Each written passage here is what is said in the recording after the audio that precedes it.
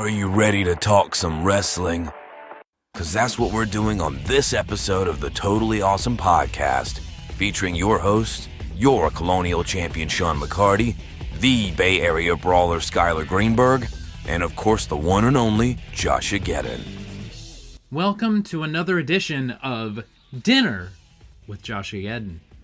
I'm sitting here at the booth waiting for my loving, wonderful cohorts, Sean and Skyler, to join the booth. And I'm eating once again. I'm always eating on these podcasts for some reason. I'm eating chicken, and I don't think it's broccoli. I'm not sure what it is. It's something my mommy made for me. So for the first time ever here on TAP, I'm going to be calling my mother while I wait for Sean and Skyler to call me. There's a lot of calls happening today. I don't want to eat it. Gross, and I don't want to eat it. That's not what I was going to say. I was going to say, what did you say the green stuff was again? Greens. Literally called greens. Okay, that's all I wanted to know. Thank you, Mom. Bye. Bye. I'm eating greens that are called greens, ladies and gentlemen. This has been an insightful edition of Dinner with JoshAgeddon while I'm waiting on my boys. We're going to be talking about WrestleMania 42, by the way, in case you're interested. So this is already off to a magnificent start. But yeah, I have chicken and greens. Oh, and sweet tea.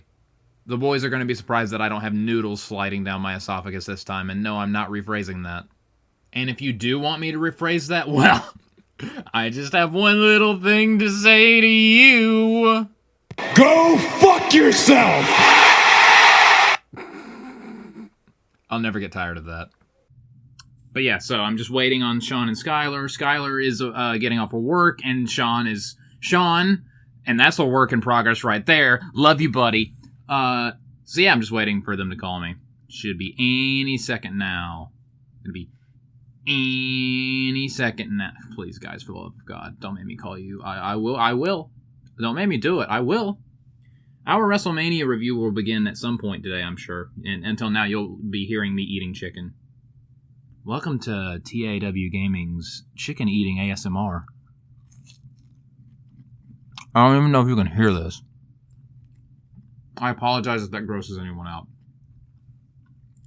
I don't apologize that fervently. I don't feel that bad about it. There we go.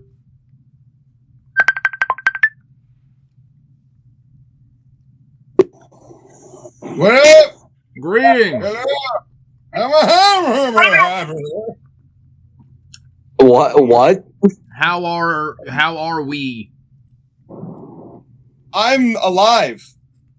It's a I'm great literally day. outside. I'm literally outside City Hall.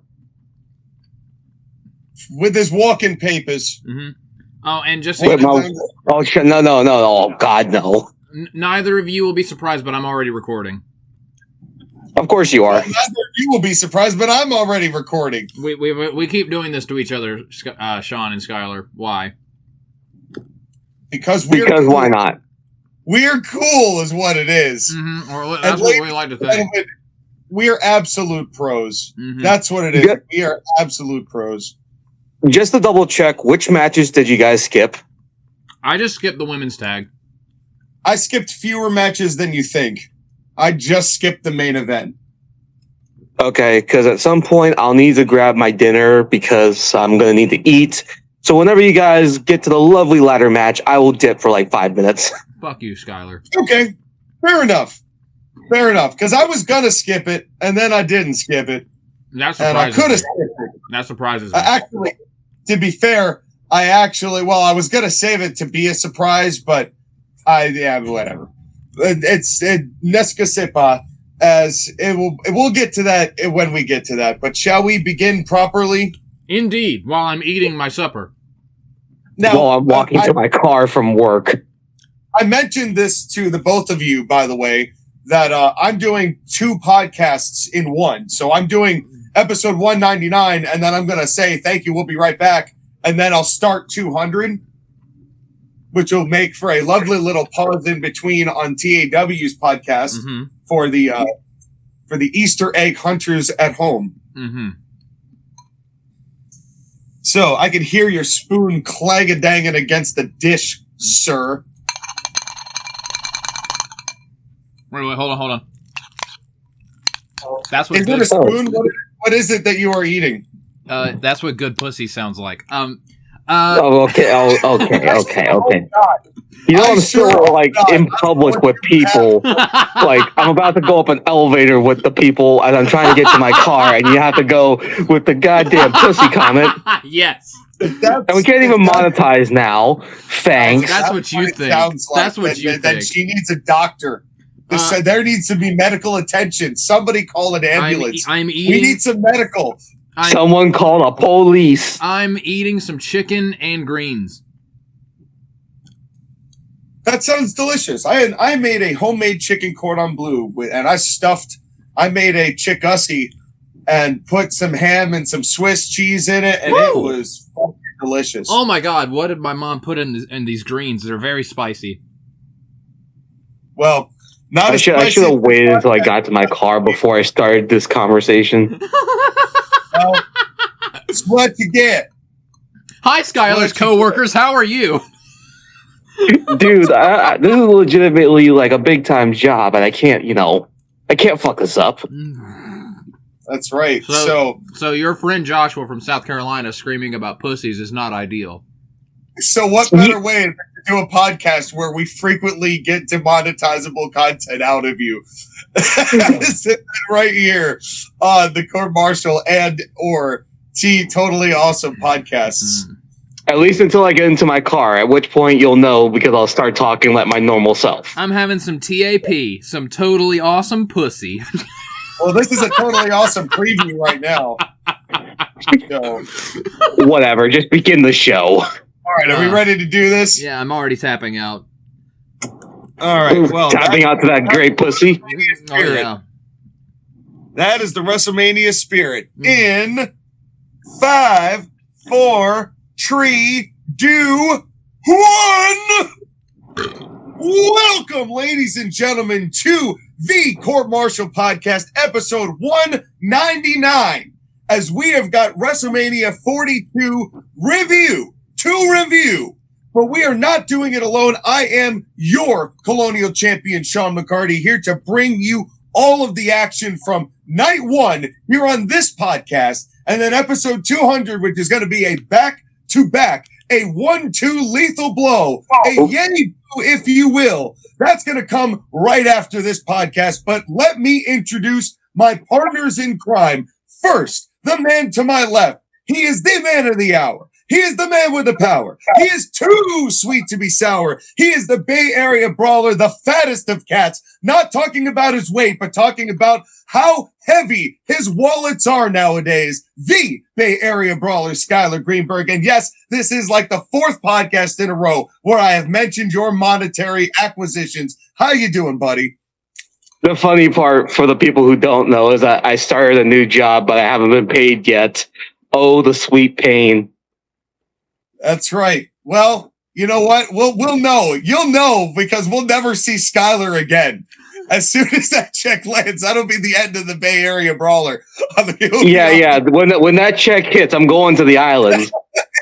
That's right. Not that island. Love Island. No, I was talking about maybe the Samoan Islands where the World Heavyweight Champion lives. But let's get there later. Let's first talk to the man to my right, who has been recording for an obscenely long time, not just in longevity of years, but also in longevity of minutes. He is the man of the minute, but don't you forget that he's in it to win it all the time. JoshAgeddon, introduce your show on your own show. Hi.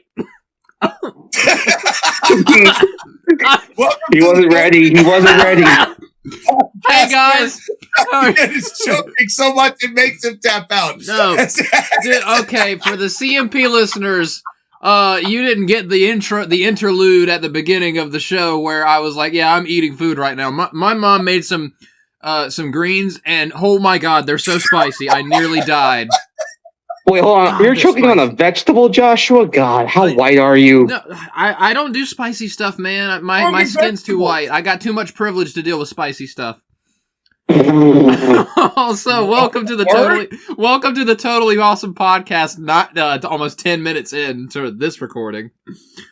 How are you guys? Yeah, indeed. And usually I'm the one who's choking and coughing early on in the podcast, but this is a surprising. Speaking of that, are you thinking very highly of my performance thus far? I hope it doesn't go. Fuck it. I'm working. We got plenty of time for jokes. They'll come later. As I was gonna make another joke, but it just didn't. In any case, we've got WrestleMania Night 1. It's like Night 1 and didn't quite land. Speaking of jokes, WrestleMania Night 1, I cannot express the frustration that I wield in my entire body for this show. This show took me so long to find. This show took me so long to watch. And this show refused to cooperate with me because I wanted to catch it outside. How about that? But that was too much to ask. To not pay $30 to the greedy goblins, to the money goblins that own Green Got's Bank of WWE. But I am now at this point, WrestleMania Night 1. Let's start there, as we're going to cover everything over the course of the night that we're recording this. But let's start with Night 1. Your overall impressions, JoshAgeddon. I'm going to try not to choke on greens anymore. I'm sorry, I deferred to you for a second time while you're mid-chewing. No, you're fine. You're fine. I love ASMRing our audience. I love tormenting the people in the audience that hate the sound of food. But anyway, so I thought that Night 1 was fine. This night was particularly harshly criticized on the internet. Apparently everyone but me hated it. I thought it was fine. It was by far and away not the superior of the two nights, and it had plenty of issues, but I didn't think it was that bad. Skyler? Sean, I have a question. You told me that we're reviewing WrestleMania, but we just watched an episode of Monday Night Raw, so, I don't know what's going on here. Well, I'm not really that surprised that you make that kind of statement, Skyler, because in some ways, it very much felt like that. We will get to what each one of us skipped as far as it turns out, even though I said that we all had the ability to skip more than one thing, we all just skipped just one thing, which is kind of funny. But we will get to all of that. Hold on. Make no bones about it to the people that are listening to this podcast. Me, Sean, and Joshua, even though we didn't skip all the matches, we sped through them as quickly as possible. We spark notes this bitch. Because honestly, WWE has sucked for the last couple of years, and this show was kind of like everything that's right and wrong about the company. To build on that point, the three of us watched this show basically the only way you should watch WWE nowadays. Pirate it after the fact. So you don't have to sit through 85 gajillion, and I mean gazillion, advertisements. Because unless you're me. Unless you're Sean, of course. I was at the mercy no matter what, but that's a different story. Yeah, I pirated this bitch, and I can imagine, the main complaint that people had with Night 1 was not enough wrestle, too much ad. I can kind of agree with the not enough wrestle, but I watched, what I watched basically cut out all the ads. So my viewing experience, while not perfect for Night 1, was enjoyable. It was preferable to watching it live, which even like Raw, because I have Netflix, I don't watch Raw live. I tried it once, and the second that it said ad 1 of 7, I was like, this is why Yarg. No. This is why Yarg. Yarg forever and always Yarg. Yeah. But you understand, the frustration of the people, Joshua, that pay for the Netflix subscription, the Peacock subscription, ESPN. They're paying so much money now to stream just to be able to watch these shows. It's reminding me of the NFL in terms of how many things you have to subscribe to in order to watch all the action, and it's just not worth it. I don't feel sorry for the people that are dumb enough to pay that kind of money for a product that is not worth that kind of money. Like, people, save your... In this economy, save your money. And the ultimate irony is that Pat McAfee was saying that night one was the night worth watching, and yet he kind of single-handedly brought the value of night one down. Yeah. And to be fair, it's not entirely his fault that night one, to me, sucked. It was partially not WWE's fault at all that night one, to me, sucked. Honestly, because it was very difficult to find because they were swiping, they were firing cannonballs at the pirate ship for a long time. Yeah. And I could not find good versions. It got to the point where I got to halfway through Stephanie and Liv, and I could not watch the rest because I got 12 unskippable ads. Oh. And then the screen froze. And I said, fuck it. I wasn't planning on watching the main event anyway, and I didn't care enough about Stephanie and Liv to watch the ending. I got to basically where Stephanie did the Oblivion to Liv, and that's where it cut out, and I said, fuck it, that's good enough. And that's where I ended things. But we got a ways to go to get there. John Cena shows up. Do you have anything to say about anything John Cena did? Such per Cena was there. And no. You misunderstand. It's Vince McMahon Jr. Like, he looks so much like Vince now. It's scary. Well, I'd rather him do it than Vince do it. So, and they're probably going to use those John Cena WrestleMania sound bites forever. Yeah, until he starts diddling the kids. Well, hey, do we know John Cena is confirmed as a kiddler? So we start with the Usos at LA Knight versus the Vision and ISO Speed. And what did you all think of this matchup to start things off? Skyler. The Usos on the show in the exact perfect place, opening it and doing nothing else. Amen to that. Yeah, it was, I really debated skipping this match, but I said fine because I'm not going to watch something later. As I mentioned on the preview, I'm not watching the main event, and I didn't. I said, fine, I'll watch this. I'm sitting at the airport. I might as well kill some time. But they come in, and I must admit, I did watch all of WrestleMania Night 1 on 1.5 speed. I've been telling y'all that this is part of my thing, and I'm doing it, and it was worth doing it. I'm not going to say it wasn't worth doing it, but I must say the eating is much funnier in 1.5 speed than it is in 1 and regular speed. But it's still annoying. As it's just a boy, but I must admit, gentlemen, I'm shocked to say the LA Knight pop is still strong, and I don't know how. Yeah, honestly, at this point, I don't know how either. It's because the people feel bad for him. They want him to do well, and they're going to cheer for him because they genuinely like the dude. They just know he's in a shitty situation. I don't know if I've ever seen someone get a sympathy pop. I mean, it gets a pop every time. As this might have been one of the biggest pops on the whole night was LA Knight coming out. Yeah. In his big truck. That what is it with him and just vehicles? He's like, I'm the vehicle man. Yeah. I mean, when you're in a vehicle, you can put on really nice, girthy turn signals. I will say this. I mean, here's the thing, Sean. Wouldn't you want to drive out in a really cool truck with your name on it to 50,000 people cheering your name? Like, that changes the man. Nah, I'd prefer to use a short bus ridden by a dinosaur. Okay, as long as it's not a Cybertruck. No, it would not be a Cybertruck.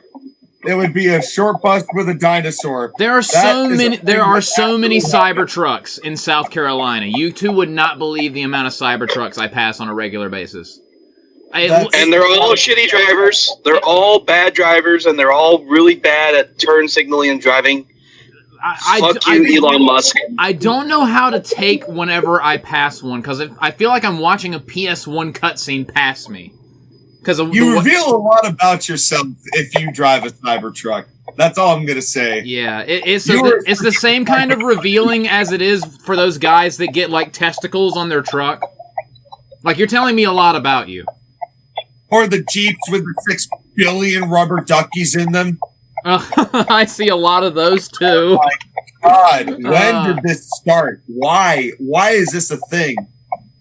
Where is all those rubber duckies gonna go when those Jeeps are impounded? I miss when the noise I heard. I miss when the noise that I'm hearing now wasn't a turn signal; it was horses galloping.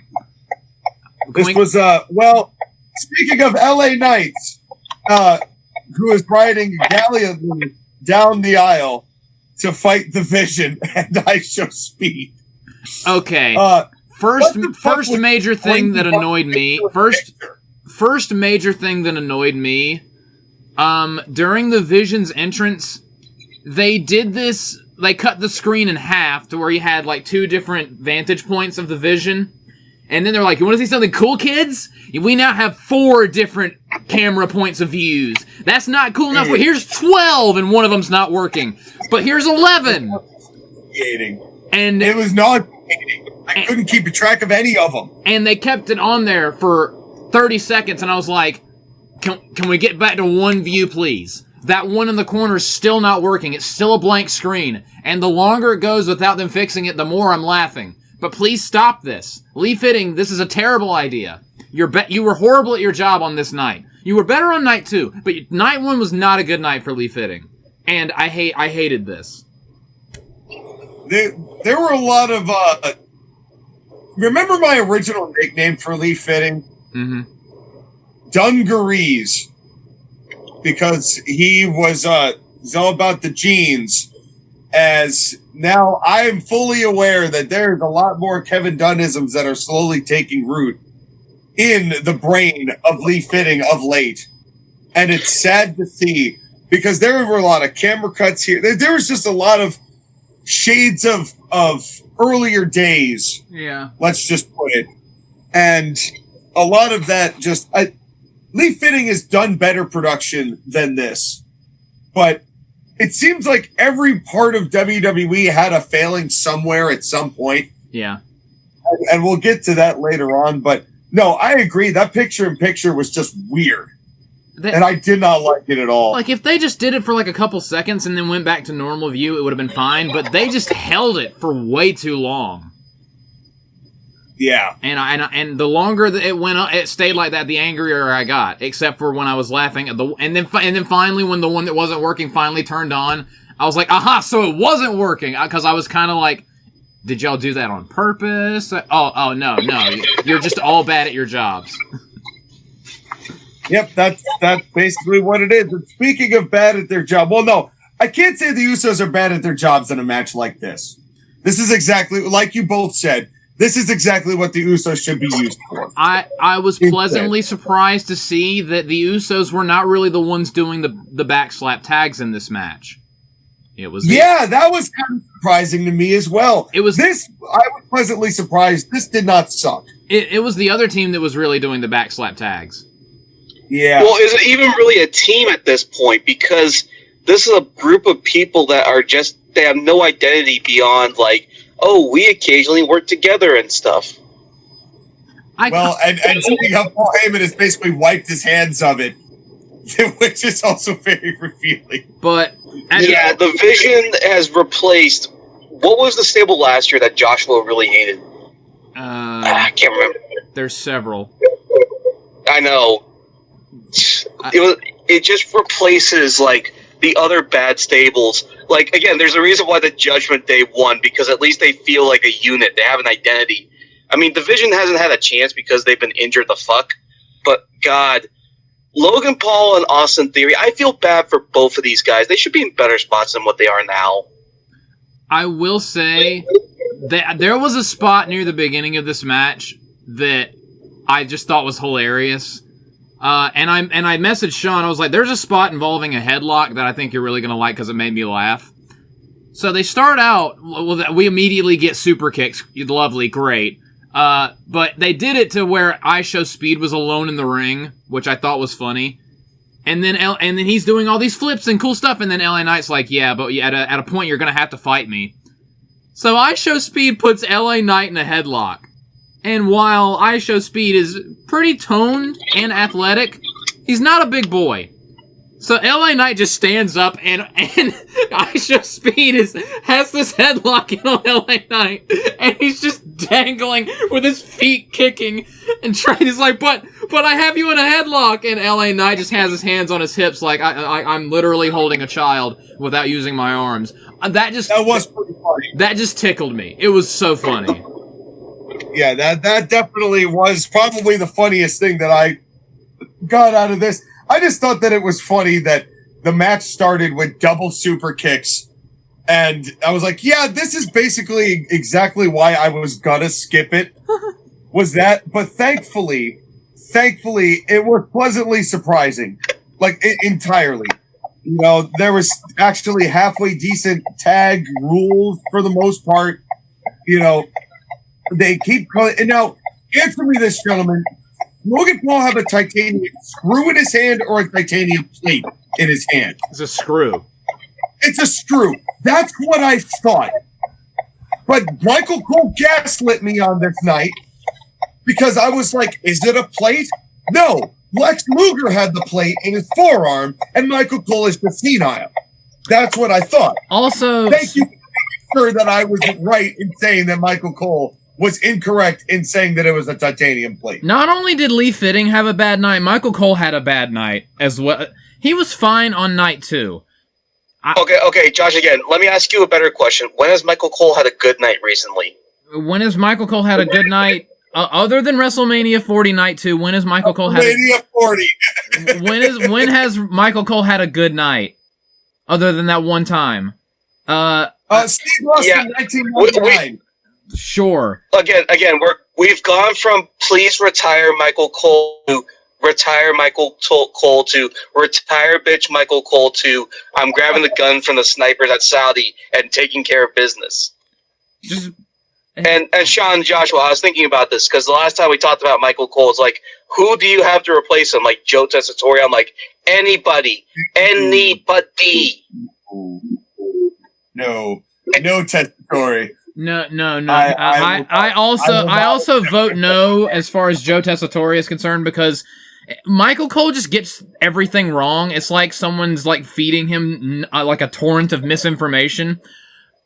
Joe Tessitore has no soul. He has no person. He's just like, it's like every match he calls, it's like he's calling like a golf tournament. Dude, I feel bad. Like, he must have been stone-faced when his kids were born. And what a beautiful day for my new child. How did he conceive children? Like, just, oh, yes, right there, honey, right there, yes. Yes, please. Okay, I do not need Joe Tessitore's sex sounds, please. Oh, yes, fuck yes, right there, just like that, daddy. But anyway. I need a... God damn it. I'm already tapping out. We're not even 2 minutes into the podcast. I'm tapping out. No, it's nothing worse than like Joe Tessitore and a clone of himself both doing it at the same time. In both ears of Skyler. IShowSpeed hits Knight into Logan Paul. Austin Theory gets hot at IShowSpeed. Makes a headlock. Knight speed emotes, and then there's a counter, and then the BFT is Austin Theory, and LA Knight actually pinned somebody. I was there. Say it ain't so, boys. There were a few things on both nights that just shocked me. I was convinced that IShowSpeed was pinning LA Knight. That was my prediction. But I'm glad I was wrong. I'm glad I was wrong. Yeah, this ended up being kind of harmless, all things considered. Yeah, it was a perfectly serviceable opener, and then they had the afters where Logan Paul's like, you cost me WrestleMania, I'm mad, and then the babyfaces are like, well, we can beat up Logan Paul some more. We don't really care about IShowSpeed that much, but I guarantee you he'll jump off the top rope through a table. He's very dumb. He literally jumps onto and on top of things and injures himself on live streams constantly. That's kind of why he's popular. So let's have him do it again. And then IShowSpeed did a pretty spectacular frog splash to the announce table on Logan Paul. And there was yeeting everywhere. Although, I must say, my first big, guffaw laugh of the show happened right during this, right before ISO Speed was getting Logan Paul's table spot. Logan Paul comes into the ring or is thrown into the ring, and the Usos deliver the worst looking 1D of all time. It was, Logan Paul was a foot above both guys, both Usos, and nobody saved him. I felt bad for Logan Paul. They just threw him up in the air and then both landed before he did. How do Bully Ray and Devon? Damn. How do Bully Ray and Devon sleep at night, knowing that they blessed these two idiots with their tag team finishing move? Joshua, the answer is they got paid a bunch of money. Integrity. Damn it.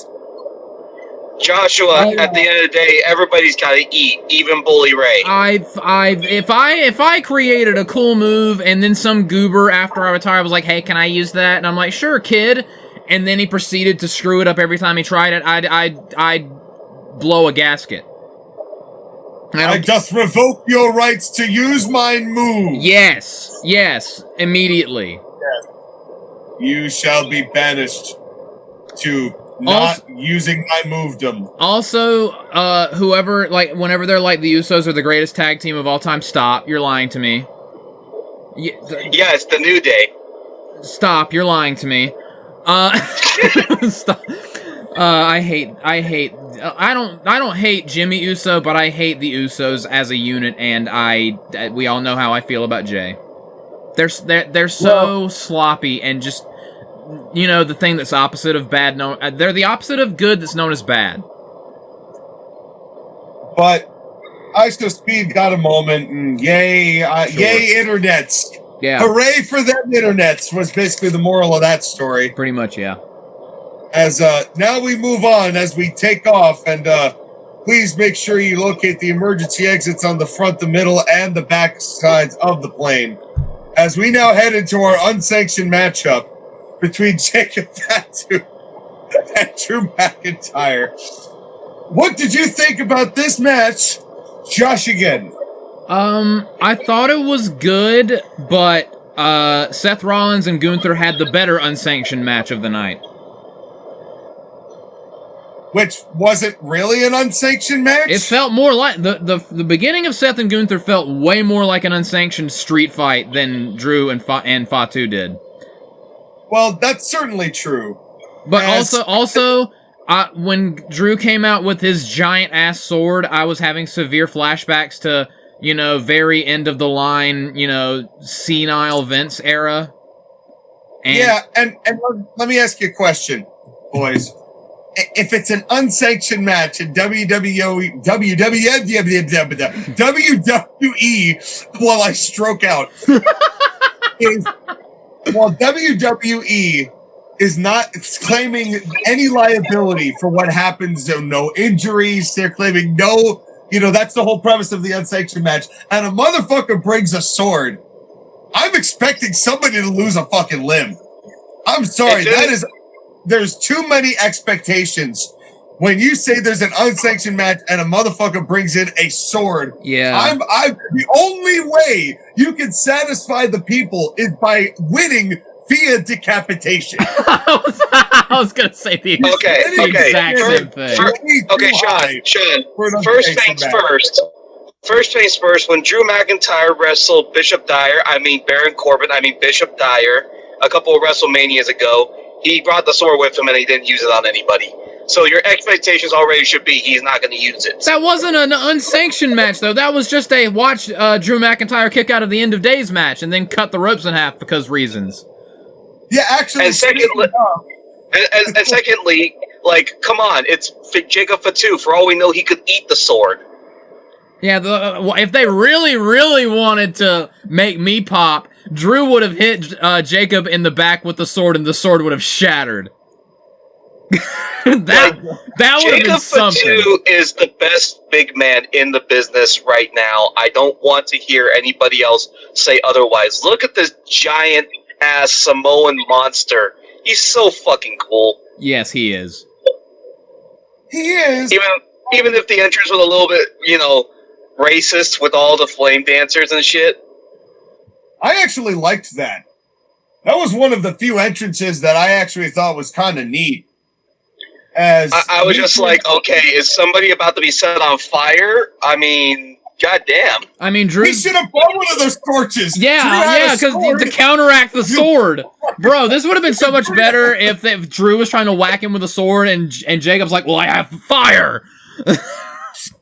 And you know what? All of a sudden, the D&D campaign that involved wrestlers that I pitched on the previous podcast is right within reach. Yeah. Of actually happening at WrestleMania. Also, I question Jacob Fatu, like, okay, this is an unsanctioned match.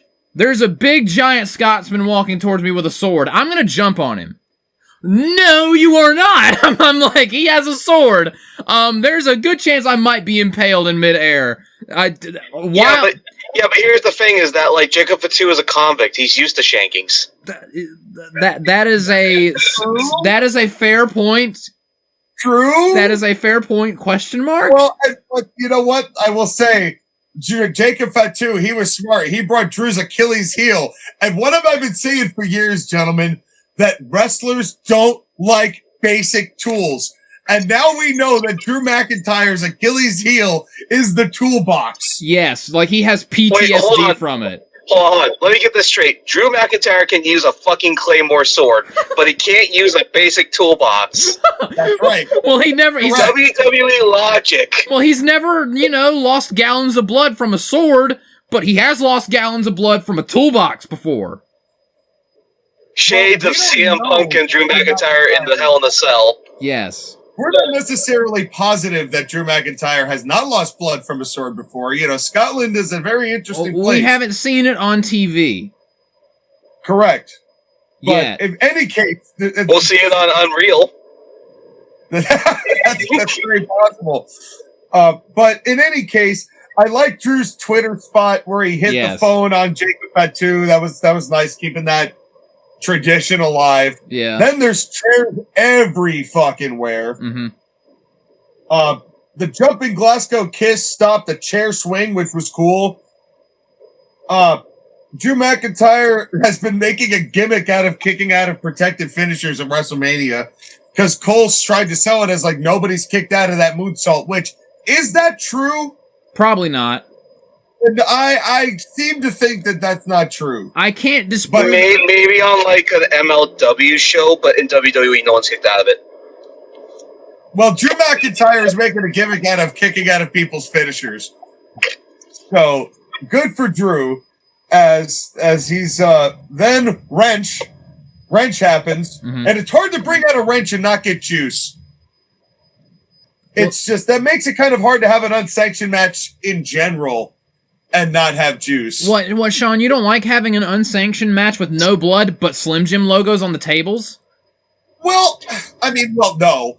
But when you frame it that way, no. But, ultimately, what else are you going to do given the main event that you've got planned? Yeah. You know what I mean? It's like, and you know that juice was planned, so it's like, it just puts the both of them in Drew and Jacob in a hard position. Yeah. I don't know. But in any case, we get the referee's belt.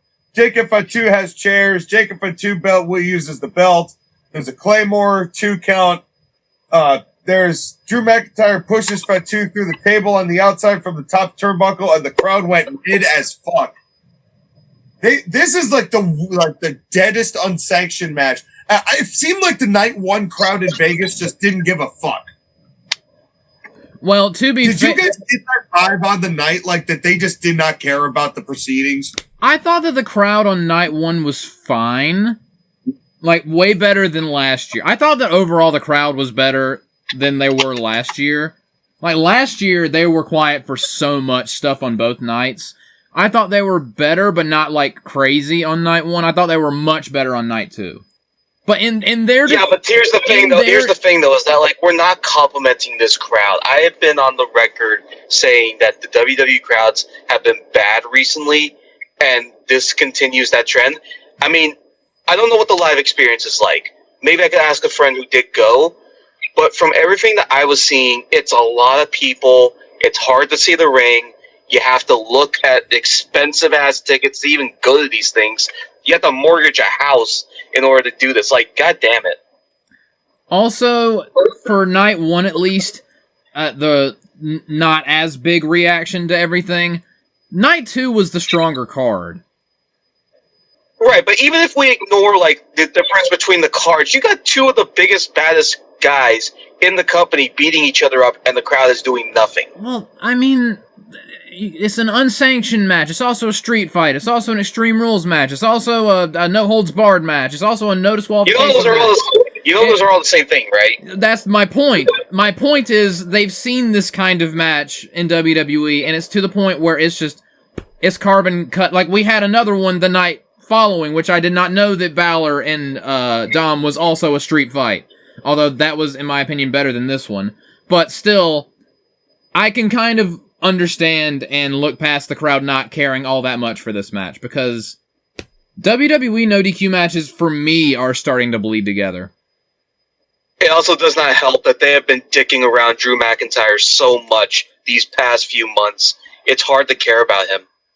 Yeah. Yeah, I mean, I said it a couple of days ago. I think Drew needs to take a significant amount of time off, and then which is what the rumor is, because he's going to go do the Highlander thing. Good, go Highland, brother, as it's worth doing. And besides, Jacob is the one that they're pushing. Drew just had a world title reign. To be fair, even though it ended rather unceremoniously. It's not like Drew wasn't taken care of somewhat. And again, considering what happened with TKO and the main event and all that stuff, I still maintain it's better that he stayed away from all that. Yeah. It's better for Drew in the long run he stayed away from all that. So it's in that way, I think that in the long run, this was fine. It could have used some juice. I actually think that this match should have been like a better spot on the card at a smaller pay-per-view.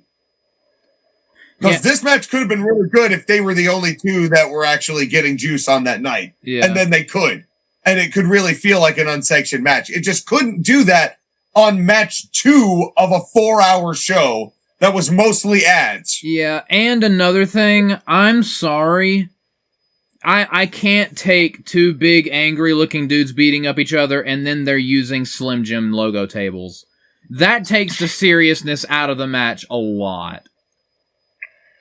Well, that's a complaint that you have to preach to the choir at this point when it comes to their advertisements. Yeah, the ads are just insufferable. Yeah. It really, if I remember correctly, also the reason why they didn't do blood was that this was on ESPN. So this segment of the show had to be rated PG. That's fucking dumb. That's stupid. Well, then don't have an unsanctioned match on a PG show. Oh, the PG portion of the show. Even do. So now we're in. I know. Meanwhile, on Monday Night Football, let's look at this player who tore his goddamn leg 4 times in different camera angles, 360 in HDMI. In the next 17 minutes as they cart him out. Yeah, here on ESPN, we can't watch anyone bleed, but we can watch a football player collide headfirst with another football player and have a seizure. That's fine. We can have a shit ton of concussion footage. Yeah. But speaking of injuries, it's time for the women's tag team titles. And this is what I skipped. I saw this and I was like, no. I'll say this. It was fine. It wasn't spectacular. It was fine. Skyler, do you have any thoughts about this match overall? Fuck Alberto Del Rio. Well, I mean, I guess that's a pretty good summation because Paige is back. Put him in fucking prison and throw away the goddamn key. After you're done shooting Michael Cole with an Arab dude's gun, shoot Alberto Del Rio with it next. Oh, no, he may go before Michael Cole, if I'm being honest with you. Look, Paige is a girl who had a lot of potential when she was in WWE in the early years, and it just never happened because she got fucked up emotionally, mentally, and also all the shit that was going on with, do I even have to say his name? Brad Maddox. Like, god damn it. Oh, yeah. Right, I actually genuinely forgot about that. Yeah, she got all rated R with Xavier Woods. And that too. I mean, look, the whole thing is that, like, Paige has been through a lot. Yeah. It's genuinely good to see her. I just hate the fact that this was fucking spoiled 3 days before the event even happened. Yeah, even though I wasn't gonna watch, I would have been like, it would have been cool to, like, you know, skip. Because what I did was, I just fast forwarded to the finish. If I didn't know beforehand, and all of a sudden Paige is there, I would have been like, whoa, when'd she get here? But no, 3 days before I was like, oh, Paige is signed with WWE. Oh, she's teaming with Brie. That's weird. Yeah, because Nikki Bella got surgery, which, I don't know, is that a good thing or a bad thing? I will... No, Joshua, you don't get to talk about this match. You skipped it. No, about Nikki Bella getting surgery and us not having to watch her wrestle. I'm trying to decide on whether I want to say anything or not, because if I say something, it's not going to be very nice. So I think I'll do what my mommy said, and you should not say mean things unless you want people to say mean things about you. Okay, with that in mind, Sean, I have a question for you. I have an answer, maybe. On this edition of What the Fuck Are the Women Wearing? Butterflies! Okay, it's one thing with Alexa Bliss because she was doing a tribute as a Firefly to Bray Wyatt. Like, that's fine. That was emotional. That was cool. What the fuck, Charlotte? Butterfly. God damn it, that butterfly wings was so big. Like, how much did that thing weigh? How did she carry it? God damn it. Yeah, Alexa Bliss came out with the little moth outfit in honor of Bray Wyatt, and Charlotte is like, my butterfly has a bigger dick than your butterfly. He did. I get it, Charlotte. You have to outdo everybody, but my goodness, the seamstresses were getting extra overtime on this fucking main event. And you know what's sad is that right after that came out Lyra Valkyria, and I know she's not doing the bird thing anymore, but people still like going, "Ka!" at her entrance, and I still do it at her entrance, and it cracks me up. And I was like, if only B. Brian Blair could be here, because then we would be learning about the butterflies, the birds, and the bees here tonight on this women's tag match. And at least that has some appeal. Then comes Nia and Lash Legend, and Nia Jax has lost some weight. I must admit, Orange cameras are doing her a hell of a service, because she looked better tonight than I thought she has lately. Hold on. Sean, are you saying she lost some weight or she took a shit? I meant she lost some weight. How did you get that from what I said? Did I because that's the only way that Nia Jax is going to lose weight. Okay. Did I make it sound like I meant defecation? I'm confused. But this match was not asked. Let's move into that. I defecated during this match. Yes, I'm sure you did. Okay. To be serious and bring it back to like actual critiques, I thought the women here were fine. I didn't love the match because, how can you love a fatal 4-way tag team women's match? But all the ladies here, and even Nia Jax, did okay. It was fine. And the story of this match was Paige's hot tag. That none of the rest of it really mattered, and none of the women in the rest of it really mattered, because this match was really all about Paige, which was fine. There was a double power bomb from Lash to Alexa Bliss and Lyra from a Tower of Doom spot. That was all right. Paige got the tag. There was a double super kick. that was kind of rough from Charlotte and Paige, because Charlotte barely connected or didn't connect. I don't know why, but they seemed desperate to return to the 2010s of women's wrestling. And that was the time that I cared the least about the women in wrestling. But again, good for Paige. Even though Nikki was kind of a heel and used her crutch on a babyface Charlotte, but Rampage wins it anyway. It was fine. And then they got Pyro, which I thought was unnecessary.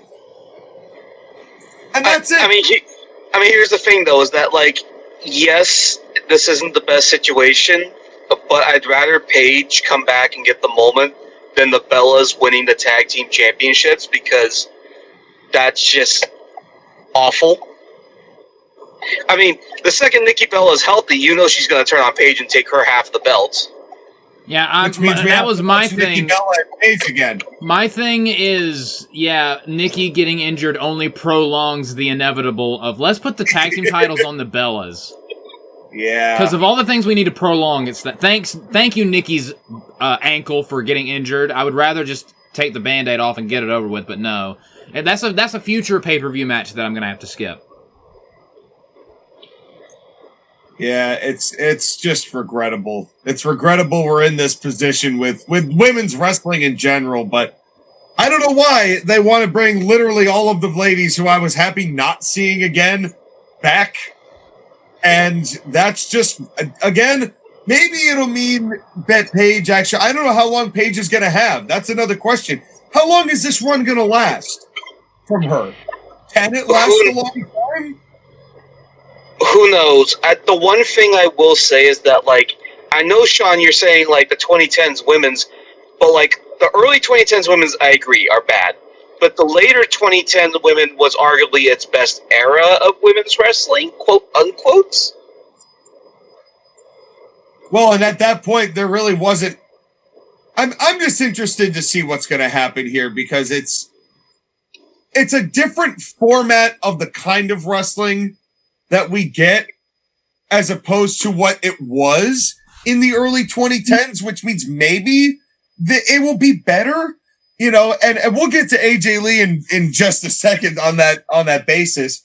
But it's just interesting to me where the direction that Triple H has decided to take this women's division. And he must be feeling that the superstars that he has been building in his women's NXT have not been cutting it. If he's bringing back all of these previous stars in order to fill in what a roster that is so thick and yet oh so thin, paper thin. Well, the other thing too also is that it's to try and re-energize the group of wrestling fans that watch wrestling from that era and have fond memories of that era. And Paige is one of those faces from that era. Like, the way to think about WrestleMania is that not everything's going to appeal to you, but something should. And it's trying to hit that wide range of fans. Well, and they had an interesting way of doing that in the next matchup. As we welcome JoshAgeddon back to the stand. How do you plead, sir? Guilty of skipping the previous match. And I'll do it again. I'll fucking do it again. Oh, God. So I'm back to the show, ladies and gentlemen. What did I miss? Nothing of consequence. That's what I thought. That's exactly what I thought. Let's move on to Becky and AJ for the Women's Intercontinental Championship. What did you think of this match, JoshAgeddon? Well, we go from nothing important of consequence to, oh, hey, look, more nothing important of consequence. For the nothing of importance consequence championship, this was fine. Honestly, this kind of felt like the show overall for night one. This was fine. I thought this was better than their Elimination Chamber match because I felt that their Elimination Chamber match was kind of sloppy. There was like a good 15-20 seconds where it felt like they were kind of on different pages, even though she was in the previous match. But other than that, I thought that this one was solid, and I'm glad that it was shorter than their chamber match, because I don't think AJ Lee is going to flourish in longer matches. This was relatively short, simple, sweet, and to the point, although I do have one critique of this match, other than my hatred of there being women's secondary titles. We didn't need... All right, 2 times on this show, we've had... I'm a professional wrestler, and there's a referee that I don't like. And why every single time I'm in a match on a pay-per-view, that referee that I don't like is refereeing my match? It's almost like The Office has it out for me. We did that with Drew and Danny. Danny, I'm a part of whatever angle we're doing. And we're doing it now, again, in this match with Becky and Jessica Carr. Once again, Triple H, you and your repetitive booking showing its ugly face once again. Oh, okay, Joshua. To defend this one for a second, though, this has been building for months. This is the better one. Drew and Danny Angles, that one's been going for a while, but to be honest, everybody could feud with Danny Angles if they wanted to. Because it always seems like he's involved in the worst stuff. But, Jessica Carr and Becky Lynch have been going at it, and it's been notable for the last couple of matches that they've had. Then don't do the Drew Danny Angles one, because no one cares about that. People kind of care a little bit. I was a little invested in the Becky Jessica Carr thing. Why are we doing 2 of the same storyline? I get what you're saying. I just find it repetitive. But I do think I kind of agree with Skyler, because the difference is what they're doing with Drew and Danny is not leading to a match between Drew and Danny Angles. What they're doing with Becky and Jessica Carr, this is almost guaranteed gonna be the SummerSlam match. Sure. They've been building this up for a hot minute. So it's different in the way that they're trying to push one versus another, because I think Becky's been trying to push, and especially in the way that Wade sold it too. They're like, this is hands down rather than a conspiracy against The Office, this is like a conspiracy of this one specific referee has it out to get me. But I'm not saying that you're wrong in that they're the same basic principle. But I think there's a difference in the way, and I'm also agreeing with you that the presentation is not that different. But I feel like there is 2 different outcomes at play here. I will say, I am now morbidly perversely wanting a Drew McIntyre versus Danny Angles match. That'd be fun, but it'd be sad. It would be hysterical. Well, here's the thing. If you want that match, you could book in WWE 2K20 whatever. I'm not buying the newest game. It's just the previous game with different bells and whistles. I'm good. No thanks. I'm fine. I enjoy the one game that I play. But can we bring it back to the entrances of these women? I know, Joshua, you just basically spoiled the entire plot of the match, but can we bring it back to the entrances? Because we got some things to talk about. Yes, please do, Skyler. This is your bit. Alright, so on this edition of What the Fuck is Becky Lynch Wearing? I guess she just skinned Sullivan from Monsters, Inc. and wore his coat. Very good. Did she shave Clifford the Big Red Dog and decided to turn his fur blue? Oh dear. She picked the best carpet she could and decided to wear it for a match. Which, speaking of, do the drapes match? That's the real question. I was more distracted. I didn't even notice her outfit. I was too distracted by them accidentally exposing the band that was there, because the dude was not prepared to start singing, and the song started, and his voice was already going, and he was nowhere near the mic, so he was like, oh shit. And also, Becky's god-awful theme song live is not any better than her god-awful theme song when it's not live. Becky's theme is so bad. Still hate it. The fans hate it. It's so bad. And this made me laugh, because I said Becky's band looks like they go to bars and ask for samples but never buy full pints. They're that group that always is trying to get free stuff from the bars, going we'll play a song or two, bro. And they are you will never see them actually pay for any of their drinks. The funniest thing was I didn't think Becky looked that bad, save for her punching herself and staring that dude in the face. But then I would have taken Becky Lynch punching herself and punching Mike Wazowski in fucking and get her getting hit by a train like Mickey James. Yeah, like Mickey James. Hey, did you happen to see a dead Mickey James on the track there, Skyler? And have you seen James Storm running away? No, Mickey James was not on the track. I would prefer to see Becky Lynch pull a Mickey James. I want Becky Lynch to get hit by a train, maybe. I don't know. Then to see these kids skipping with AJ Lee. I also hated AJ Lee's entrance. Why is AJ Lee determined to be the most cringe human being on the planet? Because she is the model for all 6-year-old girls that are the same size as her. And because Bianca Belair is pregnant. And so okay, Sean, but that's a spoiler alert. AJ Lee. Yes, it is. AJ Lee's new gimmick is I'm going to make everyone that's watching this just cringe and just like, why? Like, she's the Joshua, you're just a jaded millennial. This was cute. I'm a late Zoomer, you sick fuck. You watch your mouth. It was fine. It was fine. Except for the one girl that got scared and ran back to the gorilla because she didn't want to go home.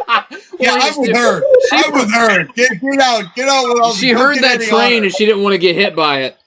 That girl was smart. That girl was the smartest one of the bunch. But in any case, no, I didn't really care. Yay, children. But it's AJ Lee, the perpetual 14-year-old girl. There was a nice fall-away slam to the barricade. That was solid. Like, that actually looked like it hurt.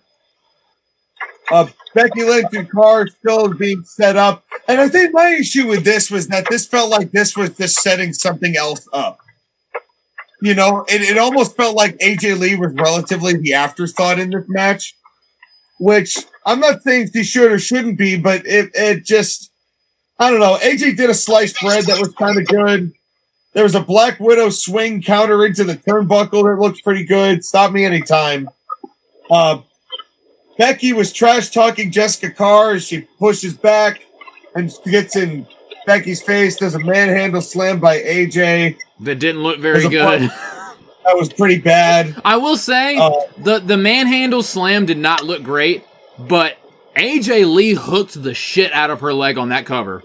She looked like she was trying to pin this woman for dear life. Like, I've never seen a move executed so terribly, but a pinfall attempt executed so well. Then you clearly have not seen any Jay Leno. Yeah, that's true. Jay Leno has the best cover of all time. That's the truth. That is the absolute truth. But in any case, then there's the Black Widow counter into the exposed steel. They push Carr in front of AJ. So then AJ into the exposed turnbuckle when Carr wasn't able to see it. And Becky gets a manhandle slam and wins. It was a Becky match. Well, hold on. How did she get the advantage? I said she pushed Carr in front of AJ to just. Well, not just push, but like the exposed turnbuckle that she was playing with earlier was exposed, and she pushed AJ's head into it while using Jessica Carr's battering ram. She allegedly pushed AJ face first into it, but not really. And then when they were showing the replays, they were like, "Yeah, we should probably show this from a different angle than the one we showed live." Good job, Lee Fitting. Yeah. Way to bury your own finish. I personally would have rammed AJ's head into it, shoot for real, but that's just me. Well, that's just because you hate anything with a vagina at this point. You're not wrong. Except your mom. Your mom is a very nice woman. She makes very spicy greens for some reason. Well, it was a Becky match. It was a fine match. It moves Becky versus Jessica Carr along, but this was a B-show match. This was a Raw match. Yeah. This match could have been an email. Yeah. You know, and that's it wasn't bad. It wasn't offensive. It wasn't bad. Honestly, I thought it was what I expected it would be. Yeah. But Josh, again, consider this, like, this was the Intercontinental Championship, and you said it was a meaningless title match, but at least it got to WrestleMania. Where's the U.S. Championship for the women? where it belongs, off the Dead card. and buried. Yeah. Well, like at least they're trying with the women's Intercontinental Championship. Like the women's one, US, like that's dead. Why this? From when they first were like, yeah, we're gonna do women's secondary titles, I was like, why? And for the US one, they're still asking, why are we doing this again? Now they're stuck. That now they can't get rid of it because everyone on social media would be like, "You're sexist. Why do you hate women so much, Triple H?" Because now they're just stuck in a corner that they should not have put themselves in the first place. So good job, WWE. Yeah, it's true, and it's kind of a sad state of affairs to tell you the truth. Now, me, I would grow some balls and get rid of them anyway, and not really give a shit what anyone on the internet said about it. But that's just me. I'd also get rid of the tag team titles too. Sorry, Paige. Yeah, well, wait, on the men's or the women's? Yes. Sorry, Sean. Which ones of the men's? There's so many of them. Well, in any case, let's move on to some quality wrestling here. Yes, easily the best thing on night one by far. Arguably the weekend. Yeah, maybe. Yeah. It was Gunther versus Seth Rollins. It was a good match, a very good match. And Skyler, I believe it is your bit once again. On this edition of What the Fuck is Seth Rollins Wearing? I love that Michael Cole said, it's like the Game of Thrones. Michael. Yeah. You fucking bitch. 2K modded voice.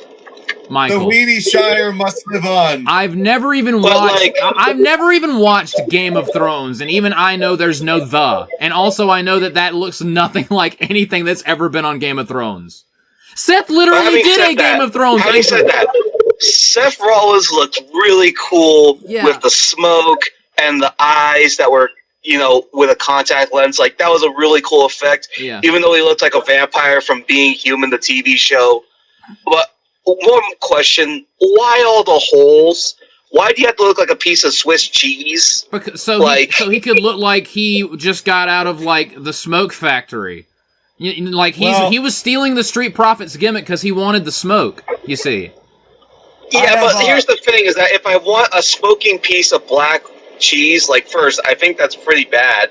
Like, I'm pretty sure I'm going to die from that. And secondly, I go to Europe for it. He looked like he just finished hotboxing himself. Here's was that why his eyes were black? Wait, Sean, hold on. Can you confirm if you hotbox hard enough, your eyes turn black, not red? It wasn't context. He was just fully dilated. I will not confirm such things.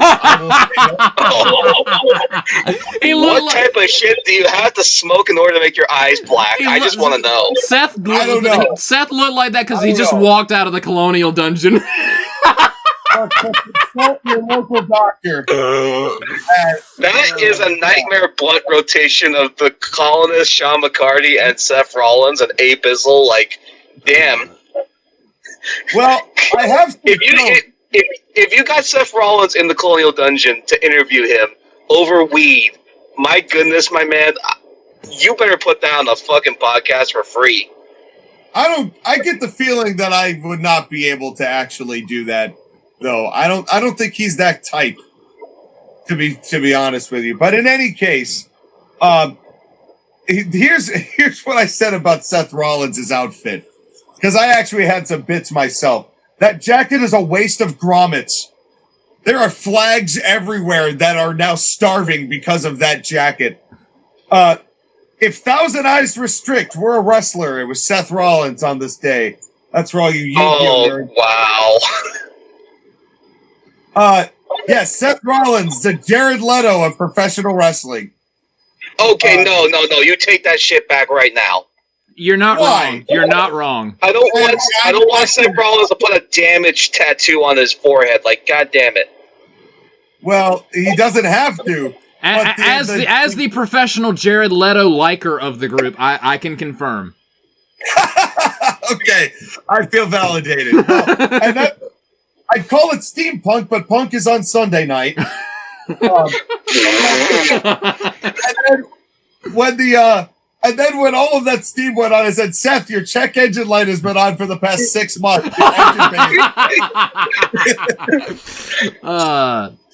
This is a man. Yeah, but here's the thing, though, is that like Seth Rollins is Mexican, so he's just gonna keep losing it no matter what. Well, like it's like black people and the check engine light, not check engine light, the fire extinguisher replacing the batteries. Well, he's gonna have to get that looked at because he was smoking all the way to the ring. Yeah. And I was worried, and here I was thinking JoshAgeddon had car problems. Yeah. But in any case, Seth Rollins has body Seth problems. Rollins did look like he just stepped out of Joshua's last car ride. Yeah. But I will say, though, a little fun insider feeling, or at least a note here.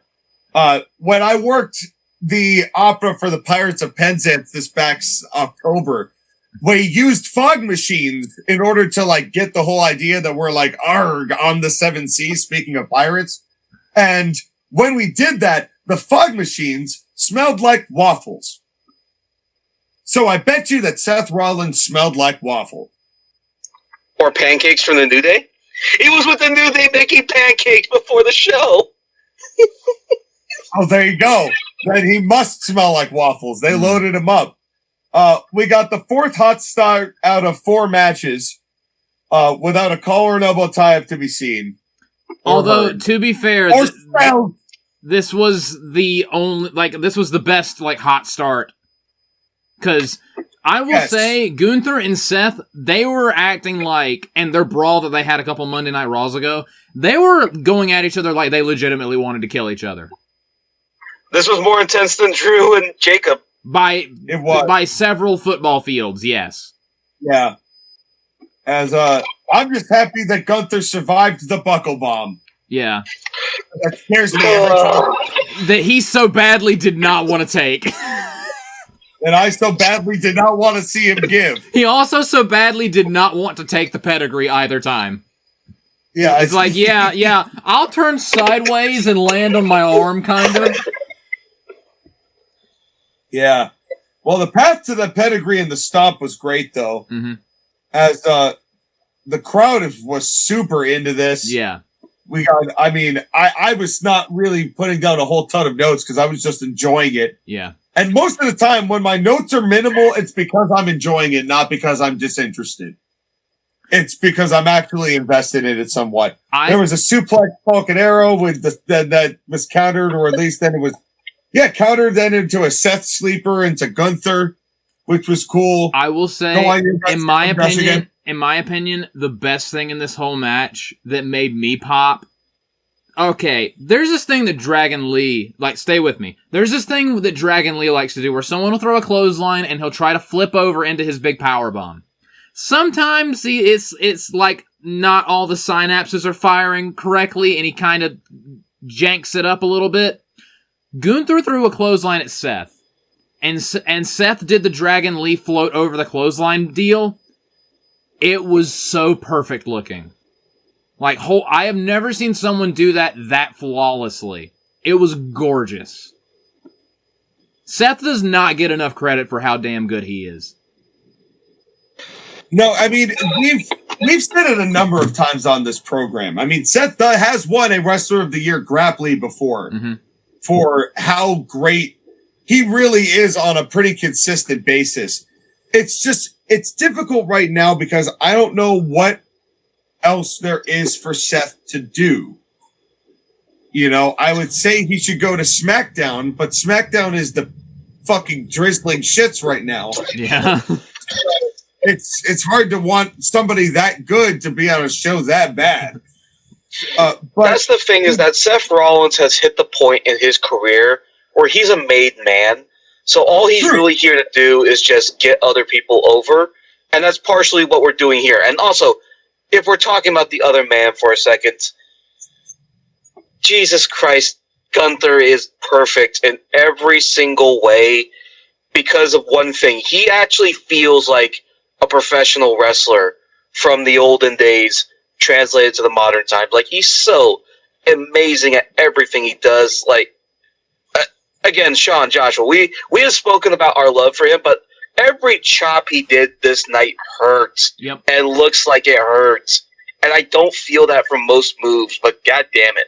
Gunther is so spectacular at everything he does. Except taking the pedigree. That's the one chink in his armor. It's okay, he didn't want to get buried by Triple H. No, he didn't want to land directly on his big Austrian nose. Well, and that's fair. Although I will say, the triple tope is like my least favorite. I know. When he was doing it, I was like, and this is the part of the match that Sean's not going to like. That's going to be a note right there. I don't even mind the suplex roll through into the Falcon Arrow because they vary that up on occasion. And cleverly so, actually. I think that they've done a lot of very interesting stuff. I don't even mind that one, but the 3 topes, it's just not necessary. One is fine. You're just standing there. And then he pushes him a little and he just stands there. And then you run back and he waits for you to dive in again. It's dumb. It's my least favorite Sethism. I don't mind it, but I will say the third time he tried it and Gunther was like, you know what, I'm tired of this shit. I'm going to power bomb Seth into everything at ringside. He gave him an apron bomb, then he gave him a power bomb onto the table, which did not break, so I bet that sucked.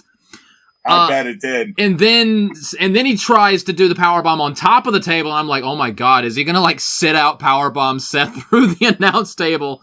But Seth is like, hey Joshua, did you like that cool flip that I did earlier out of a clothesline? Here's another really cool flip out of a power bomb into a pedigree that once again Gunther lands on his side. I'm not going to stop mentioning because it makes me laugh every time. And then he stomps him into the table. And then, in theory, I was like, okay, he did a big move on the table and the referee's outside the ring, distracted, tending to Gunther. Where's Braun? I know he's coming. Where's Braun? He was coming. Lee Fitting was like, hey, if it wasn't obvious enough, I'm going to put the camera directly on the entrance ramp where no one is and telegraph way more than necessary. Oh yeah, someone's running in, by the way.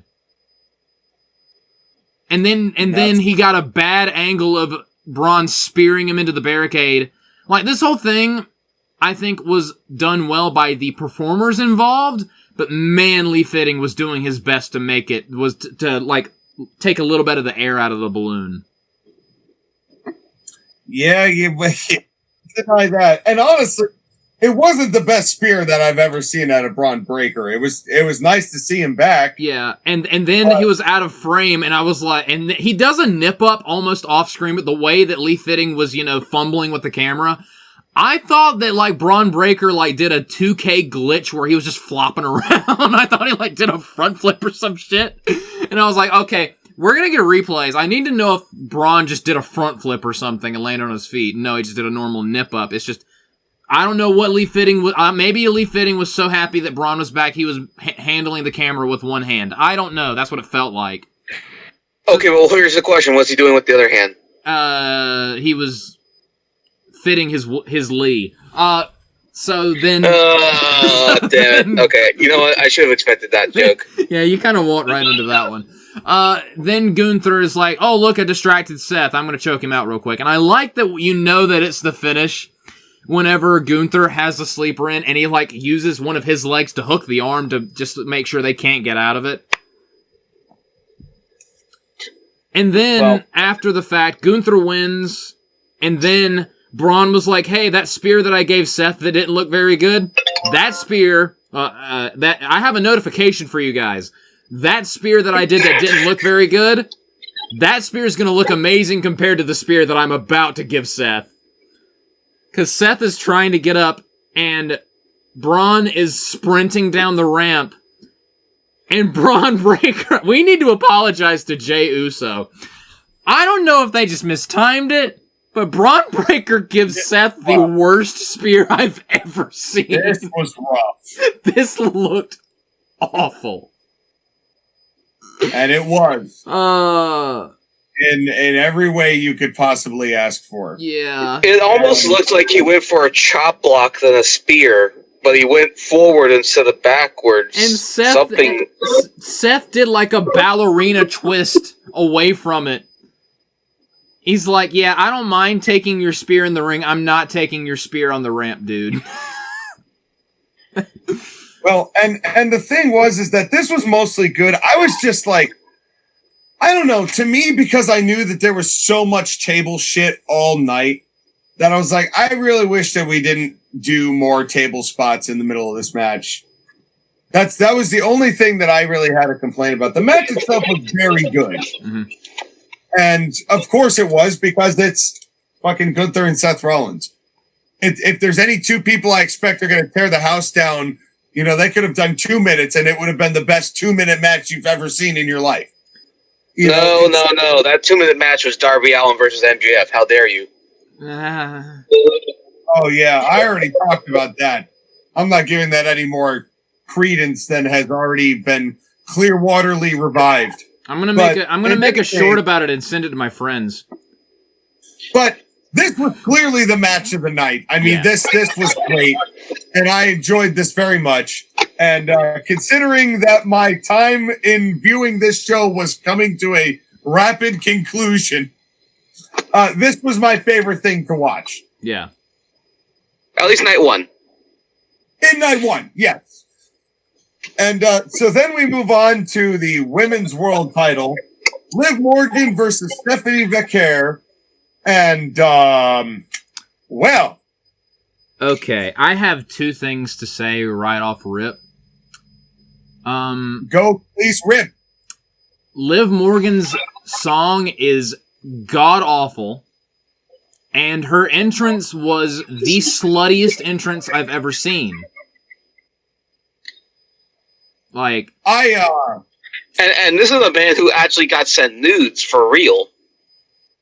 Yeah, this song is big time bad, and apparently Liv Morgan is a snow bunny, because that's the only thing I could figure out from the spade that she had on her ankle and whatever this entrance was. You know, and I will say, I'll give her credit. I mean, I've been saying this for years on this podcast. Liv Morgan is an ethot that thought wrestling was a good career choice. At least she's delving into that. And it's working for her. And it's working. Yeah. It is working. You know, yeah. I am, you know, to be fair, but this song just awful. Sounded like 2026 Britney Spears wrote it. It was bad. It is generic auto-tune pop garbage. I'm surprised they didn't make it the theme of SmackDown. And the worst part is that they played this song on the post show, and Liv Morgan did her dance with Corey Graves. Oh, god damn! I'm glad Carmella wasn't there to see that. But I wouldn't have divorced. I wouldn't have divorced him for dancing with another woman. I would have divorced him for dancing to that song. Well, okay, dancing is a strong word. Let me say humping the mat like the demon did. So Stephanie Becker came out. Oh, speaking of demons. Yeah. Stephanie's older music was better, but this music is fine. I knew it wasn't going to happen, but I was kind of hoping they would, like, you know, do us a solid and have her come out to that Megadeth song that she likes, but, you know. She looked great, and then we had this match, and 7 minutes later it was over, and this is one of those things where I wonder how much, like, this match was affected by injuries because Liv Morgan had a big bump on her head. Yeah.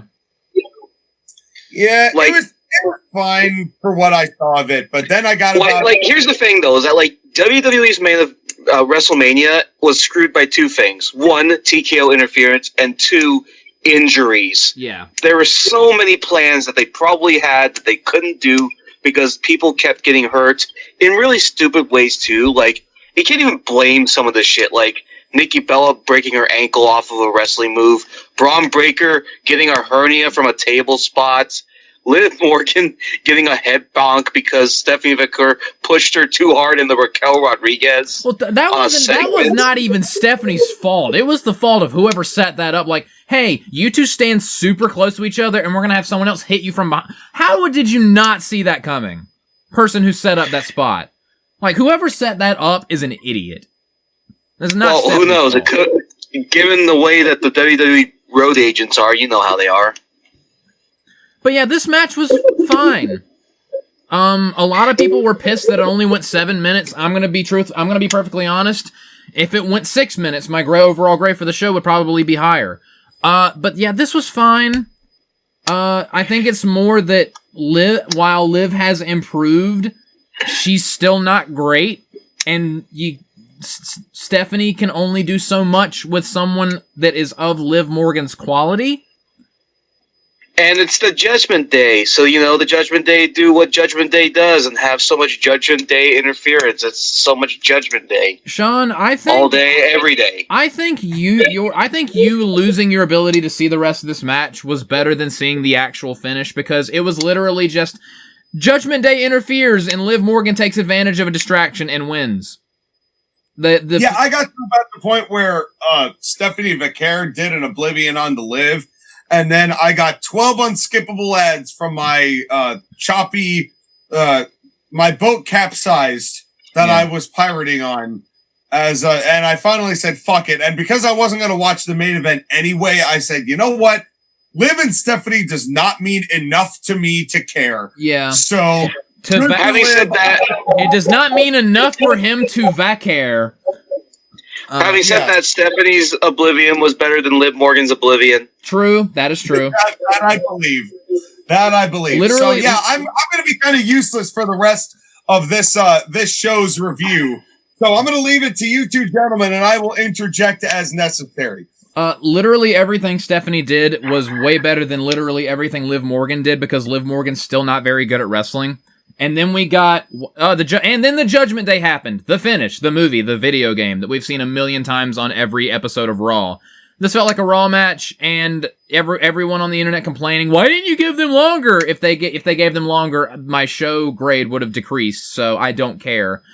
Yeah, Liv Morgan is here to cut promos. She's not here to wrestle long matches. She's here to go. People want work rate from WWE workers, but they don't they forget which workers can do work rate matches. Liv Morgan is good at that very annoying and that's about it. Yeah. So this was fine. She's women's world champion again, and I don't really care. Nor do I. So, Sean, did you see the Hall of Fame? Where they brought out people and were like, all right, these are the inductions for the Hall of Fame. I did not know. I was done with the show. Okay, so before I did not know anything else going forward. So they had the Hall of Fame people come out, and it was nice. It was good to see AJ Styles. It was good to see the family of like Psycho Sid and whatnot. Then Stephanie McMahon came out, and I noticed two things. Those are the biggest titties I've ever seen on a woman her age. Like, seriously, yeah. I thought I was watching a 3D movie with 3D glasses on. I had to duck when she came out. Like, I'm surprised I wasn't blasted through a wall. Like, oh my god. Like, Chris Jericho was somewhere talking about flotation devices. God damn it, Joshua. So, those were the two things that I noticed about Stephanie. And then we had our main event. After I got out of a cold shower. Wait, hold on. What about Bianca being pregnant? Montez Ford also probably should have had a cold shower. Okay, so when John Cena came out, it was like, oh, it's been a great show so far, yada, yada, yada. And then Bianca Belair came out. When she came out, she was kind of hiding one of her hands. I was terrified that her announcement was, look at this! And all of a sudden, one of her hands only has 4 fingers, and then she would say something like, hey, John Cena, you're not the only one that has to retire. I was fully expecting 9-fingered Bianca, who has to retire now. But she swerved me in the best way possible. She's pregnant. And congratulations to Montez, who also looks pregnant, and Bianca. You know, that's the sad thing, is that Montez Ford did get a dad bod, and now we know why. Yeah. Because he's gonna be a daddy again. He busted too hard, and it ruined his physique. Like, damn. I say. She really did want the EST from him, am I right? Yes. He nutted from the heavens.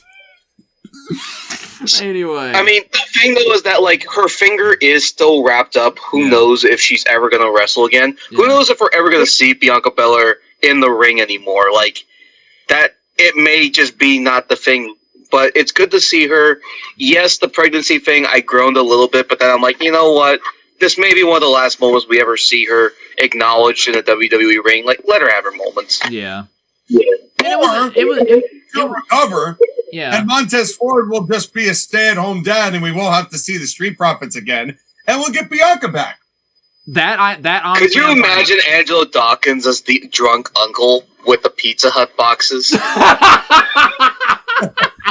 Like he comes over the Ford and Bianca with baby shower, and he just covered in pizza boxes. He's like, "I got your gift right here," and he pulls out a bunch of fake plastic pieces of pizza and just throws them at the baby. Yo, Bianca, where the baby at? That is funny. Instead of where the party at, remember that was their thing when they first started. And he'll hit the pose, and Solo Cups will fall from the ceiling. No, baby cups. Baby cups will fall from the ceiling. Like baby cups. Into the audience. Yes, into the audience. No, but it'll be a gender reveal party. The cups are either going to be blue or pink. Honestly, that is a brilliant idea. That would be a great way to reveal the gender. Yeah, you know what? Let him do it. Let him do it as an angle. I would be down for that. And then I want to know who the hell was responsible for having to clean up that entrance of the two of them and Solo Cups falling from the ceiling. Like, it's not like the Pope De Niro or JBL and money falling down and you could pick up a JBL dollar. And then it's fucking Solo Cups. And then what they should do is have Bianca come out with a baby and then have Snitsky interrupt and punt the baby into the audience. No, I was just about to say, no, you have Gene Snitsky as the janitor cleaning up the gender reveal cups. And he clean, doesn't say a word. He just like, and then, maybe one of them falls off the stage. He's just like, that wasn't my fault. And he's just collecting them and just real subtle. And then he's finishing up the cups, a baby falls from the ceiling. Because he punched it up there. I didn't do it. No.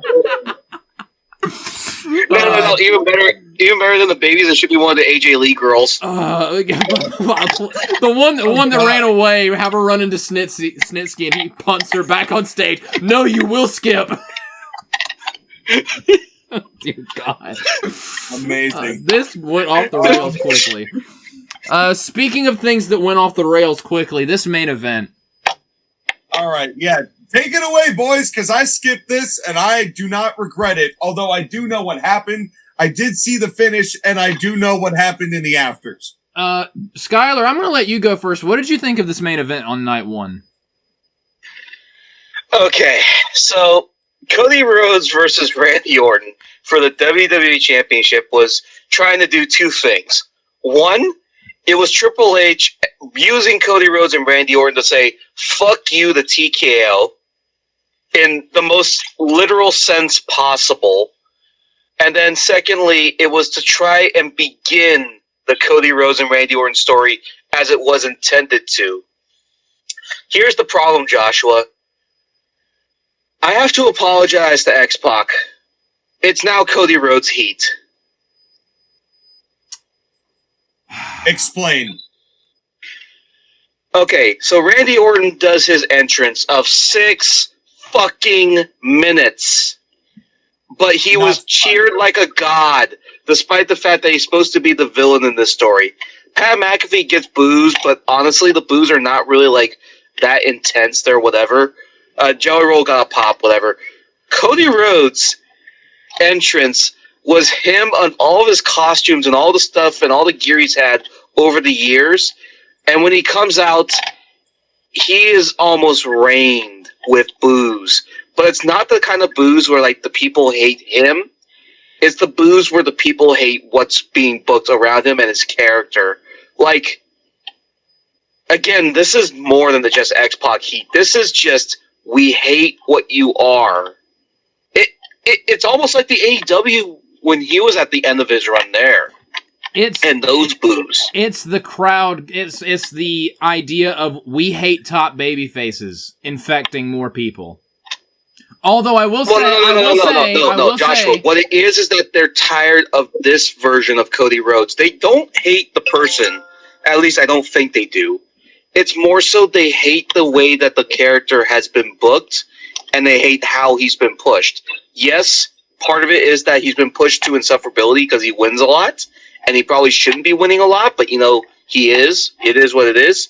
But it's also the fact that he is a white meat, boring guy who they just don't like. And look at this. It's Randy fucking Orton.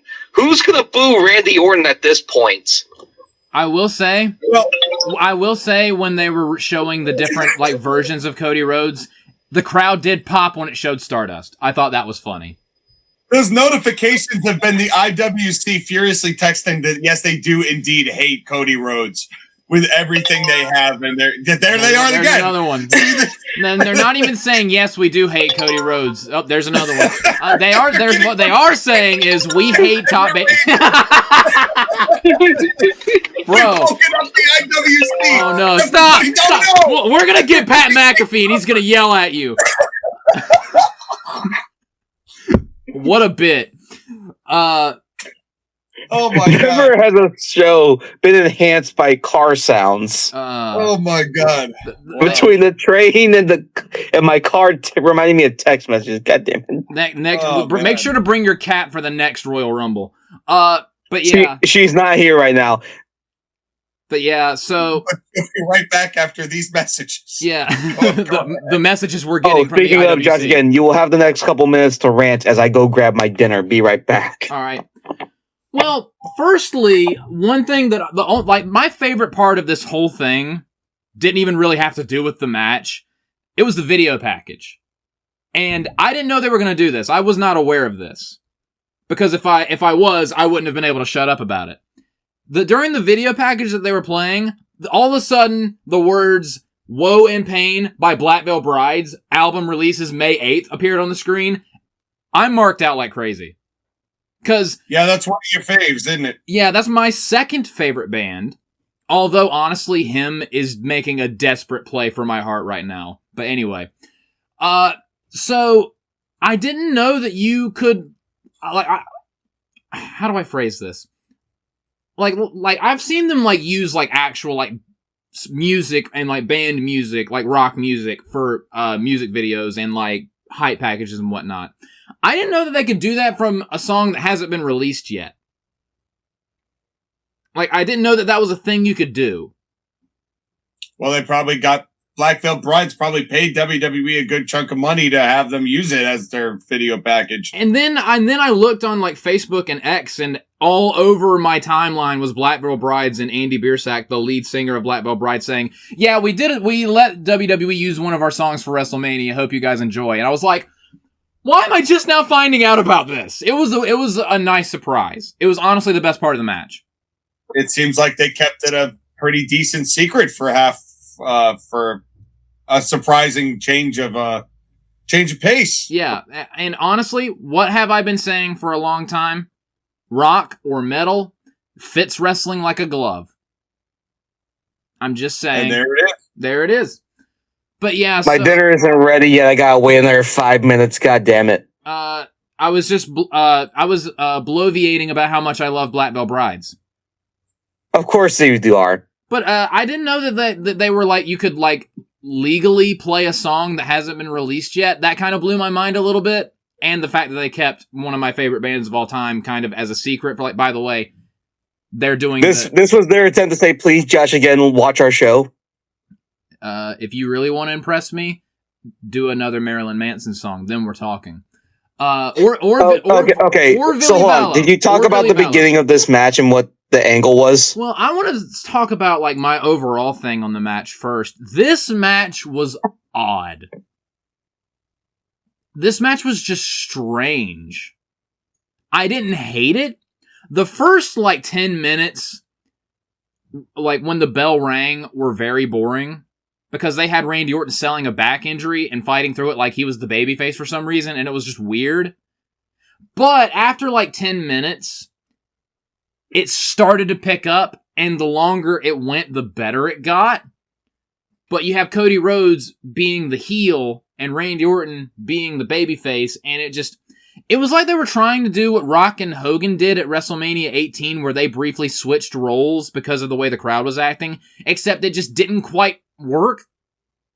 Well, it's also because the crowd, like, didn't go with them. Because the crowd was kind of not into this whole thing, because the crowd was kind of, like, pissed that TKO inserted Pat McAfee.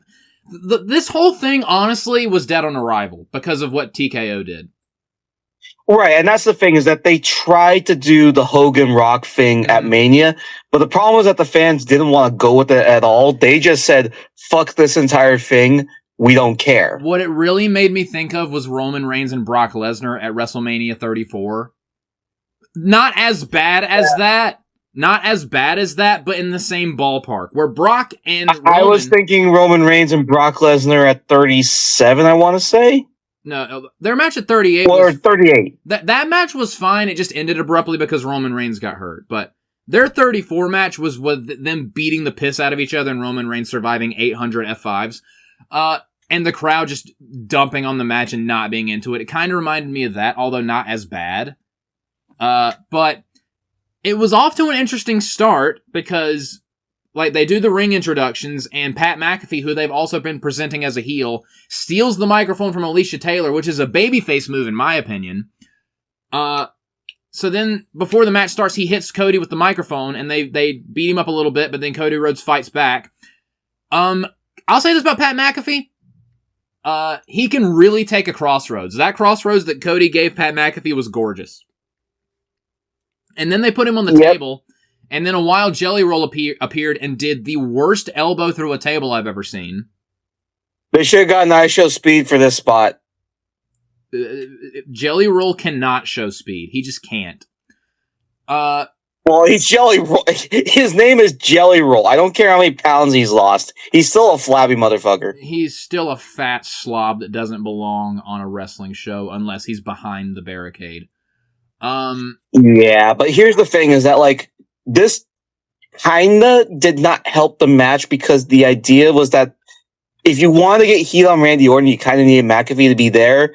And this was their attempt to try and be like, hey, your idea TKO was stupid, so we're going to try and wrestle this match the way we actually wanted to. What I think went wrong is they were kind of starting to get somewhere because they got a hot start, although there were a lot of those on night one.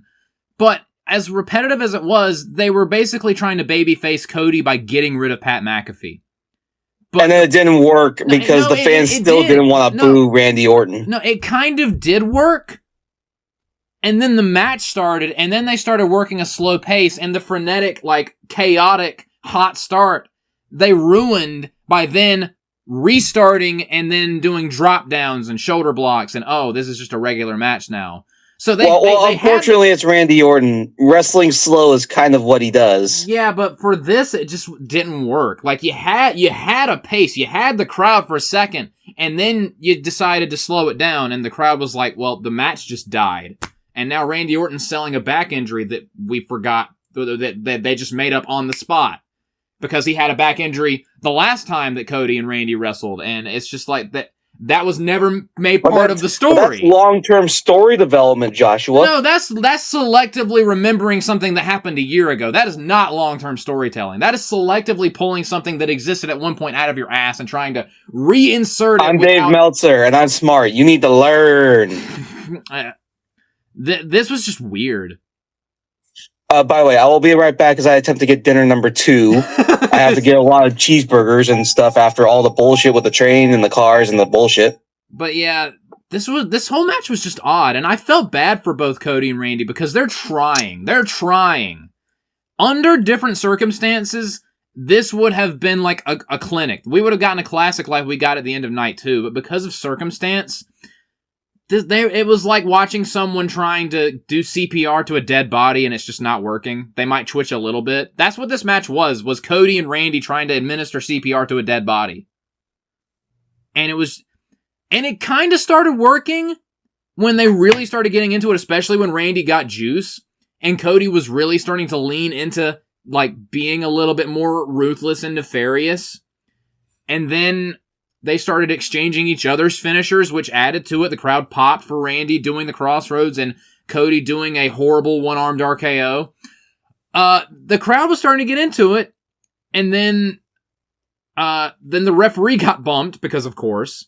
And then the crowd was kind of like, all right, we're now going to look at the entrance ramp and wait for someone to come down. And then Cody does a low blow, which got a reaction. The crowd so badly wants Cody Rhodes to turn heel. And honestly, I'm at the point where Cody kind of needs to turn heel. Which it felt like they were turning him heel over the course of this match and turning Randy Orton babyface. And then they really started going for it when Pat McAfee came back out and then did a slow count on Randy going for the pin for some reason. And it was also funny because Randy got juice, he gigged, and Cody got busted open hard way. It's kind of funny watching someone purposefully bleed standing next to someone who's bleeding by accident, so that's just funny. But the match started revving up in intensity, and then Pat McAfee's there, and then Cody kicks out of an RKO. So Randy Orton, they kind of do the Elimination Chamber finish where Cody does his finish right into Randy Orton doing his finish, 1, 2, 3, except Randy Orton does the RKO on Pat, further turning him even more babyface. And then Cody sneaks up on Randy with the crossroads, very heelish. Like a dastardly heel. Yes, and gets the 1, 2, 3. And honestly, they could have saved this if Cody beat up Randy Orton after the match and if Cody punted Randy and just turned heel. That's what they should have done. Because they were teasing Cody going heel the whole match. But they're pussies. And they reneged on the whole thing at the last second by having Randy Orton suddenly remember he's a heel. He snatches the belt from Cody, whacks him in the head with it, and then punts him accidentally for real and busts Cody. Boy, did he. Yeah, he accidentally busts Cody's orbital socket, and now we're resetting the whole feud, and it's just weird. And the worst part is that the fans were chanting one more time. Yes. One more time. What confounds me is why did you go through the whole match basically telling the fans Cody's turning heel, Orton's turning babyface, just for the finish to happen and the post-match to be, no, we're just kidding, never mind, Cody's the babyface, Randy Orton's the heel, now we're just going to start all over again. Why? Because they still want Cody Rhodes to be a babyface and a good guy. Then don't spend the entire main event turning him heel just to go, psych! It was like when they killed Chewbacca in Rise of Skywalker just to go, just kidding, never mind, he's actually been alive the whole time.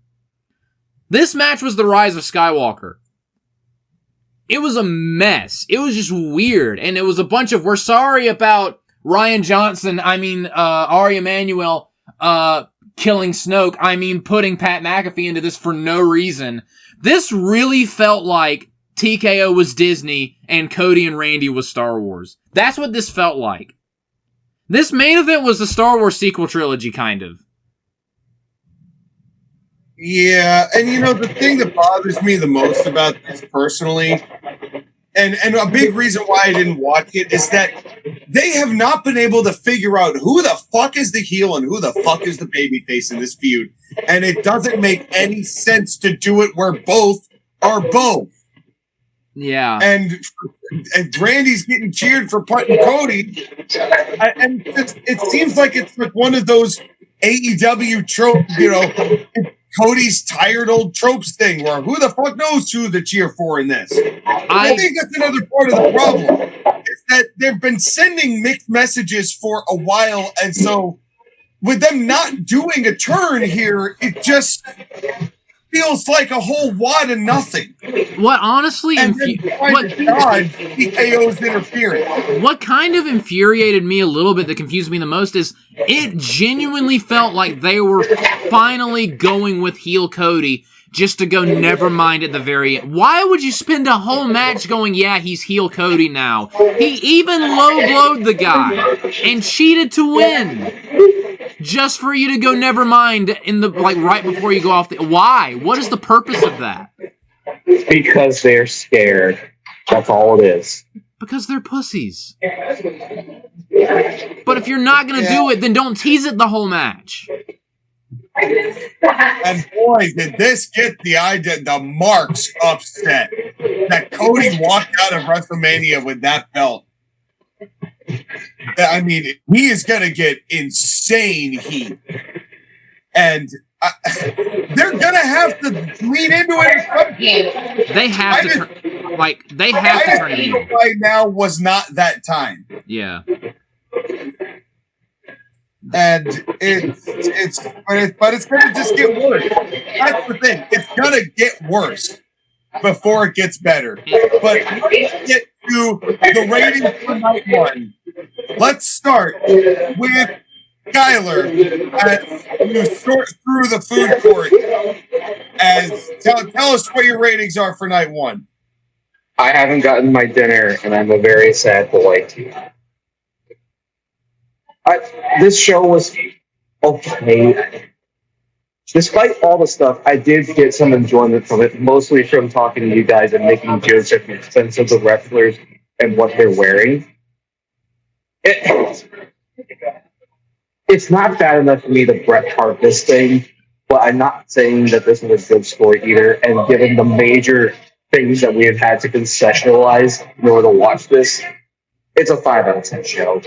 And it's not a compliment. Josh, again? Well, just to put a final note at the end of the whole... Man, I feel like I'm at Smalls right now. I know. Or Dollar General. I'm going to be punching villagers here in a second. No, Grandma, I don't know how your damn coupons work. But just to put a further period at the end of the sentence, they've got to turn Cody Rhodes heel at this point. They've done two. They like Cody's gonna have more heat than Sami Zayn at this point, and they're at least I feel like they're turning Sami Zayn heel. They've got to turn Cody heel at this point. But with everything that they are doing, they've got to turn him heel. That's the only way to salvage this. But as far as WrestleMania Night 1 is concerned, I thought it was fine. As much as everyone was just dumping all over it, as much as everyone hated it, I didn't think it was a bad show. I think the people are being way too hard on it, although if I watch this the way you're supposed to, quote-unquote, with all the ads and all the unskippables and all the... I no longer have $30 in my bank account because of this show.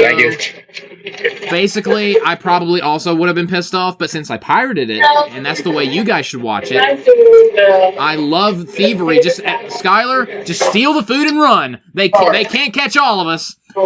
But, yeah, I thought this show was fine. I loved Seth and Gunther. Everything else was either or fine, or I didn't watch it. I'm going to be a little bit more generous than Skyler. I'm giving Night 1 a 6 out of 10. I've gotten my food. I am now a happy boy. Also, I'm glad you're happy, because I missed 95% of JoshAgeddon's monologue. I did too. So, yes, we are all happy that Skyler is now fed. I will quickly recount. I thought the show was fine. Everyone hated it except for me, although I can totally get why people hated it. Especially with how weird the main event was. I'm giving Night 1 a 6 out of 10. If I paid for this show, my grade would be lower. Also, did you see the rumor that apparently the tease of this was that they were going to have Aleister Black wrestle Randy Orton? He was going to try like pull out the Apex Predator, but Randy wouldn't do it, and then he would do the shock main event punt kick. Well, I feel like whatever they originally were going to do would have been better and more sensical than TKO going, "Hey, Pat McAfee, do it.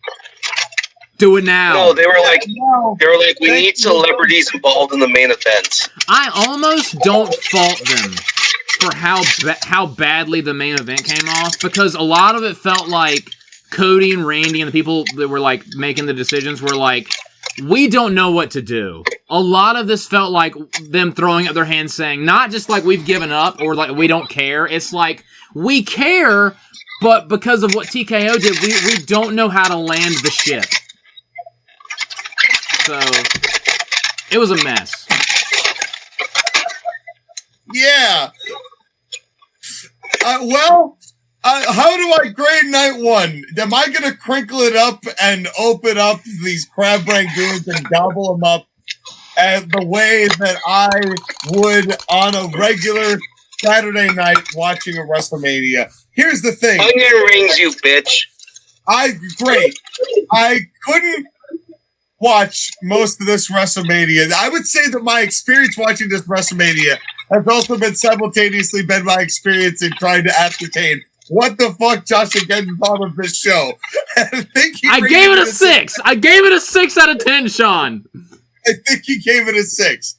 So my rating here is actually going to not be in the middle this time, which is surprising because my frustration was so annoyed with what was going on with the ads and all that stuff. Listen, this show was not that great. It was a one-match show. This was a one-match show. When you get right down to it, it was a one-match show. Not that the 6-man tag wasn't fine. Not that AJ and Becky wasn't fine. Not that the women's 4-way tag wasn't fine. And considering how confusing that main event was in the terms of what they're trying to do and the fact that Cody should be out for several months, which hopefully means he's relinquishing the belt, or is he just going to have it until it's convenient for him to defend it and be the exact thing that Roman Reigns, he didn't like about Roman Reigns. Anyway, including my frustration in not being able to watch the rest of the show, I gave this a Bret Hart 4 out of 10. This is, I think, the worst rating I've given a Triple H era show yet. And I don't like it. And thankfully, Day 2 is going to go a lot better than this. But thank you all for watching this portion of the Court Martial podcast. The Totally Awesome podcast rolls on, and we quickly reset, reuse, and recycle whatever footage we can reassemble of what we have heard here today on this program. Thank you all for watching episode 199. We'll see you for the landmark 200 right after this. Shown, I regret to inform you that I couldn't understand a word of your I'm just kidding. I was like, I didn't understand your entire monologue. We just take turns not understanding each other, and it's just a giant mess. Kind of like the incomprehensible jarbling is going to be in the subtitles that I use. Yeah. Right there. Just like that. Yeah. I can do... Bitch, Skyler, I can do that too. I can do that too. I can't believe I had a train and cars and text messages and the burger food court stand. Dude, the text messages from the IWC was like one of the funniest bits. That was because it wouldn't stop, and it was hilarious. That was a great bit. That was great. That was so funny. All right.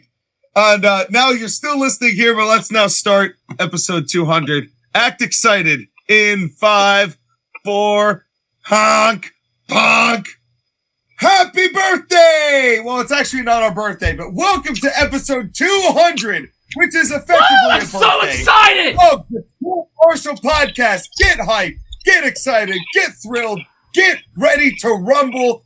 But that's also a different program and a different website. We are here on YouTube for the Court Martial podcast, episode 200. I am your Colonial Champion, Sean McCarty, bringing you all of WrestleMania Night 2. WrestleMania Sunday. And I am not alone because I am here with, as always, the man of the hour, the man with the power, too sweet to be sour. He is the Bay Area Brawler, the 2-time announced on one program, but we'll get to that in just a second. Skyler Greenberg, how you doing, buddy? You also forgot the master of background noise because every single time we seem to record, something happens around my neighborhood and it takes all the energy from the show. Yes, well, you know what? You're just so you're global, Skyler. You're global. We go into airplane hangars. We travel underwater. We go to Italy. We have been everywhere with you, Skyler. You take us on. We've been to the bathroom with you, Skyler. We've been everywhere with you. We've been everywhere. But speaking of someone who's got cameras in every one of those locations, yes, this is a totally awesome podcast zone.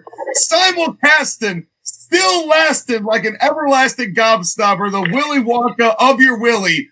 Not again. How you doing, buddy? Oh, I was wonking the whole time you were going through that, but welcome back to the podcast you're already listening to, the Totally Awesome podcast.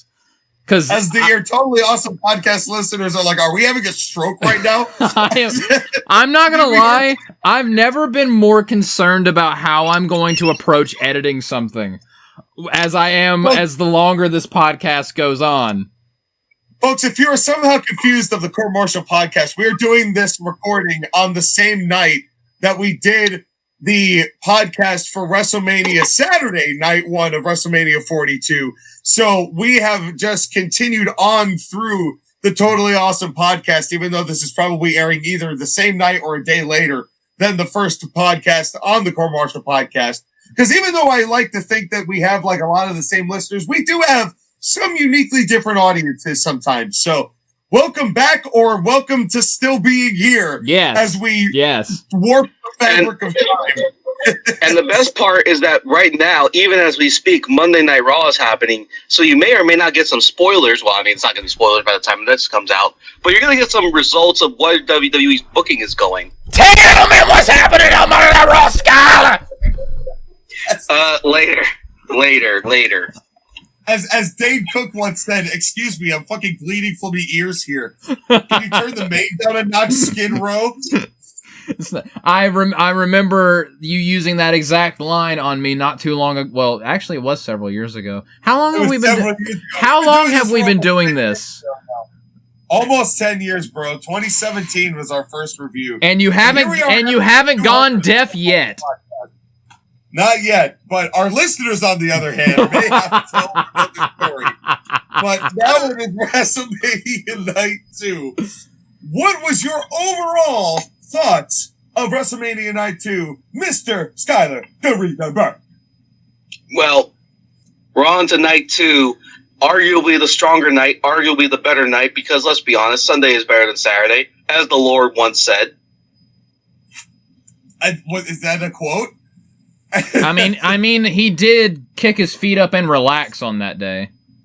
Yes, and that's what we all did, is that we all kicked up our feet, relaxed, and watched men and women beat each other up, as we all should. As we all do. Even though, but not the family dinners. Not the family dinners. Like, if your family's beating each other up, call 911. Or at least record it and shout World Star a lot.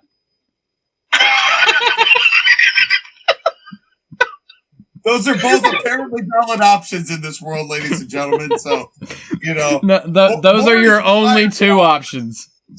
In any case, what did you say your overall thoughts were about this night? You said strong, fierce, and strong. I think Skyler's still recovering from what I just said. Well, just again, why don't you tell us what you think about this night, Mania Night 2 of 42? I thought night 1 was fine. Night 2, 2 matches in, had already blown night 1 out of the water. This made night 1 feel like a pre-show. Yeah. Which makes me angry that I watched it, because I remember saying that they can't vote. So yeah, night 2 was more like it. The whole time I was watching night 2, I was like, yeah, this is more like it. Yeah, this is more like it. It felt more like WrestleMania, like actual WrestleMania matches and actual card stuff development that feels important versus night 1, which felt like a filler episode. Yeah. It felt like a Monday Night Raw that was randomly interrupted by a WrestleMania match and then right back to Monday Night Raw until we got to SmackDown being awful at the very end. Well, this Mania Night 2 for me was... I'll say the last thing I said, right as the last thing I wrote down. Normally I would say that at the end, but I'm going to say it at the beginning. Just when I think I'm out, they find a way to reel me back in. Fuck. Man, this company is the abusive girlfriend. It really is. Yeah, yes. I literally hate myself because of how great this shit was. Dude. Hey, Sean, the first night of WrestleMania is going to suck, but the second night is going to be awesome. Bitch, I'm in. Yeah, I know. It's the frustrating thing about WWE. Just when you're about to give up, they remind you that they have a brain somewhere. And it's like taking drugs, honestly. And I hate it. Yeah. And I love it. And I hate it. I just love it and I hate it. And meanwhile, you're just like, can you pick one? Either be great or suck. Pick one. It's like a never-ending tennis match, like Maria Sharapova. Stop. Just either be good or be bad. Wait, Sean. Something amazing has happened. Joshua correctly said the name of a female athlete. I just know that because it's a meme. It's a meme, and it makes me laugh. But, like, you said the name of a female athlete. There may be a god. Well, you got mate right, because female tennis players are pretty hot. Although none of them have tits as big as Stephanie McMahon. But yeah, night 2 was pretty good. Well, let's bless you. Let's start with Oba Femi. Speaking of big titties, what is our lives? This mania is literally what's happening on this program. As it is Oba Femi. But yeah, we see John Cena. He opens the show, and I will say this: the stage that they had set up for night 2 looked better than night 1. I like the blue more than the red. Yeah, the blue helped a lot. Yeah, I would agree. And he does "Welcome to WrestleMania" and does another big soundbite for them to use in their archives for Kingdom Come. And so Oba Femi comes in and he is over as hell. Dude. But damn, that is a long way to go for that jog. Dude, seeing like thousands of people do the Oba Femi strut, yeah, and the fact that literally is so funny to me and awesome at the same time that his entrance music is partially the crowd. You know what I mean? Because like them chanting Oba to his music is literally his music. It's great. And yeah, he's so over. And this Brock comes out. I mean, once he got closer to the ring, he kind of gave up on the jog and just got to the ring. And okay, please, I am begging the WWE. Please make Alicia Taylor either change her hair or her occupation. I don't care which. Well, here's the thing. On this edition of What the Fuck Did Alicia Taylor Do to Her Hair? Did she go outside, grab all the fentanyl needles from the homeless, and suck it in her hair? Wow. What I was going to say... Did she fall into a glue factory and just got stuck to all the things as she was coming out of the glue machine? I was going to say she stuck her finger in a light bulb socket, but once again... Did Alicia Taylor get too much of Montez Ford's EST that it got stuck in her hair? I think she's been flying kites in the rain like Benjamin Franklin. My thing is, once again, second night in a row, we have a heel taking the microphone from her in the most babyface way possible. And this was Brock came in and, hey, you know what this match had that none of the matches on night 1 had? A collar and elbow tie-up. There were several on night 2. A collar and elbow tie-up. I misspoke, but yes, it was great to see. I'm sorry, Josh, again, go ahead. No, I was just saying that there were several collar and elbow tie-ups on the night. I know, it was so... that alone, just seeing a collar and elbow tie-up alone, I'm like, all right, this show's going to be good. Especially between these two. Better than night 1, yeah. And this match... Lesnar is so fucking smart. Yes. Because I guarantee you he's the one who put this match together. Actually... And that is... Yes, go on. Do you know who produced this match? Jason Jordan. Paul Heyman. Oh, well, yeah, duh. Yeah, Paul... there. And apparently, according to sources, I don't know how believable they are, but this whole thing... From Oba accepting the open challenge several weeks ago, this whole feud was basically Brock and Paul Heyman's idea. Yeah. To putting him over as strong as they did. And okay. Paul Heyman is a genius. Like, yeah, we get that. Yes. Brock Lesnar has done everything in his power to make Oba Femi look good in every segment before the show start. and during this match. They sold the danger of Obafemi better than anybody else. Oh, yeah. Yeah. Oh, yeah. And the shoulder thrusts that Brock got into the corner are the only offense he's gotten at all versus Oba the entire feud to get to this point. As then we get a run into the already removed steps on Oba, and then we get and stop me anytime. Well, the first thing that Brock does is that he gets overpowered by Oba. He goes to the outside and is selling the frustration. He does the one thing and pulls him into the ropes, then uses the steel steps, then uses the ring post. Like, Brock Lesnar's so good. I've never seen someone get Irish whipped into a already messed up steel steps before, so that looked a little dangerous. But what made me pop is when Brock was walking around conversing with Paul Heyman, all of a sudden a giant arm grabs Brock by the hair like he's a little bitch. And pulls it, and I was like, bro. You had me with the collar and elbow tie-up. You're damn near gonna give me an orgasm if you keep pulling my hair like this. I mean, Brock's hair like this. Well, and Brock... Joshua, my God, please don't sever that again. This was so good. This whole match was fantastic.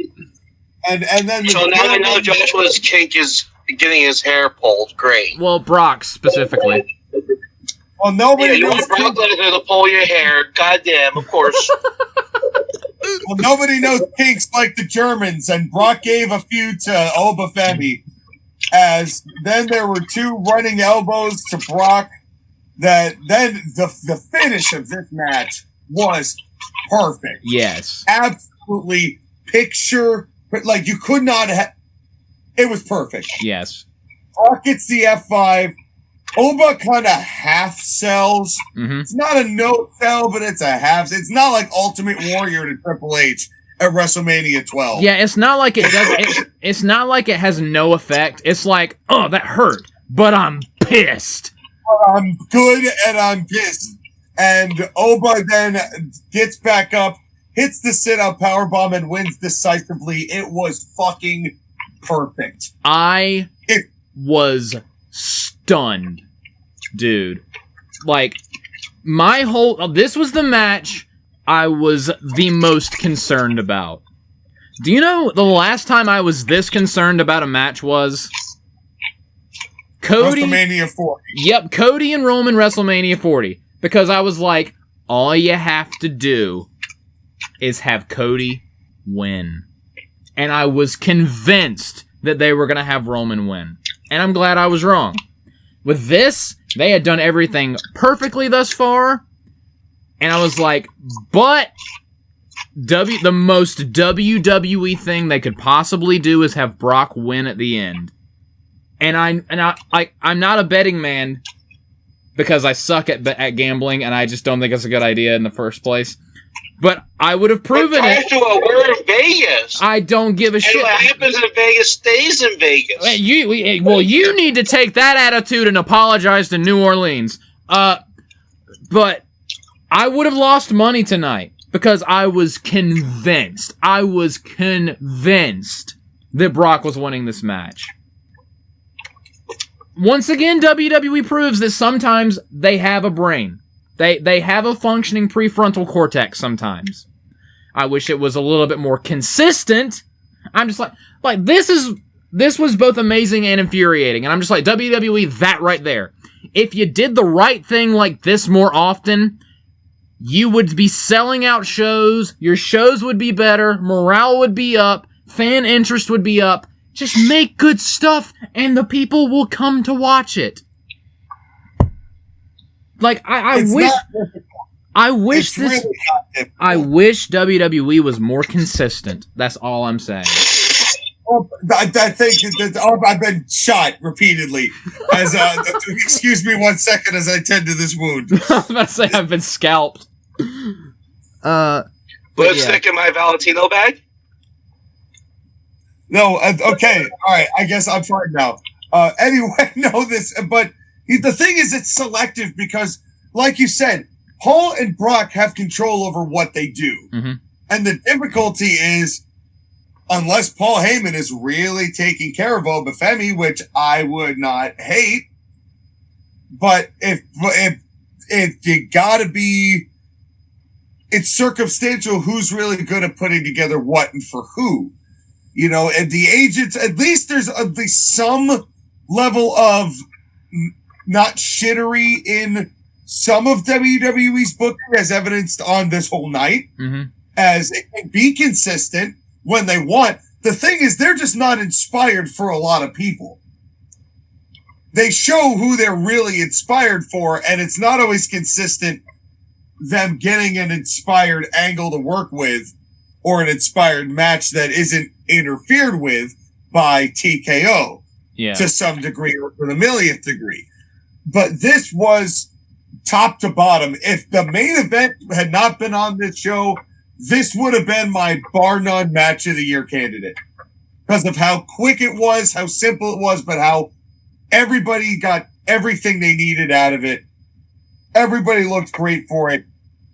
And then, now, what do you think, boys? Do you think that Brock is really done?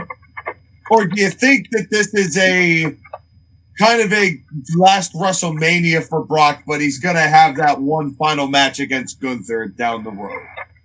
What I would like to see, and I don't know if they're going to do this or not, I think after we're done drinking this milkshake, I think that Brock is like faux retired, and they're gonna make it a storyline where Gunther already has a favor with Paul Heyman because they're doing the favor thing again, except with Gunther and Paul Heyman. That's the whole reason we got the Seth Rollins match with Gunther. So I think Gunther at a point is gonna want the return on his investment. He's like, what I want from you, Paul Heyman, as payment is I want a match with Brock. And Paul Heyman's going to be like, but he's retired. And then we're going to have Gunther, like, cutting promos, insulting Brock, basically trying to lure him out. And then Gunther's going to put Paul Heyman in the sleeper. And then Gunther's going to come, and then Brock is going to come back, save Paul Heyman, and then we're going to get Brock's last match against Gunther at SummerSlam. That's what I would do. And especially since SummerSlam this year is in Minneapolis, which is his hometown. Yes. I think that's what they should do. And it's what they might do. Are they going to do it? I have no idea. Yeah, it's honestly anybody's guess what they're going to do. And you never know. They could pull it out of Minneapolis and decide they're going to do SummerSlam in Vegas again. Yeah. You know, do every single every single Raw, every single SmackDown. Vegas, baby, Vegas. Viva Las Vegas. Every show. Yeah, I would be okay if Vegas was the one place that, like, got nuked first. Well, ladies and gentlemen, this is a great time to No. Look. Tip of the cowboy hat, and we're just gonna duck right on out of this segment. Hey, Skyler, this is what Skyler thinks of Las Vegas. Yeah, agreed. Especially the Golden Knights. Fuck the Vegas Golden Knights. But really, as much as this may be Brock's last match, it's a hell of a match to go out on. What's the sky for Obafemi? Like, what can he do? This dude could literally, like, replace Cody Rhodes. Well, here's the thing: is he the new Brock Lesnar? That's what they want him to. They literally called him the next big thing. It depends. Are they going to push him the way that they pushed Brock? Is he going to get a championship this quickly? Which I think the people would accept at this point, given the way that this match went. Now, I think they've naturally pushed him into the main event position. Part of me is a little hesitant because I don't want them to do, like... I don't want this to be like... It's different, but I don't want them to Stephanie Vaquer him where they give him way too much gold way too soon. Because I feel like that was kind of becoming an issue with Stephanie Vaquer. I don't want that to happen to Obafemi. Well, but where do you draw the line now? I mean, because now he's got to take that win with Brock and have, when he loses, really mean something. I would have him If it were me, I would have him take the Intercontinental title from Penta at Backlash. And have that for a little while, and then move on and maybe win King of the Ring. And then win, or something like that. Give him the Intercontinental Championship or the United States Championship. Let him run as a mid-card champion and dominate the mid-card. And then maybe have him win the Royal Rumble next year. And have him lose the Intercontinental or U.S. title in a triple threat where he's not pinned. Right. There are ways that they can get Oba over. Yeah, it's very strange because I almost would put the world title on him at SummerSlam. To tell you the truth, Do you think he's above the Intercontinental title at this point? To beat Brock Lesnar that succinctly, I mean, Brock has never done a job like that except to Goldberg, who was already long established during the Brain Rot era. But to put over someone like Obafemi that succinctly, where an F5 ain't mean nothing, that has to mean something more than a mid-card belt. I think Brock means too much. I almost would go beyond that. Just this is me talking. I would almost have him beat Cody.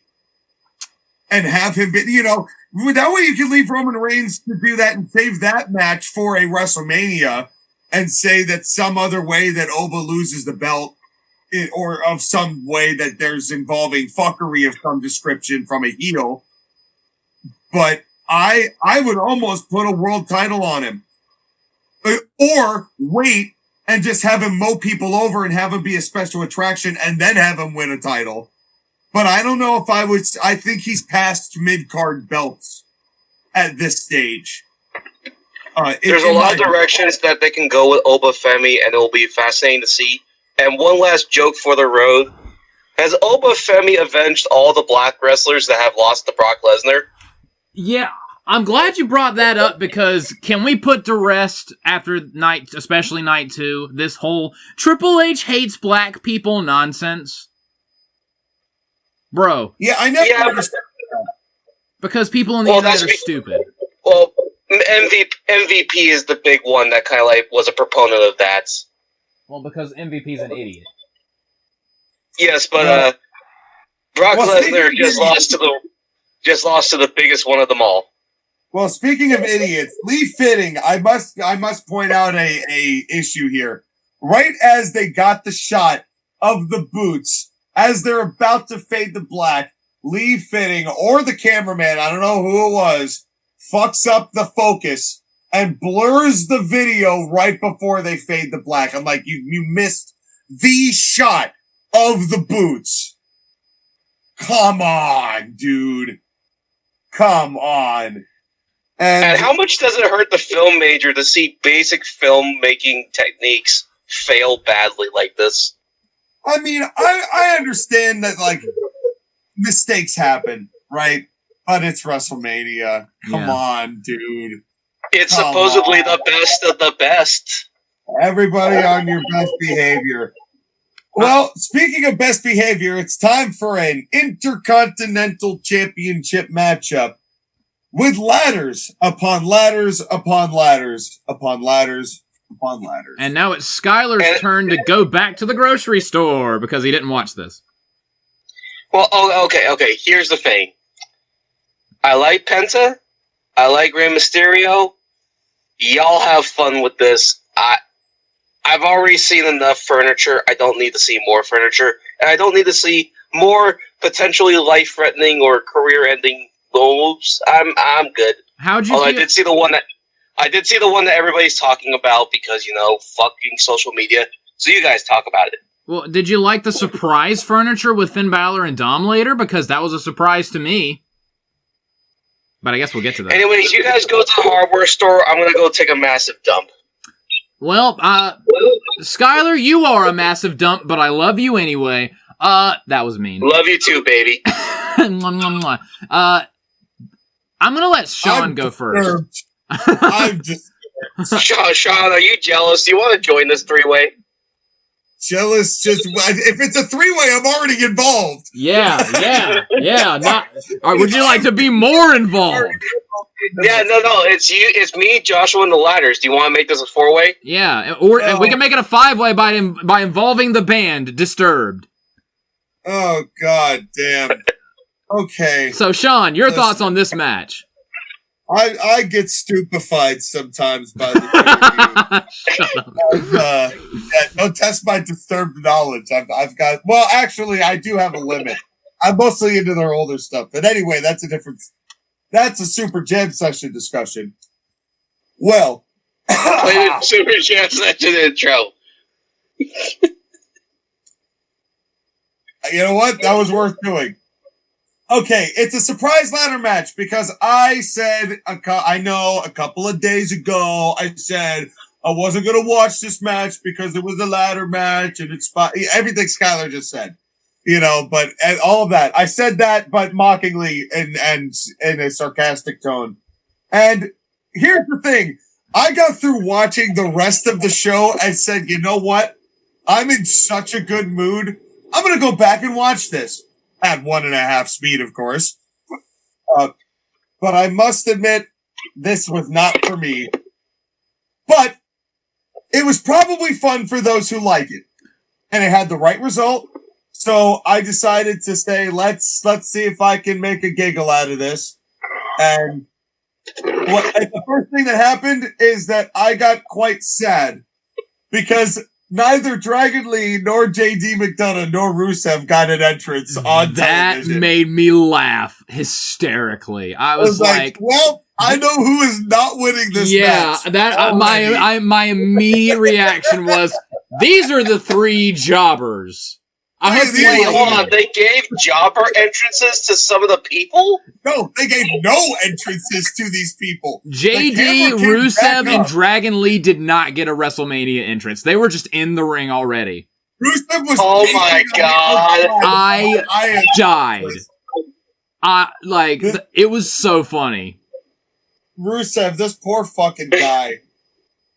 This dude can just not catch a break anywhere. Well, at least he got to WrestleMania though. At least he's cashing a check. Yeah. Well, before we get into the whole rigmarole as Sean goes through his notes and suffers along with something that he's just not super into, it's just not his cup of tea. It's not his thing, I love this match. I loved this match. I thought that this was a whole lot of fun. And one thing, because you love playing with metal, you damn abuser. Well, I like twisted metal, you fuck.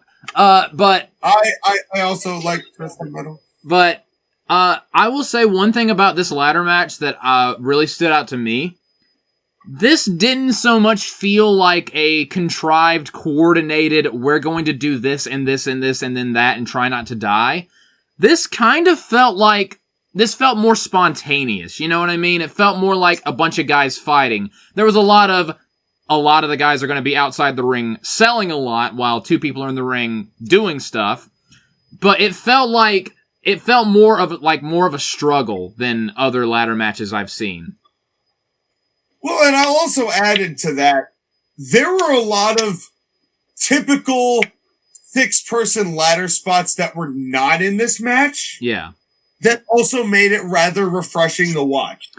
Even though this wasn't for me, there were certain, I don't know, I guess cliches that have come typical with modern ladder matches in WWE, especially these multi-man kinds, that we didn't see, having the 6 people on the 3 ladders all fighting for the, they didn't do a lot of that. Mm-hmm. So I guess kind of to that point, it didn't feel nearly as formulaic as these tend to feel. Let me put it this way. It didn't feel as formulaic as Drew and Fatu felt in their unsanctioned street fight Extreme Rules No Holds Barred match. Yeah, I would actually agree with that. But then comes Deadpool Mysterio. Yeah.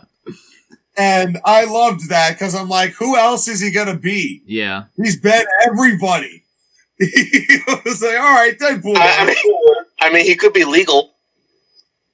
As I don't know how to respond to that. Well, And canceled. Speaking of Outworld, Penta came in as Shao Kahn. That is as good a transition as you're going to get out of that. I don't understand the joke that was attempted, but an attempt was made. But okay, this was both super cool and super funny. What was more difficult for Penta to do in this match? Win and retain the championship, or walk down the ramp without the helmet falling off of his head? I saw that. He was struggling like hell with it. Dude, I wouldn't be surprised. You know how the whole thing with Jey Uso was he yeeted so much he was exhausted by the time the match started? I bet Penta was just, like, from anxiety, was just exhausted by the time the match started, because he's like, I gotta do my cool strut, but holding this Shao Kahn helmet up is so hard. He couldn't Cerro Miedo quite right because he kind of held that mask up. Because he didn't want to knock his own helmet off by accident. And it was don't get me wrong, it was a great look, and I actually saw him do like a Mortal Kombat, like an old school Mortal Kombat ninja outfit with that kind of Shao Kahnish like helmet at a Northeast Wrestling show once. Yeah. Back before he was signed to WWE. So it's a great look, but it was funny seeing him struggle with that mask. Like it was like everything from the neck down he could move, but from the neck up, it was like Christian Bale Batman, where like he couldn't move his neck. Yeah. It was so good. And then Michael Poole says Penta wanted this ladder match, and I said I 100% believe that. Yeah. Given what we've seen from Penta in AEW, given what we've seen from Penta in Lucha Underground, I 100% believe that Penta is the one who suggested that this Intercontinental Championship match was a 6-man ladder match. No doubt in my mind. Yeah.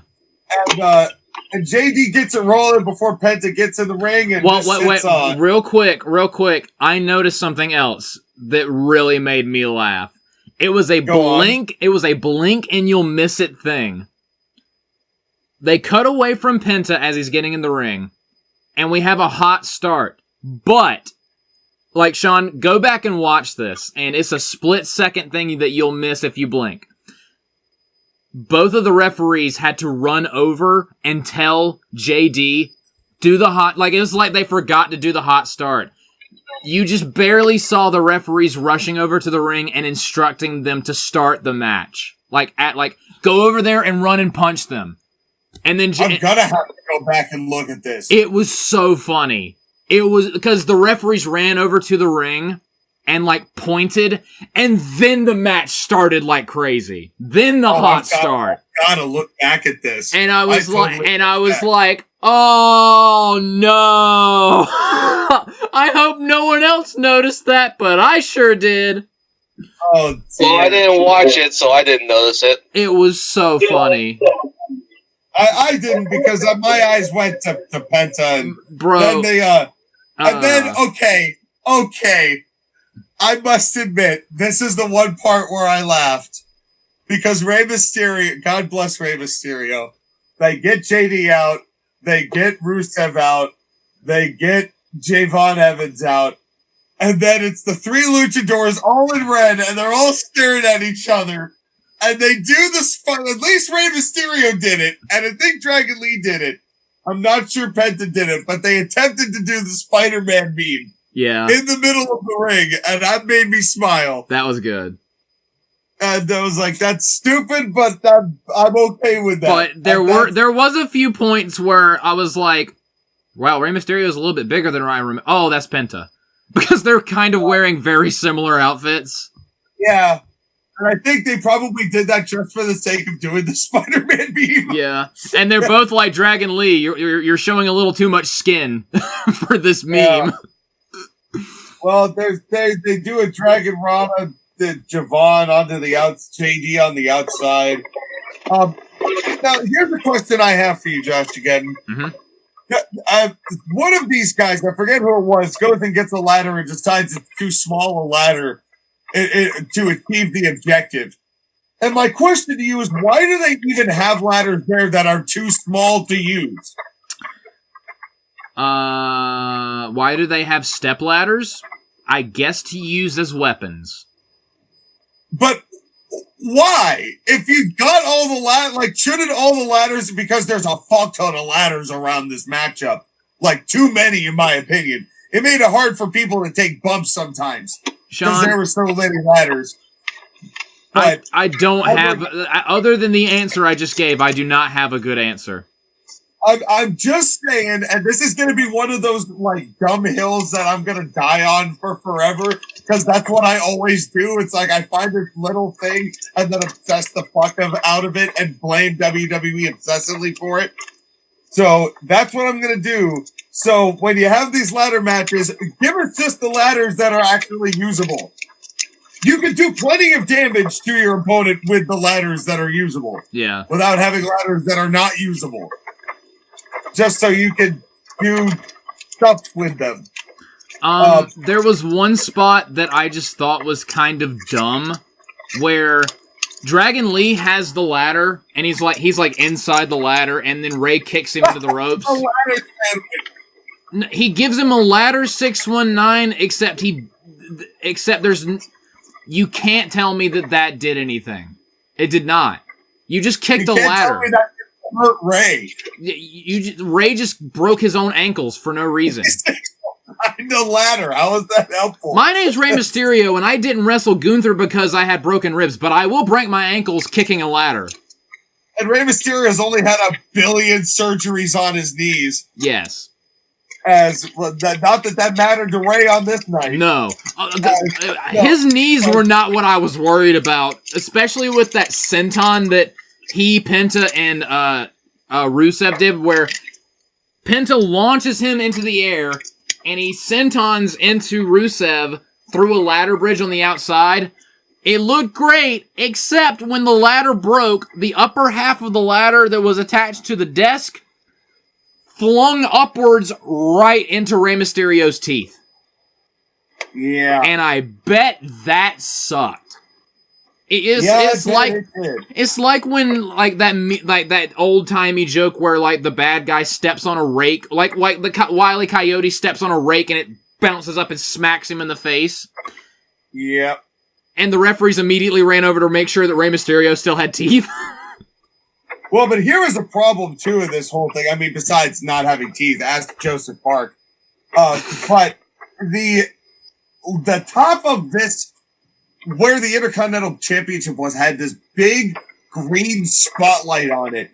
And all I could think was that must suck for the wrestlers, having to stare into that big-ass green light, trying to get that belt. Mm-hmm. Just knowing what stage lights are like, that had to have sucked. One thing that I will say on the night, I will give Lee Fitting a compliment. One thing that I think he did well, the Wile E. Coyote cam that was coined by Jerry Lawler, where it was from the top, looking down at people as they're taking crazy bumps off ladders. They've adjusted it somewhat, and they have it to where it zooms, and it zooms back out, zooms back in, and it's like an aerial shot. Whenever they cut to that, it looked it really put into perspective how dangerous the match was, and how, it just made the match look more chaotic and don't try this at home, kids. I really liked the overhead shots during this match. You know what it needed though? It needed a projector full of grubs to be on the mat. That's what this match really needed. You shut the fuck up! Right now. I'm gonna wake Skyler up. We already had Randy Orton and we can't have Bray Wyatt anymore. And we already have Sean McCarty. Even as a joke, I swear to God, I will take that projector and shove up your ass. Not even once. Not even once. Nah, I prefer maggots over the worms personally. But anyway, we got a Rusev Uragi, which was nice. The crowd chanted Rusev Day, and Rusev was that was 5 years ago, bro. But thank you for giving a shit about me. Yeah, Javon clubbed Rusev while he was setting up the ladder bridge, and Rusev ignored it.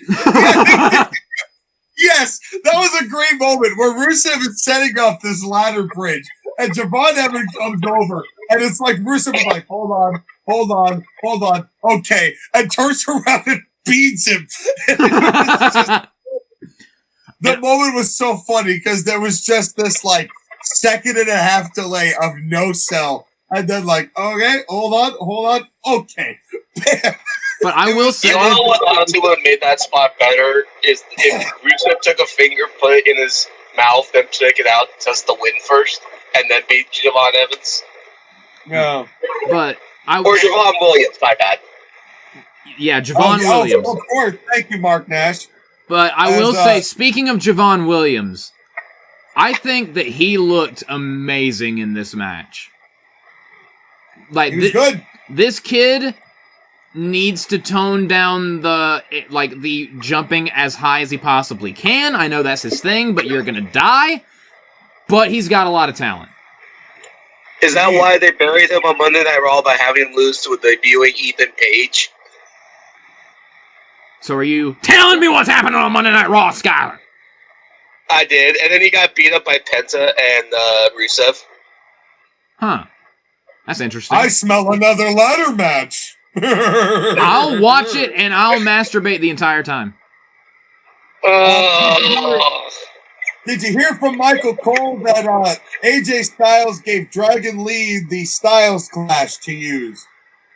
And so he used it on Rey Mysterio. Mm-hmm. That feels like it's going to be like the 1D and RVD. I said RVD and 1D. God damn it.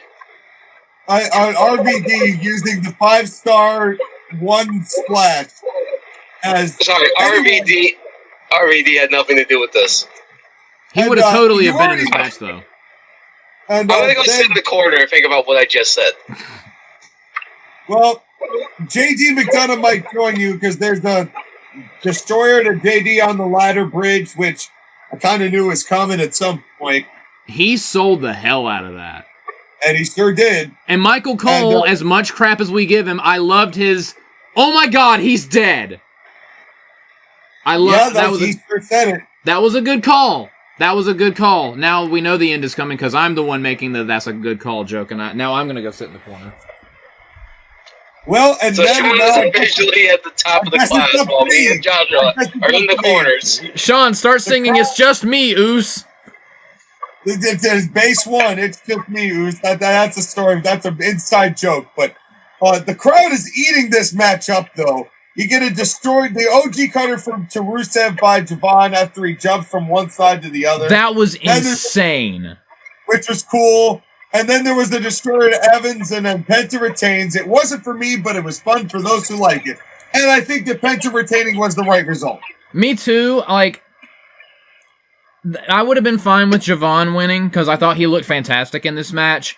But Penta retaining is the right choice. You can wait. Like, Javon's 21. It's not like a do it now or die, or just it's over type of situation. He's just starting. He'll be fine. He can win it down the road. But yeah, I loved this match. This was so much fun. Yeah, well, they could take their time with Javon Evans, though. That's the thing.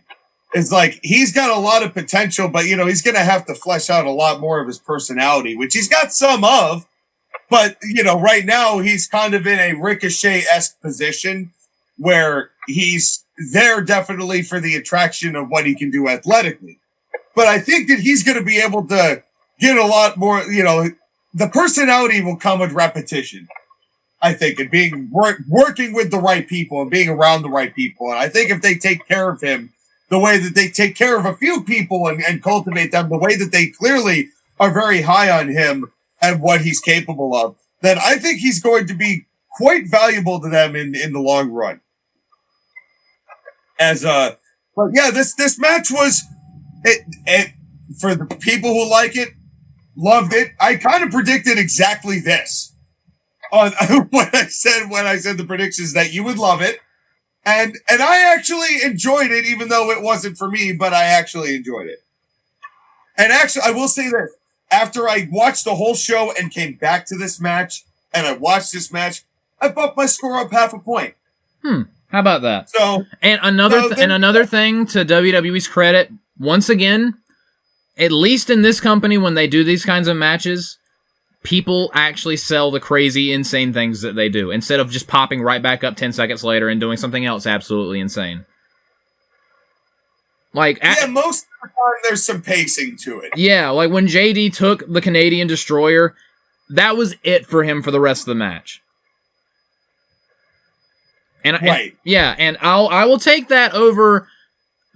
Like, I think I made the joke at the WrestleMania review where it was like it set off a chain reaction of 15 Canadian Destroyers. There were 2, and one killed one person for the rest of the match, and the other was the finish. Yeah, so that's worthwhile.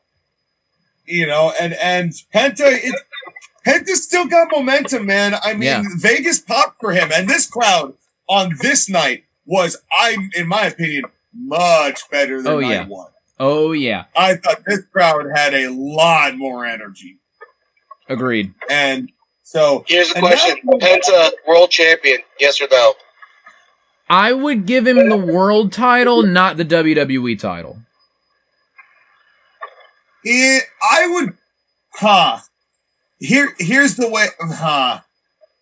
I see Penta as, like, an upper mid-carder, so I don't know if I would necessarily put the belt on him, but he deserves world title matches. Does that make sense? I would, you know how they treated Jeff Hardy, where he was, like, kind of in a similar position as Penta? They didn't give him the world title a lot, or for very long, but they gave Jeff the world title a few times. I could see that. I would do that with Penta. Like, give him like 1 or 2 world titles, and not for very long. Depending on who he's facing. Unless they like turn him, if they ever turn him heel and he just goes psychotic like he was in Lucha Underground, that's a different conversation. True, because we haven't really gotten that side of Penta yet. Depending on the circumstances and who's producing him. Yeah. Which is going to matter. But right now, he's got some good momentum, but I think it's going to be a while before we even get into the realm of world title matches, let alone title reigns. But I think it would be interesting to see where he's going to be in a few years, for sure. Absolutely. And now let's move on to the U.S. Championship. Sammy Hogan versus Trick Williams. It's like it's with Sammy. It's like the Cody Rhodes thing on a smaller scale. Except they actually turned them heel. Yeah. Except WWE actually grew a spine with this one. Yeah. Well, there wasn't as much to lose. Well, and Sammy got booed like crazy, and here comes Little Yachty, who actually was not bad. I thought he was maybe the best overall celebrity involvement of the whole show. Not that Speed didn't do athletic shit. Like, credit to him, he took some bumps. But, like, Little Yachty was the least involved and the least offensive of anyone in the entire set. Yeah. Because he got to be a fan hanging out around ringside, like all the celebrities should be. Which was the way that WrestleMania began. Other than Mr. T, it wasn't like there were 10 wrestling celebrities in WrestleMania. That was unique to this WrestleMania. But Little Yachty... But yeah, it wasn't Lil Wayne at 40 being faded as hell singing Jey Uso's entrance. Oh, Lord. Yeah, no Fiend anymore. That was miserable. But Little Yachty's straight preaching, but he sold it well. Trick is over as fuck, but why would you make this poor man walk down with this heavy-ass, long-ass motherfucking killed every polar bear in the Arctic jacket to wear down here?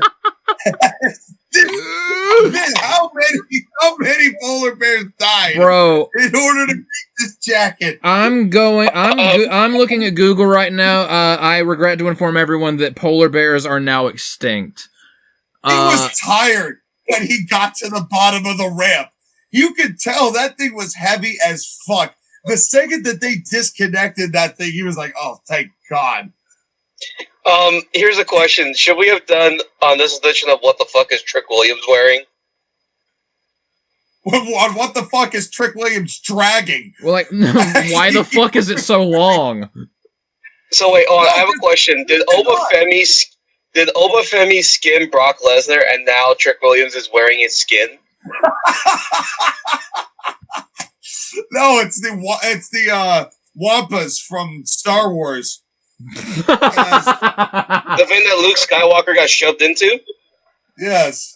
Or more like those big, like, what the thing that, like, clawed his face, I forget what it's called, the big, like, snow monster. Yeah, that's the Wampas. Oh, okay. I'm not gonna lie. Trick Williams walking down the ramp with that thing, honestly, I was like, here comes the bride. Here comes the bride. Here comes the black. All right. But God, Trick is over too, man. Yeah. But I felt bad. Yeah. He kept looking back too, like, are you serious? Like, they didn't tell him how long it was going to be. That, and also, like, he's like, did this thing get stuck, or is it really that heavy? He was like, if this thing gets stuck, I'm just fucked. I'm just not going to make it to the ring. Yeah, he kept looking back, like, am I good? Like, is it... Like that? I feel like they did not really try that prior to them doing it live. No. You know, I wonder if this was a rip to Trick Williams, like, hey, you're going to have a long-ass white coat. Okay, how long is the coat? Yes. Don't worry about it. You're gonna look like Batman. It's gonna be a big cape. And and instead he looks like a goddamn carpet. As he sure did. Becky Lynch had the blue carpet, and Trick Williams had the white carpet. Oh my god. Becky's Trick's was longer than Becky's. TKO is so insecure about the ticket sales that they're now channeling out to carpet sales. And they're trying to just they're selling anything at this point. Come by. And I have to ask the same question to Trick Williams that I asked about Becky Lynch. Do the drapes match the carpet? Well, I'm going to let that be up to y'all to find out. I'm not investigating it. Joshua, are you investigating that? I'm not telling you what my search history says anymore. Anymore. But we did not get a power double tie-up. But that was fine because Sammy struck first, and this is kind of the point because this was Sammy kind of turning, basically. And I'm going to let you guys talk about this match for a minute while I use the restroom. Off camera, Skyler. Take the microphone with you, you pussy. Yeah, if you're gonna pee like you mean it.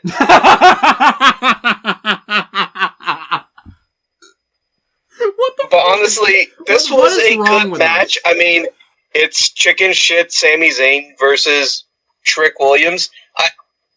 Trick Williams' offense is clunky in a way that feels real, if that makes sense. He's so much like Booker T. Like prime Booker T.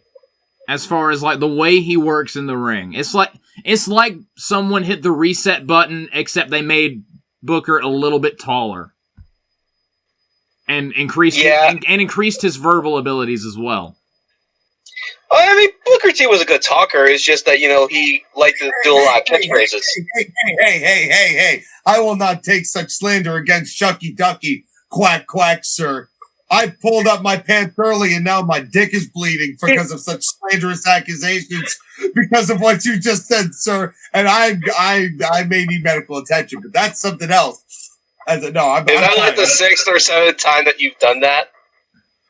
I will not say how many times I have searched for hospital attention for that exact problem in my search history anymore. And yes, I am bouncing my hands up and down. But anyway, Joshua, I'm bouncing my hands up and down while I'm saying 6, 7. I'm gonna fucking murder you. I'm gonna murder you. That was the deal, right? That he's got to die. All right. You threatened to murder Sean over the maggots in the ring joke, and I'm threatening to murder. There's a lot of threatening to murder on this podcast. All of a sudden, we're only 3.25 hours in almost. No, not even that. Starting to lose our minds. We've been there a while. We've been. You're the one that want to do 2 podcasts in a day. I don't want to hear it. Shucky ducky quack quack. Hey, it's a 200th episode, ladies and gentlemen. Editor, put in some sort of celebratory Booker T-ism. So we get a backhand to a neck breaker. I loved that. It was like a pimp slap. Yeah, it was great. We got a cartwheel bookend that looked cool. Sammy blindside Yacht Boy. He hasn't fully turned. Yacht Boy. He hasn't fully turned, but the signs are there. Well then there he got a brain buster to the apron. I guess the signs were totally there. I love that. Sami Zayn was heel. That brain buster was gnarly. Yes, it was. Yacht Boy stops Sammy from the haluva kick and gets the pop. And then Trick hits his Trouble in Paradise thing that he does. It's just a cyclone kick. 2 count. And then there's a trick shot counter of a haluva kick, and we got a new champion. Right result. I really like this. Little Gotti was not insufferable. I will say, and for rapper involvement, I will give him credit. I will say I'm not the biggest fan of Trick's finisher, the trick shot, because it never looks like he actually needs them. Once again, credit to Lee Fitting. He, changed the camera angle, a split second before the moment of contact. This was the best looking trick shot that he's ever done. It looked great. I could actually buy that as, oh, he legit just knocked Sami Zayn unconscious for the 3. It looked great. And I enjoyed it. Yeah, me too. This was solid. Skynorg? It's good to see Trick Williams getting the championship for black men everywhere that have been persecuted by the MIC that hate Triple H because he hates black people. Yeah, I don't ever want to hear anything about that ever again, MVP. I mean, come on, Raheem is the current WWE champion. What are we talking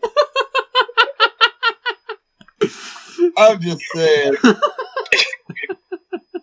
But no, Trick Williams is good. He's gonna be one of those guys who's probably gonna be in the Damian Priest slot, a big, tall wrestler who will get the title at some point. And hopefully he doesn't peter out like Damian Priest did and end up tagging with R-Truth. Dude. I'd feel bad for Damian Priest, but I don't. Look, Damian Priest got his world title run. He got his title matches. He's had a solid career. It's not bad. He did all he was gonna do. Yeah, I agree. Yeah, it's not like he has the Rusev no entrance at WrestleMania thing. God, that was so funny. Well, no, he has no entrance. He has no nothing at WrestleMania. I saw a video of him walking the red carpet somewhere with somebody, and he looked like that. He looked so sad. He looks like, this is WrestleMania, yay. 12 years ago, he rode to WrestleMania in a fucking tank. And he couldn't even get a goddamn regular entrance. He won the world title at WrestleMania. No. Skyler's talking about Rusev. Sean's talking about Damian Priest. You're both talking about different people. Rusev Rusev is the nothing of the night. Yeah. But speaking of the night, we have Dirty Dom Mysterio versus the Demon Finn Balor in a street fight that did not need to be one. I legitimately did not know that this was going to be a street fight until it was until the match started. I was like, whoa, when did this happen? Wait. Now, to be fair, this was still really good. And it was better than the unsanctioned match. However, they did not need the furniture to sell this story. No, they did not.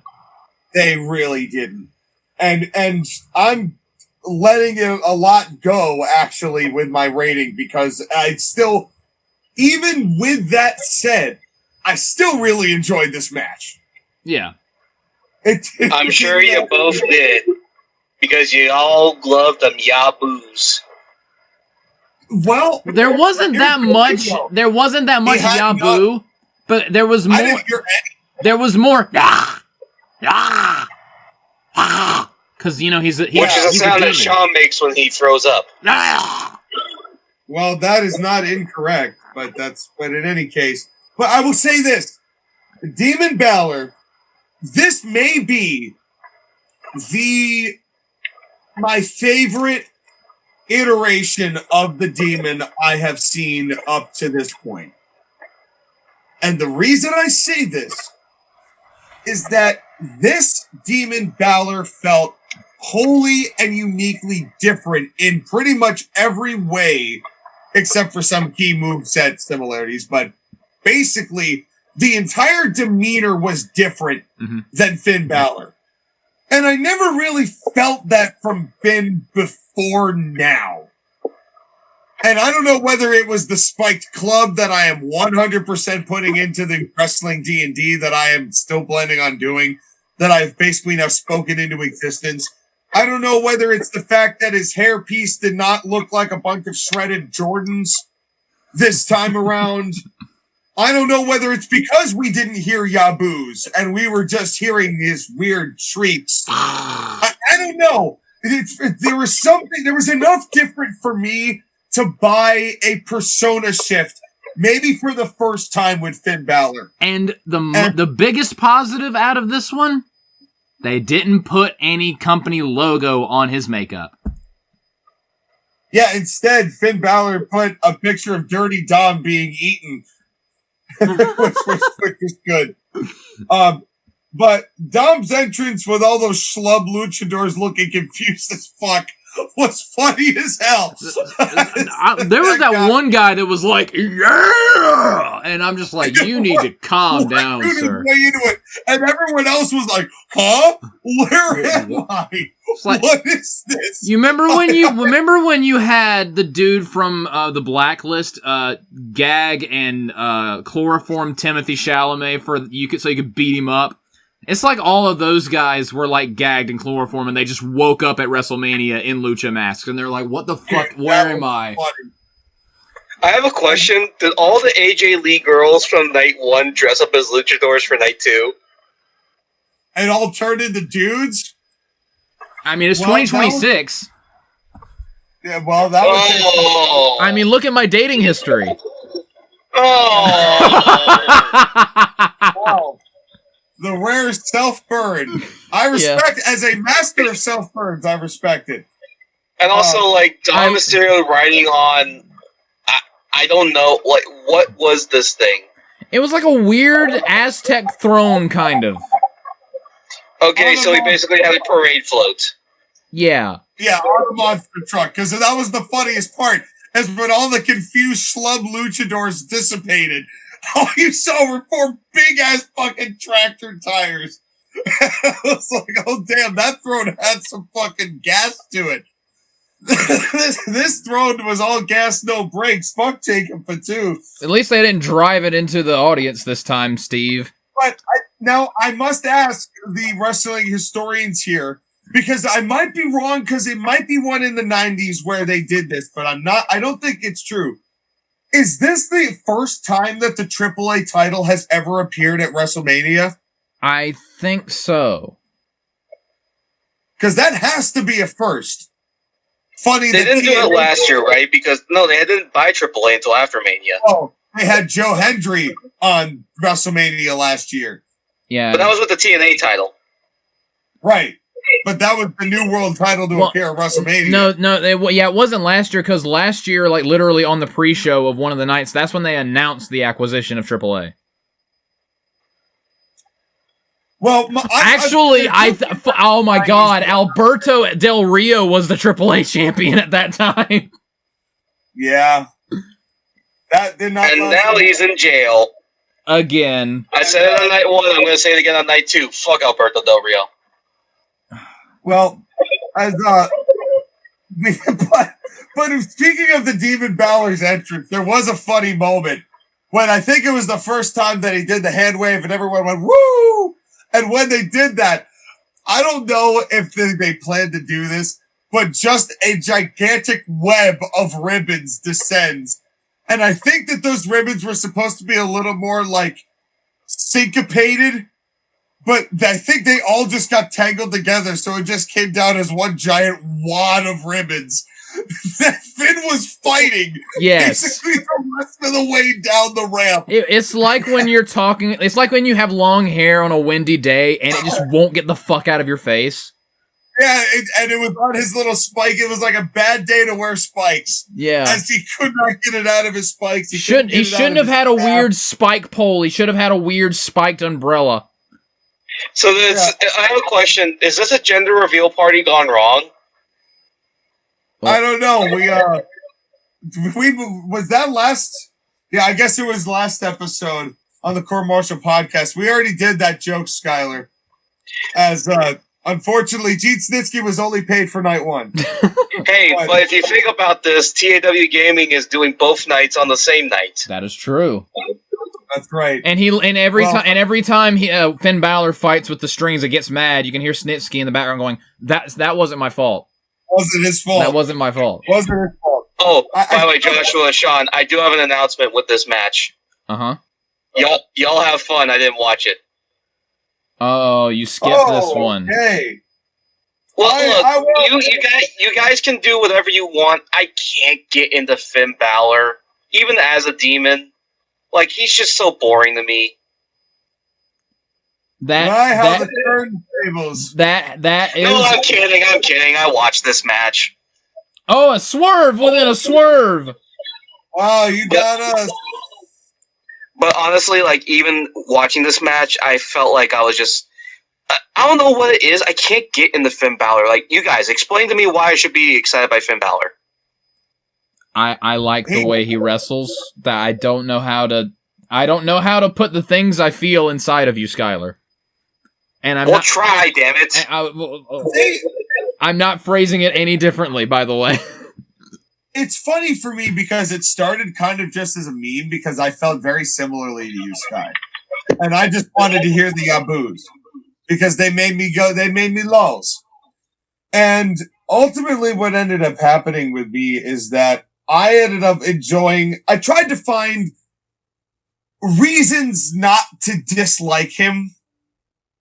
You know, even though I couldn't quite get into it the way that I thought I could get into it.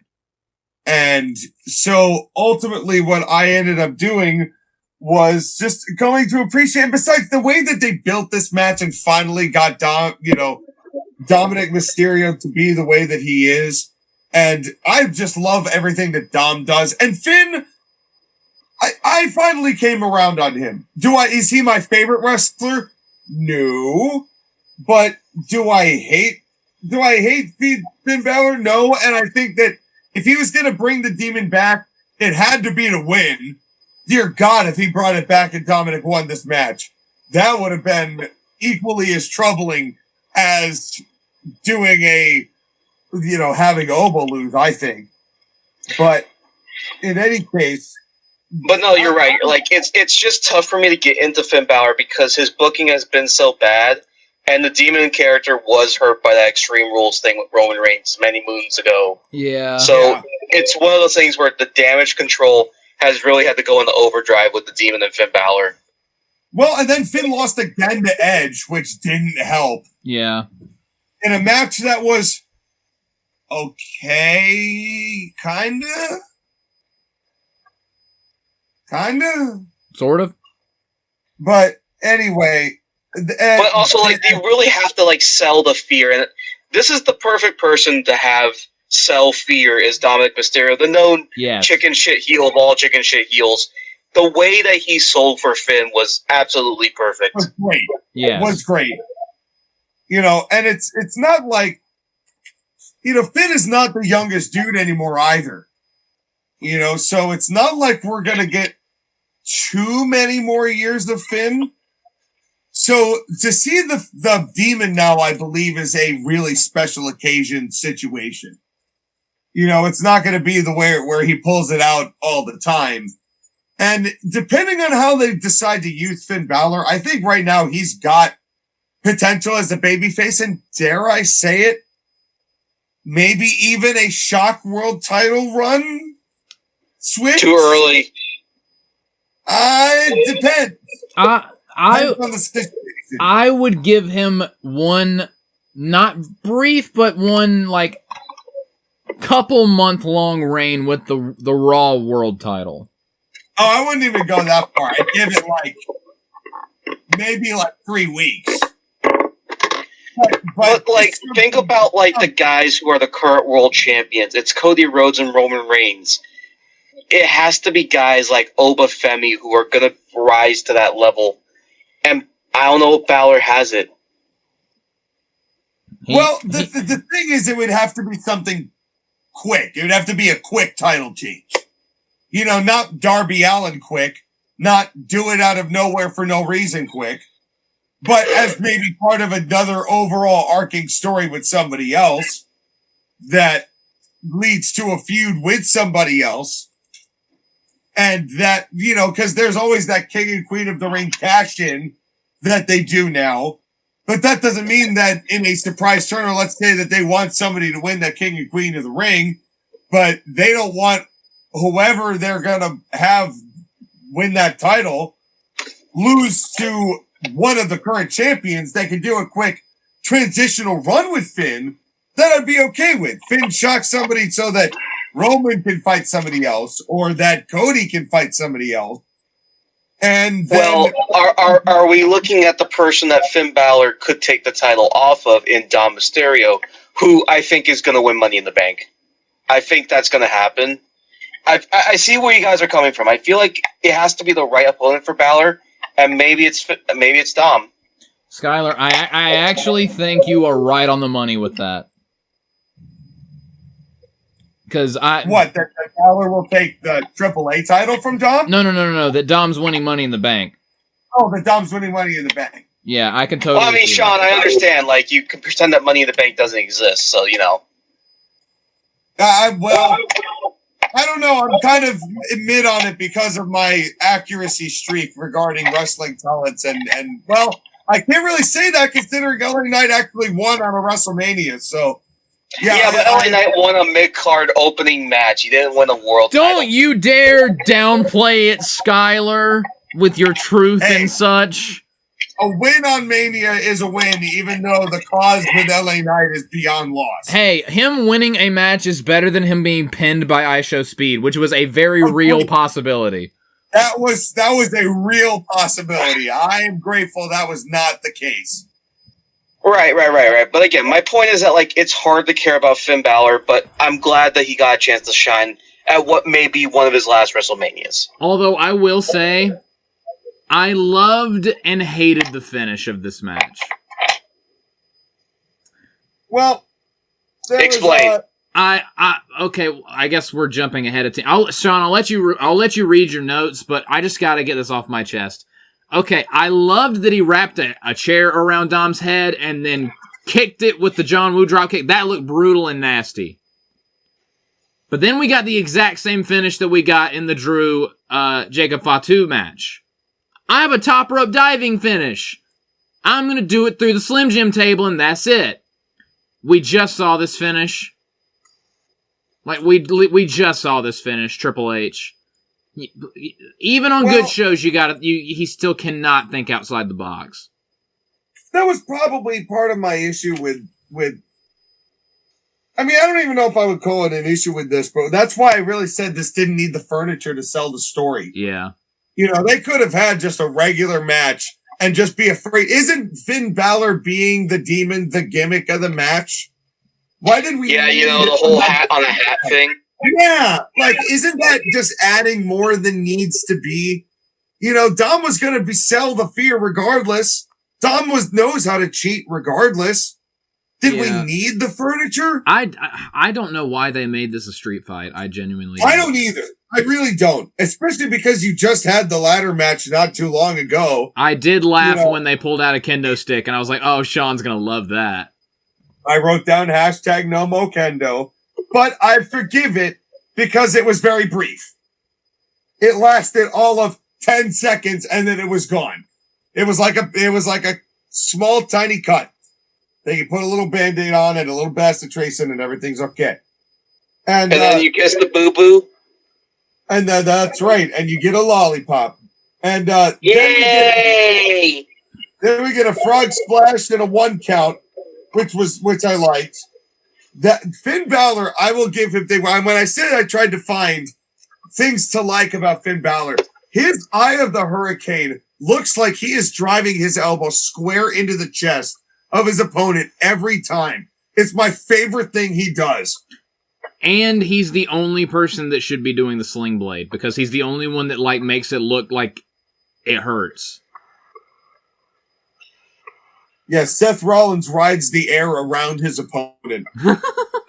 There's just certain things, and that's what I've come to appreciate about Finn, is that there's certain things that he does that look snug, and they look tight, and they look like he's trying to fight and win and struggle. There's little body language things with Finn that I've come to appreciate that I didn't before. And maybe that's because he's better at displaying them than he was before. I don't know, but I've come to appreciate Finn Balor. And we get a coup de grace miss. There's a chair by Dom. And then, okay, now we got to talk about this little piece that happened here. Dominic Mysterio went to take a table out with the Slim Jim logo on it, and he tried to get it in the ring. And I noticed this during Brock and Oba, and I wasn't sure whether anything was going to come of it. Because there was a moment where Oba Femi's foot kind of slid on the canvas, and I noticed it kind of bunch up. Dominic Mysterio goes to bring a table in, and he goes to lift up the end and push it in. And when he goes to push it into the ring, he tears a piece of the canvas open. Did you notice this? I did not notice that at all. Oh, yeah. It tore it, and then it rippled the canvas. And the second I saw that, Sean, I'm just like, God damn it. They make the most money, but have the cheapest products. Yeah, well, and I think that they had that, the way that Dominic kind of just launched that metal piece into the, forcefully into the ring. And the problem was, the issue is, all of the grommets that are used to tie that canvas, somewhere they got loose, probably because all of those grommets were on Seth Rollins' fucking jacket. and so it ended up costing Night 2 the ring production. And if you notice after the match, they took a while to set up for the next matchup. And when they got to Jade and Rhea, that ring was tight. It was just because they had to replace the canvas after that. But anyway, there's a 619 with a chair around Finn's neck and a frog splash and a 2 count. Tom tried to get another table in, and he struggled hard with it. Yeah. He had another issue. Yeah, he was having issues with him. But then we get a drop kick with a chair around Dom's neck, like you said. And the coup de grace through the table wins it. And it didn't need furniture to sell the story, but it was still good. If that was just the coup de grace without a table, I would have been just as happy. Could have been a coup de grace on a chair. But it was... or something. Yeah, it was something. It was an unnecessary street fight, but of all the street fights that we have to digest on this program, it was not the worst by any means. No. It was an okay street fight. So, any other thoughts on this matchup before we move on? Let us move on. I said all I need to say. Let us move on, Jonathan.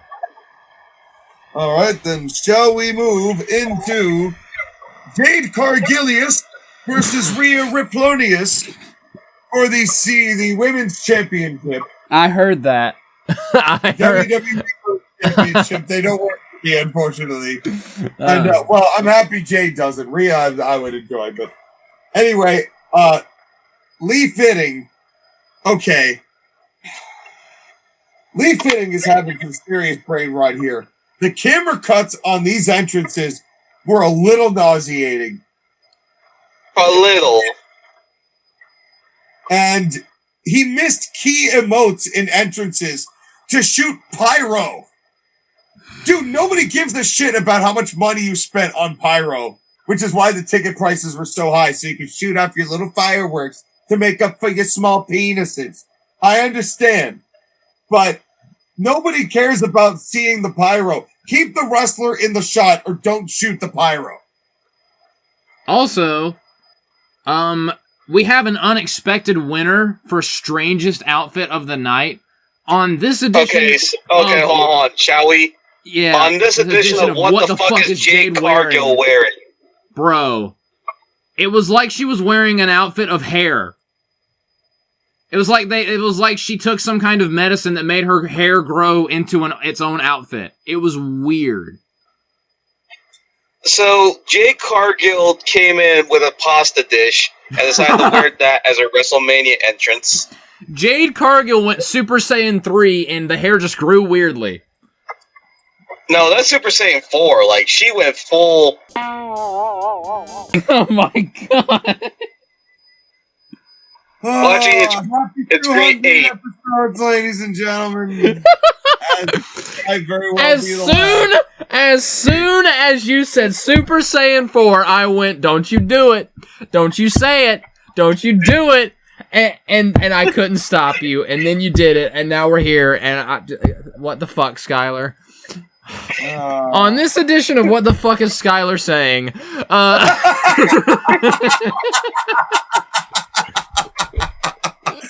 Dude, that would be an anthology of the ages, my friend.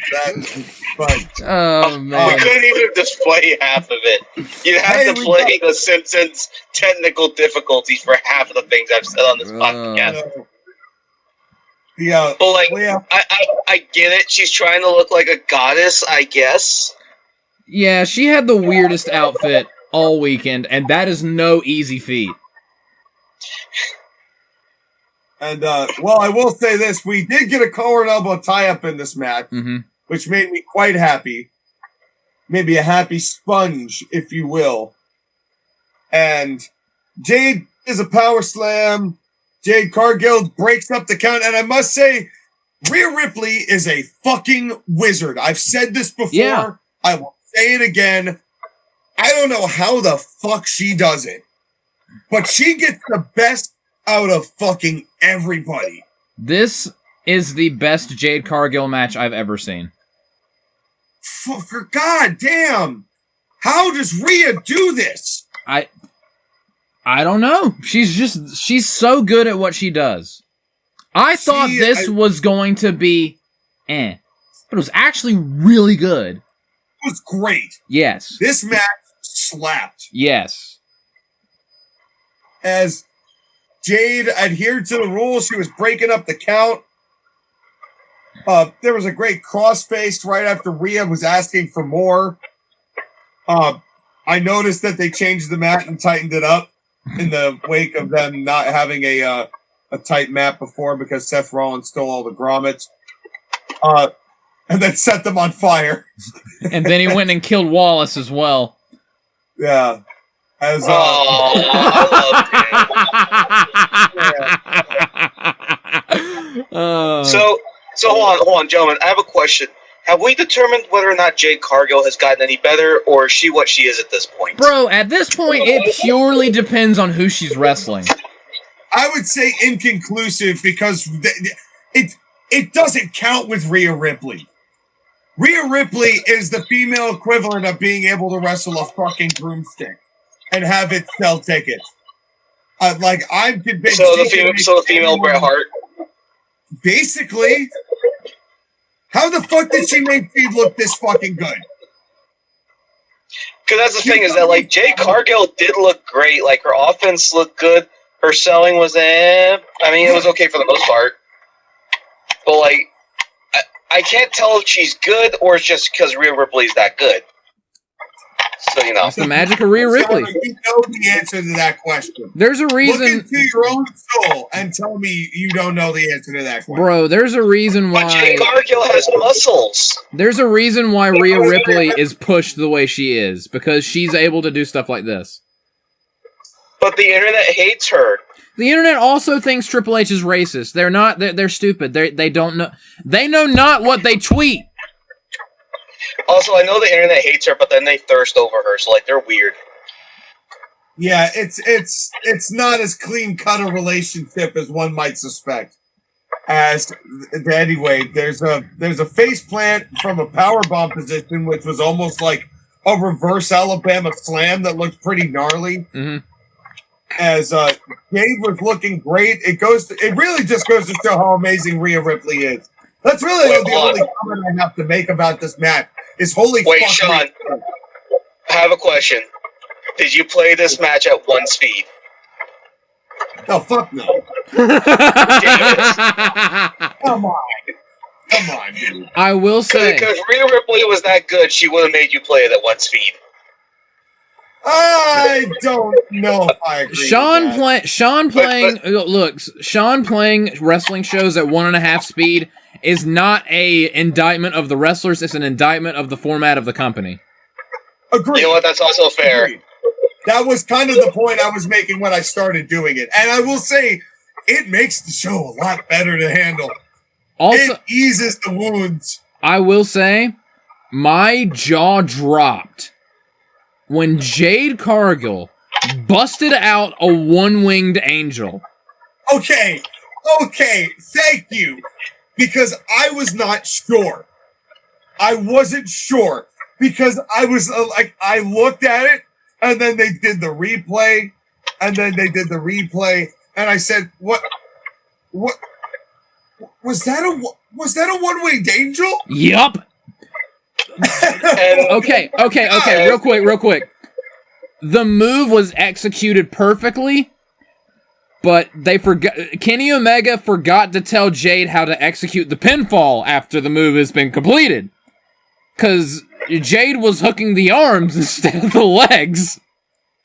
And I was like, oh, it looked cool though. Here's the thing though, is that like, do you think they did that on purpose considering Dynasty had played the week before?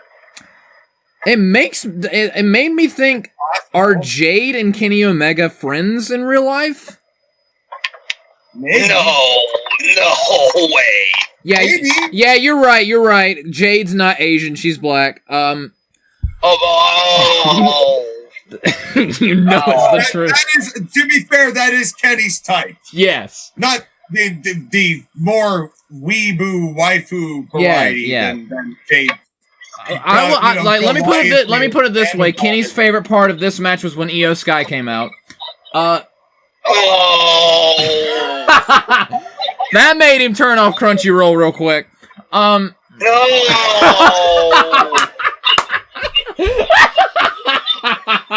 Well, the ref just started stopping Jade as the baddies came out, and then Io got to dispose of the baddies. Then Jade is a pretty good brogue kick, and then Rhea countered. Even though it wasn't like supposed to be a bro kick, it was supposed to be an ostrich kick. Bro. Well, it was better, dude, than that. This finish. Remember when you said Rhea Ripley's a wizard? Yes. How in the... I don't know how she countered the Jaded through Jade's legs, still holding her arm somehow into the riptide. Like, it was beautiful. I don't even know how, but it was cool. And honestly, I love one of my favorite things in wrestling is when someone counters in a way where I don't know how it's physically possible to do that, but it looks cool anyway. I don't know how she did it, but it was cool, and that was the finish, and I was like, this match slapped. Yeah, it was a great match, even with shenanigans. Yeah. Without it. I mean, I was morbidly curious about this match, and I ended up having a lot more fun than I thought I would. Honestly. And I don't know why I doubted Rhea, because Rhea is fucking incredible. Yeah, she is. Like, it is unreal how good she is. And I think there's going to come a time when people are going to be saying, and regarding the crop of wrestlers right now, like the Braun Breakers and the Rhea Ripleys and the Gunthers, in the same way that they look at the Roman Reigns and the recently retired John Cena's and AJ Styles. Yeah. Now, like, you could see that crop of wrestlers being revered in that way, down the line. But God, everything that Rhea touches turns to gold. And this was great. Here's my no shit statement of the day. This was the best women's match of the weekend. With no doubt. Not even close. Not even close. Yeah, bar none. And okay, now I know that I was skipping everything, but I had to stop because there was a segment to be watched. Okay. And I'm so glad I stopped to watch this. No. I was No. I was amused by this as well. Oh yes. I thought it was funny. No. How can we do this thing where I liked AJ Lee's entrance and you both hated it, and you loved this segment and I hated it? The 2006 TX toddler in me was satisfied with this segment. Okay. I have become JoshAgeddon. I hate the things you love. Shut the fuck up, Trevor Nickel. But anyway, I thought this was hilarious. Strays caught. That was like one of his favorite things to say whenever I was whining about things I don't like. You hate everything I love. But anyway, it's not normally my kind of thing, but it was a perfectly placed cooldown from the previous match leading into the main event. And okay. It was so stupid. It was funny, but it was so stupid. Danhausen did not work in AEW because he's just not a good fit. Danhausen is a perfect fit for WWE. He just is. He is going to make... There's going to be so many kids that are going to buy his shit. Yes. He is going to be a cat cow for that company. And he's going to be around a long time. He's going to slide right into that R-Truth position. He's like a weird goth Santino. Yes. He's James Ellsworth with a dumb demon makeup. But he's funny. Well, I don't know. I'm not really sure that Danhausen can work as well as James Ellsworth could. But yeah, and hopefully he didn't diddle kids like James Ellsworth did either. I didn't know that he did. But there's a reason why he stopped showing up at WWE. Well, John Cena comes out, who is the last person you accused of diddling something. Why is that the theme of John Cena? I don't know. We've had a lot of very, very strange eye-looking over themes on this night. Yes. But actually, why would I do it? Because I'm the biggest John Cena fan here. But you hated this. I want to laugh at these things. Yes, go over there and pout so me and Sean can laugh and ooh and ha ha at Danhausen being Danhausen. Fine. The thing is, it wasn't really Danhausen that made me laugh here. It was kind of everything else around it. But John Cena comes out and says 106,000 on both nights. That's good, right? Huh? And the crowd goes, "Sure, John." And out comes The Miz. And The Miz goes, "Here comes, I want my WrestleMania moment." And The Miz comes with Kit Wilson and John Cena. I died when he was like, "Oh, hi, Mike. Who are you?" Good to see you again. Who are you? Hi, John Cena. Nice to meet you. And then what made me laugh was, "So you guys want your WrestleMania moment? Okay. All right. Here you go. All right. And he goes in the corner and he's like, "Do it. Come on." Go. There you go. Do it. And then Miz was like, for a half a second, he's like, "I'm not sure what to do." Do you remember that episode of SpongeBob? Wait, Sean. You remember that episode of SpongeBob where Plankton almost steals the formula, but he stops, and Mr. Krabs like, and he goes, "I don't know. We just had the same thought." It was like, I don't know. I never thought I would get this far. I swear to God, that was what I was just about to say. Why do we have the same brain? We do this all the time. Editor, you know what to do. Anyway, as it comes, so The Miz comes in, and then of course we get the Danhausen music, and before Danhausen came out, oh my God, we got the Backstreet Baby Housens. Because out come a bunch of, and I'm using the word that Michael Cole used. Out come a bunch of midgets. Bro, Michael Cole covering his ass in fear of social media was so funny. Oh, great. Like, before people on social media get mad at me, they told me to say that, and then Wade Barrett's like, wait, so you knew this was gonna happen? And Michael Cole's like, well, I guess the cat's out of the bag. Yes, I knew this was gonna happen. That was funny. And so it got funnier because out come the Backstreet Baby Houses who all do the curse thing. And then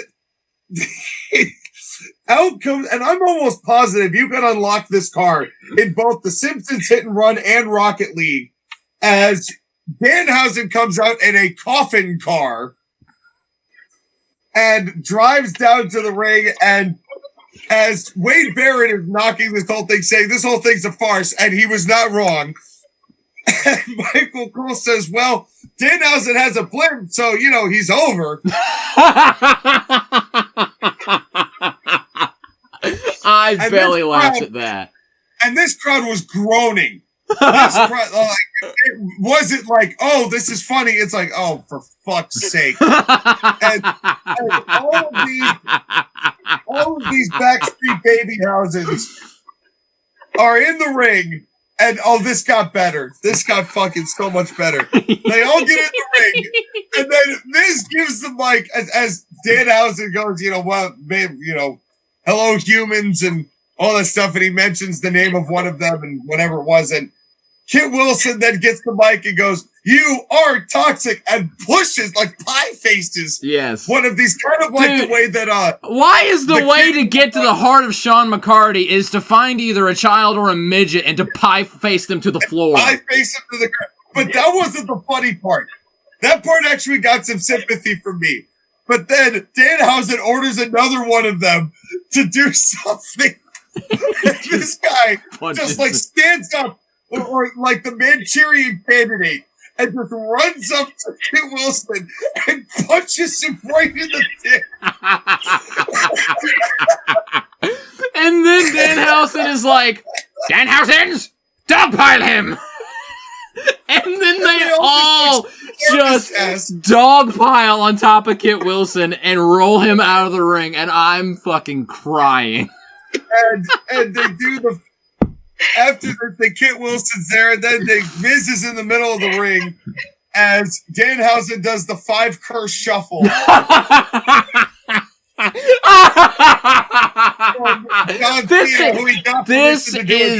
This was the most mentally redacted thing I've ever seen. I loved it.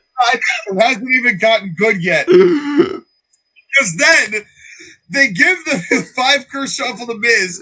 He's carried out by the midgets. Like the Undertaker druids carrying out. And then Danhausen does a Krieger from Archer smoke bomb. And nothing happens. And he just runs in and runs underneath the ring.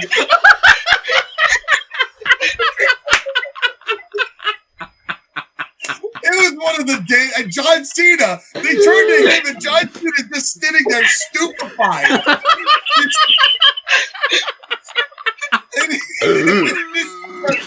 It was so ridiculous and dumb. And John Cena's like, well, that's happened. WrestleMania, I guess. I love that John broke when he just could. How can you keep a straight face? How could you not? How could you not? It was the dumbest shit. And it was man. It was funny as fuck.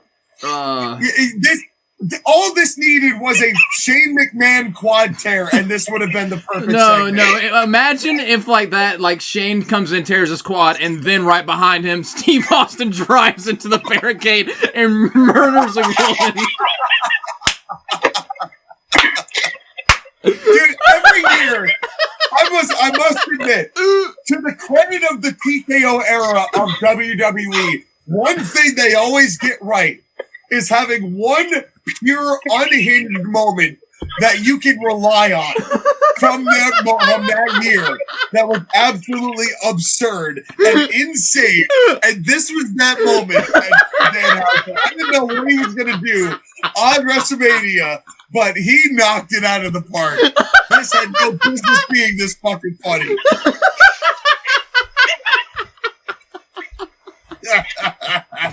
As you can tell by the undying laughter of my comrades. Oh, my ribs hurt. Man. Shout out to Krieger, by the way. Shout out to Krieger from Archer. I will not give the satisfaction of laughing to all this. I heard you laugh. You can't hide that shit. We hear everything, literally everything from that side of your room. Yeah, you can't. It's only funny when you're describing it, Sean. Yeah, Skyler, you can't. So stupid. You can't. It was stupid, but it was funny. You can't hide Hausen from that. No, it was fun. The punch to the dick is what sold it for me. I'm like, okay, because he didn't crouch. He stood stock straight and punched laterally forward. That's well. To be fair, his eyes were at dick level. So. No, that was the best part.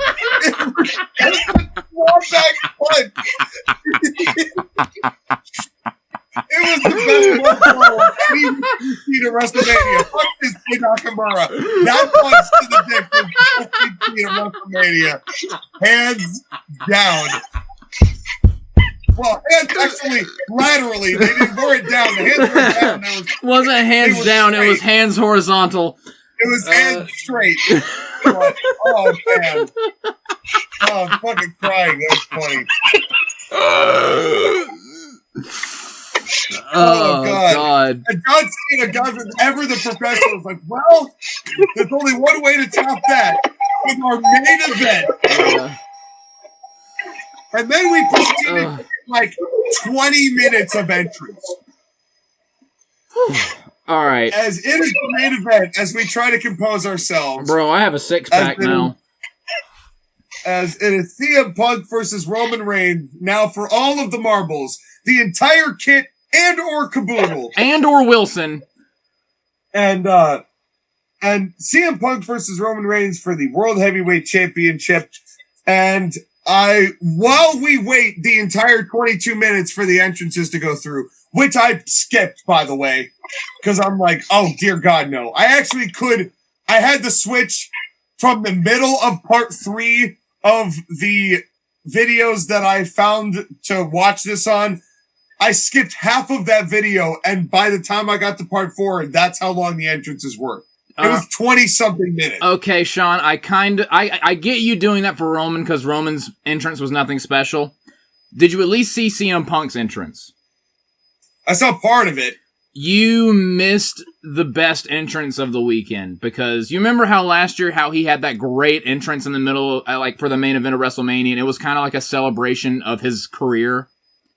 Yeah. We got another one, and guess what song he came to the ring with his usual song, but he was in the back walking, and they had cool aerial shots of him on top of the arena building, and showing 16-year-old CM Punk when he was in the Indies, and then when he was early WWE, and then to him now.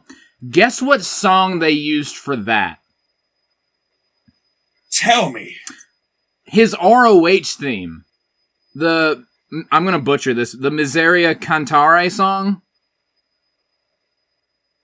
Are they able to do that? They used it. They did.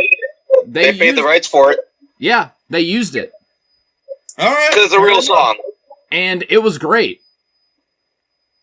I appreciate that, because this is probably the one and only WrestleMania main event, night 2 main event Punk's going to get.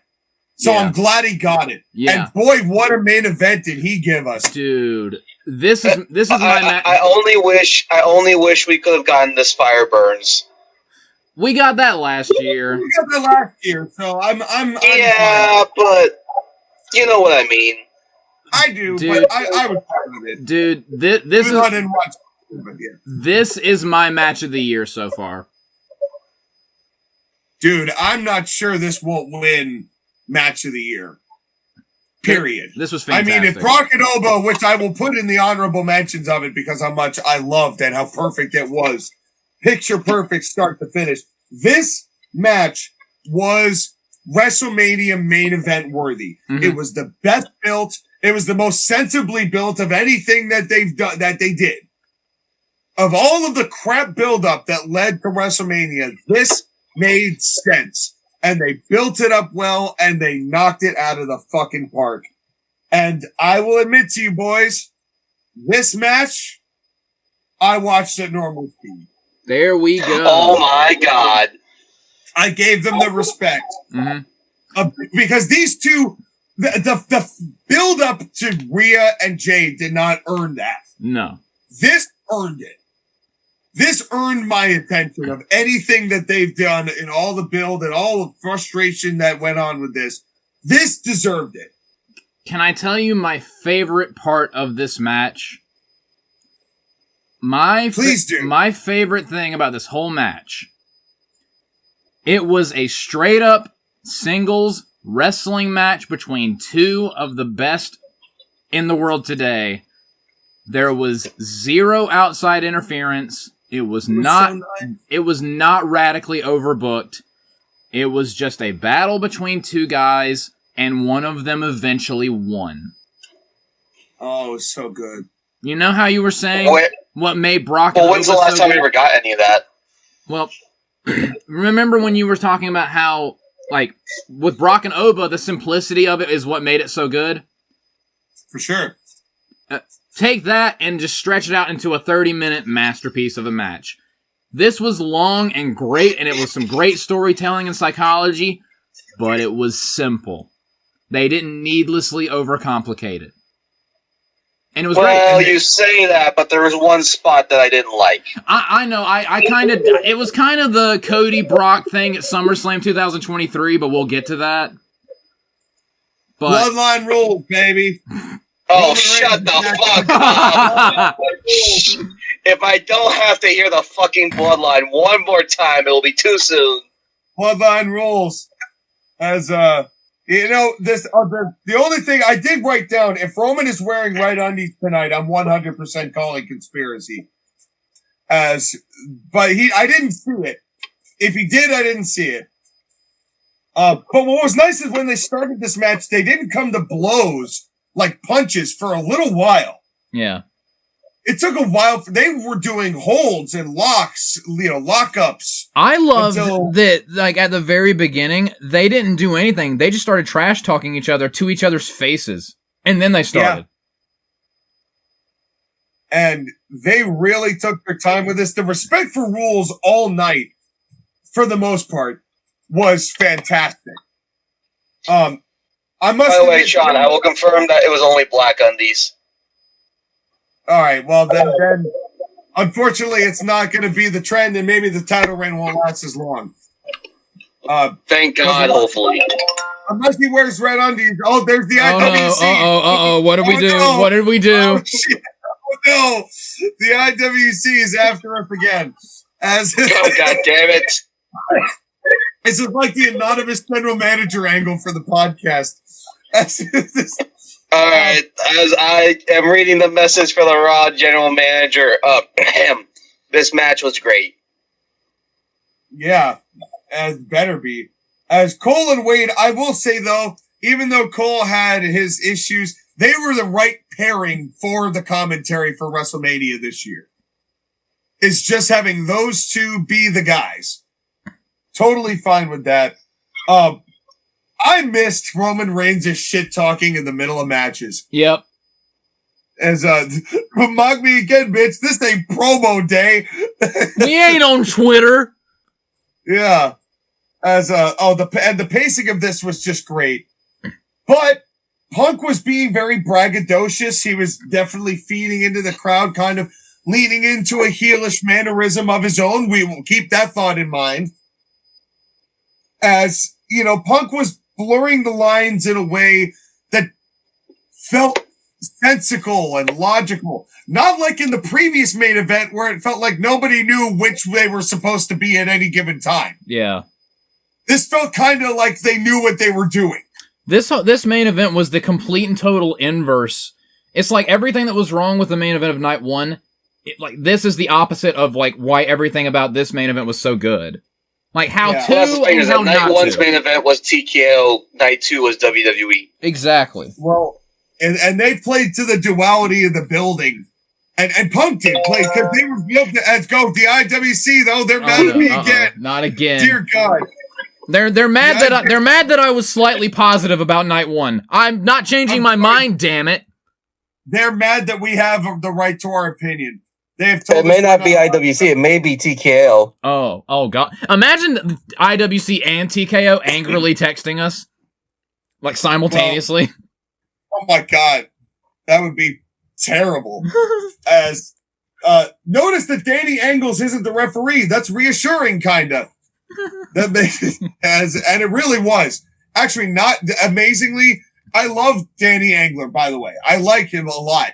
But every time I see him, I'm like, oh shit, there's gonna be some bullshit happening in this matchup. It's like you just know. It was nice not to have him and to know that it wasn't gonna be like that for this match. There was an ooh-ah, but Punk countered and just ran at him. I loved that. Bro, Why has nobody done that before now? I think CM Punk is quite possibly the best person to. Oh, now we've got a car going on in the back. CM Punk is stuck in traffic right now. But like, bro, when Seth Rollins broken down on the side of the road with his bum ass steam jacket. But yeah, like somebody called AAA. When Roman Reigns did the ooh-ah. Oh God! Oh wow! It took me a second. Like, yeah. Damn it, Sean. Anyway, go on, Joshua. But okay, like the ooh-ah. Like I gotta get like 10 luchadors to lift my car up and take me where I need to go. Or is it gonna be the Danhausen midgets? Yes, it's a hodgepodge of the Danhausen midgets, the luchador AJ Lee girls, and the AJ Lee girls. Just all three of those groups. It's gonna be the Rey Mysterio wrestlers, the Danhausen midgets, and the AJ Lee girls. All three of them. Except one of them's gonna punch me in the dick. So they're gonna, but they will tow your truck car. One of them will punch you in the dick, and one of the girls will run away, realizing that this is stupid. But anyway, Roman got a ooh and almost a ah, but CM Punk, because he's a genius, it was so smart and so funny at the same time. He kneed him right in the face mid taunt, and to Sean's point, it's one of those things where it's like, why has no one thought of this yet? But it's because it's CM Punk. But it's because it's CM Punk, and that's the most CM Punk thing he could have done. All right, I'm gonna make a reference that Sean's not gonna get, but Skyler will get. Skyler, do you remember when Ribrianne and her people were transforming in the Tournament of Power and Android 17 just shot them in the face with an energy blast mid-transformation and it was hilarious? Yes. That's what this was. It was same energy, as the kids would say, and I fucking loved it. Well, and then Roman's on the outside and we get a slow pace suicida. Oh man. And then the referee's outside, he's not even counting, and then they kind of played that off because then he got back into the ring later, and then and that's before all the rest of the stuff that we got in that. Then Roman Reigns gets off the announce table when Punk was gonna go elbow him off it. Then they do a 1-2 on the apron, like the yay boo with a bunch of boots. Cole says the ref's letting a lot go, but he wasn't yet. He would, very shortly. Not as much as he would let go in a second. Yeah. Then we get the Tree of Woe Superman punches, which made Punk bleed from the mouth. How many times? Punk's mouth is made of fucking glass. Honestly? Every fucking match I see him in, he's got a busted lip. Bro, he's turning into the Ilya Dragunov thing of where every single match that Ilya Dragunov has, he's bleeding profusely. Like every match. Because I mean, guys, come on. It's like CM Punk is 47 and has been wrestling for over 25 years. I love it. I love that I know that whenever CM Punk is like in a big time important match, someone's probably going to end up bleeding. Hey, or is that predictable? Yeah. I'm not mad at Jews. I'm just saying, he seems to get hard weight in the mouth a fucking lot. Yeah, well, but I loved the Tree of Woe like in the corner outside the ring, and Roman was just peppering him with stiff-ass looking Superman punches. Yeah. Well, and then we get to the spot. Yeah. The steel steps that he hit Punk with as the referee saw it, and why didn't he get DQ'd? And Wade said it. Everybody said it. And the thing is like, they put unnecessary pressure on the referees in that situation. Like that's not fair to the ref. Yeah. To do that spot. You know, but it's not like the pressure that the AEW referees have who do absolutely fucking nothing. Yeah.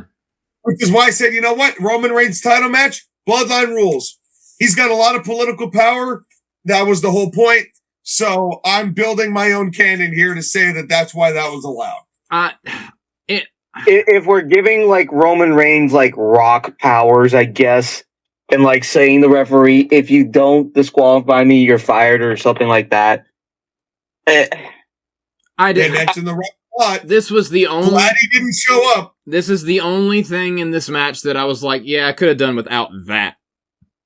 And also because like this match did not need that spot. No, Punk already had the juice. It wasn't like they needed the steps to finish the deal. Or they could have done something. What is it about, like, because Braun Strowman got DQ'd once hitting John Cena with the steel steps, but we're going to allow Roman Reigns and Cody Rhodes to do it? It's the main event of WrestleMania. You know, I don't know. They should have been DQ'd, the fans should have been mad, and they should have said, fuck you, TKO. What they should have done is... Oh, wait, they already did. Like, do you remember, like, that spot that Punk and Samoa Joe did several years ago where Joe has him and he basically gives him the Cesaro swing into the announce table and he goes under the announce table, then he comes up bleeding everywhere? They should have done something like that instead of using the steps. There's a million ways. Like, Randy Orton got juiced the previous night by getting slammed face first into the ring steps, which really doesn't make that much sense if you think about it, because on every WWE show ever, someone gets slammed face first into the ring steps, so why was this one bad? But they could have done a million different things besides smack him in the face with the steel steps. But it was, all things considered, negligible. Yes. Which is, I think, why they did it. And, I mean, again, unnecessary, but I think they were counting on it feeling overall negligible, which it was. Yeah. You know, I'm also going to guess if you're Samoan or black, you can get away with it. Roman Reigns. Bloodline rules, baby. We're so bad. Roman Reigns and Cody Raheem Rhodes. Roman Rhodes. There's a tag team. No. It should be Triple R. Roman Raheem Reigns. God, there we go. Well, then we get the announce table spot. Joshua, that's a new wrestler for you. Enjoy. Oh, God. Put Roman Reigns and Cody Rhodes outfit. Just have them do the fusion dance. Make Roman Reigns a slightly darker shade of, black. Why was this part of a show? Why did we do so much of this? Beat this horse to death. This horse to death. Sean, let's go back to the table spot you were talking about. Something else that's done to death. Too many tables. There's too many tables. But this one, this power bomb where like he launched Punk and Punk like bounced off the table that broke underneath him, that looked just devastating. Yeah, Punk took a lot of punishment in this match. Then we get an ooh-ah, we get a spear counter into a DTS, which was a 2 count, and then a spear, 2 count, and then, okay, now, okay, you either love this or hate this, depending on how you view it, but Lee Fitting, you know how you were saying that bird's eye view camera really helped the match? In the ladder match, Lee Fitting goes to this spot where Roman Reigns spears CM Punk, and they do the shot. They do the bird's eye shot, and they go bam, spear. Roman Reigns goes for the cover, and as they go for the cover, Lee Fitting smash zooms down on the cover to the point where you can see 1, 2, and then Punk's eyes open up. like fucking quarters, and he looks like fucking Jesus because he's got his arms splayed out, his legs down, and blood's everywhere. Like, blood's everywhere. The passion of the Punk. And editor, put the video or put the photo of that I screenshotted because I was laughing so hard when I saw this. I thought it was funny as fuck. Fuck Adam Cole with that crown of thorns barbed wire. This is how you do it tastefully. As Lee Fitting, that was pretty funny. That was pretty funny. You got me with that one. As anyway, Roman Reigns smushes the head into the mat. And then Roman Reigns puts his hands and then whispers, and this made me laugh so fucking hard. Past your bedtime. It's time to go to sleep. And he said, bedtime. He's whispering it. It's so, I'm like, you can tell that he is like speaking so softly that the mics cannot pick it up, and it's cracking me the fuck up. Roman's so good. Like, it's past your bedtime. It's time to go sleepy night. As like I've laid out your blankie for you and your milky. As petty little it's bitch. like Roman Reigns talking to any one of his kids, except it's 47-year-old CM Punk that he's calling basically Unk. Roman Reigns is treating CM Punk like SpongeBob's grandma. Oh. And the thing too is that like this whole feud is like Roman Reigns calling CM Punk old, but he's only 7 years older than him. Like it's not like there's that big of a difference. It's not like a Oba Femi situation. Like Roman Reigns is not that far behind. Well, and then Punk hits a Superman punch. Sort of. Which was mad. And he doesn't have the arm to make it impressive looking. And then Punk goes and gets the Ulafala, and this was more of Punk kind of leaning into the heelish qualities of what he was doing, and he did this all matchup. As he was kind of leaning and playing both sides of the field here, and he took the Ulafala to wear out of disrespect. Then there was a spear. I mean, here's the thing with CM Punk is that you kind of have to acknowledge, even when he is a babyface, he has a penchant for being, you know, a punk. So he's gonna do stuff to piss people off because, you know, it's how he does it. He's very appropriately named, and he really leaned into it, especially towards the end. You know, the spear into the guillotine, and then the roll through into the Anaconda Vice, which was then rolled in back into the guillotine, and then this whole sequence was amazing. And then the kick to the head after the sharpshooter attempt. Right back into the guillotine, and then the double clothesline. It was just so good. It was fantastic. Then they do the on the knees 1-2, the yay boos. The selling here is just incredible. These two selling for each other is what made this match. Even though it went on for a long time, it never felt like it was dragging. Punk hits a low blow off throwing the tape. Okay. I popped like because I was like, what is he doing? It was one of those. Didn't expect that. Yeah, it was one of those things where you're not sure where they're going with that, and then it makes sense when it gets to the point. And it was so quick too. Like he was so sneaky with it. Yeah. Like, as soon as the referee's back was turned with throwing this, it was like oh yeah, I'll get the tape, you dick. And he gets it out of the ring, and Punk as quick as possible, low blow into the GTS. It was beautiful. I loved it. Punk is such a good asshole. And it's a great little sell of him like now doubting himself so much that he is so desperate that he has to go that far. Yeah. He didn't want to go that far, but he had to go that far. And it even though it's a heel move, I don't know if it necessarily turns him heel, you know, because it just shows a desperation rather than, you know, because this was a personal issue. This was a hatred for each other. I'm not sure Punk's turning heel. I don't think that was the direction that angle with Cody was meant to go. No, it's just Punk being Punk. Right. And at this point, I'm like, what else could they do? Oh, a second announce table spot.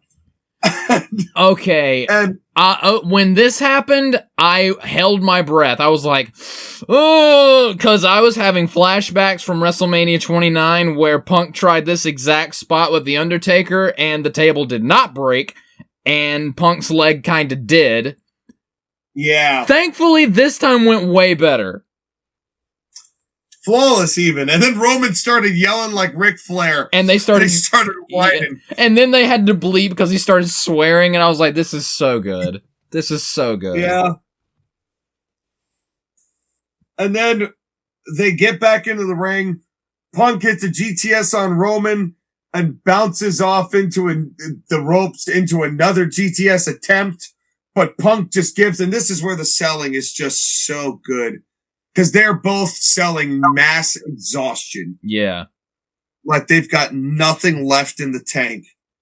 And it was so good here. And then the spear and the stare down, and then Punk just swipes at Roman, but he just doesn't have anything left.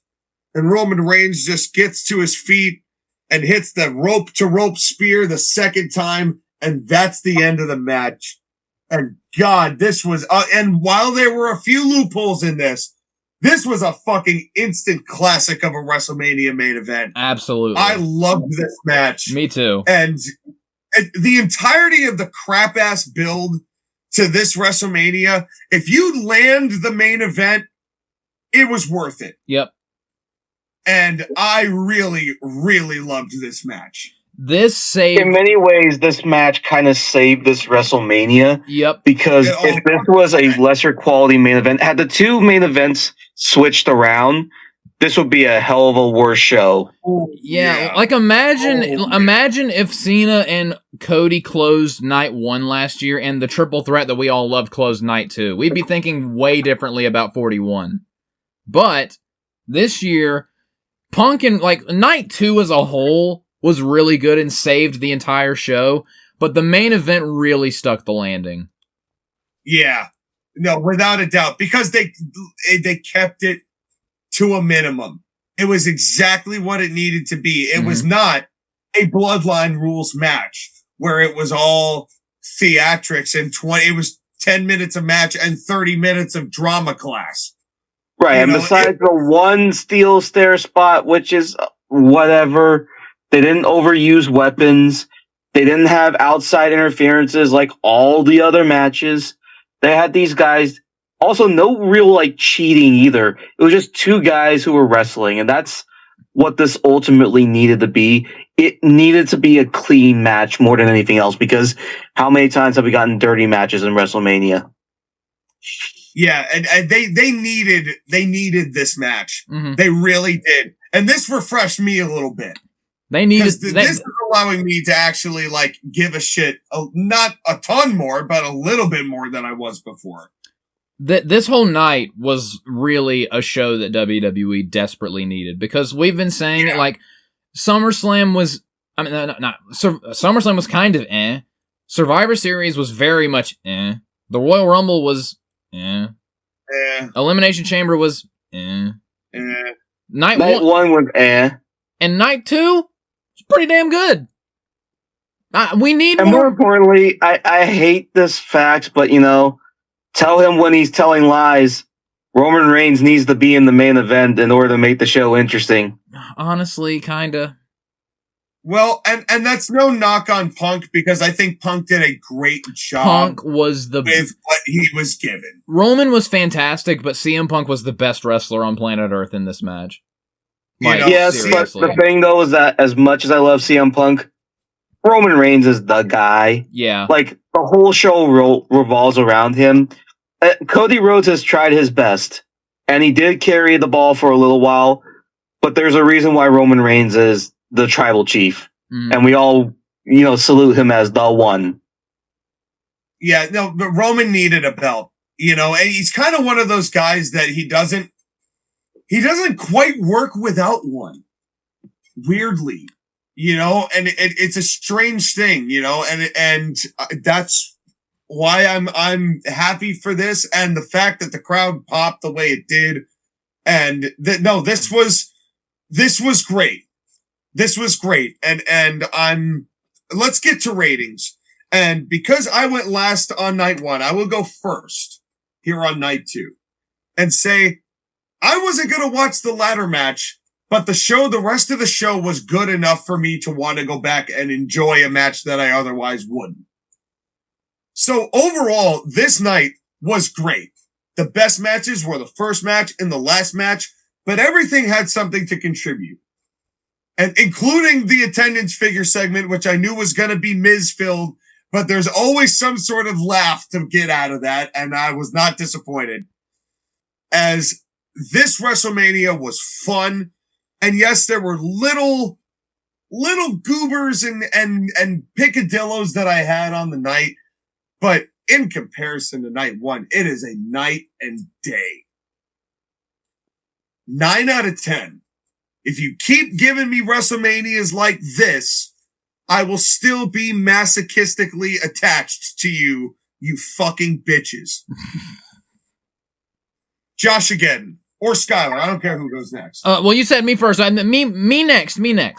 I thought this show was very, very good. Like, even though I liked night 1, this, like, by match 2, it had already blown night 1 completely out of the water. And then, I could have given Sammy and, Trick a couple more minutes. It did feel a little abrupt, but, like, the right result, the correct result. We didn't need the Finn and Dominic thing to be a street fight, but whatever. Again, same with Sean, just little nitpicks here and there. The opener was fantastic. Exactly what it needed to be. Could not have been any better. And the main event is match of the year contender. And won't be surprised if it is the match of the year, like, that we agree on, or, like, whatever we vote on at the end of the year. This WWE needed this show. They really, really did, because we've all been very down on it since Jey Uso won the Royal Rumble. I'm sick of saying this, because they'll have a good show, and I'm like, maybe they're crawling out of the muck and mire, and then they retreat back into the shadows. WWE, please just crawl out of the rut that you've been in for a while. And also, this, like, night 1 and night 2 should just be a clear indicator. TKO, stay the fuck out of the business. Seriously. Ari Emanuel, you don't know anything about wrestling. Whenever you get involved, shit hits the fan, and it's not great. When Triple H is motivated, and the team is motivated, and the company is motivated, they can turn out good shit. So just let them do that. So I will concur with Sean. I'm also giving this a 9 out of 10. Okay. All right, Skyler. Okay, it's time to wrap it up. Skyler, it's your turn. I'm passing you the baton.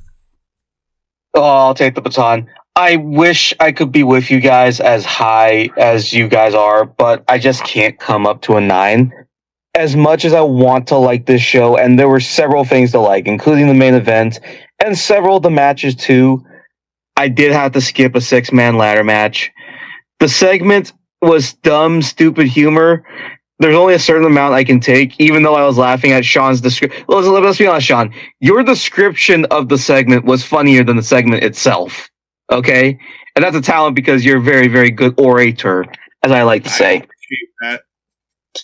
And the thing for me is that this show was great, but I still can't go full mast, because the ads are nonstop bullshit. That is true. The segmented show, having the first hour be on ESPN and the rest of it being on their streaming services, whatever, having to pay extra to watch these shows. And I imagine, like, the live experience was probably worse, especially if you're in a nosebleed and can't see shit. I agree that this was the best thing that WWE has done in a while. I agree that Roman Reigns and Roman Reigns and CM Punk. Damn, I went into a time warp. I agree that Roman Reigns and CM Punk is probably a match of the year contender and probably going to win match of the year.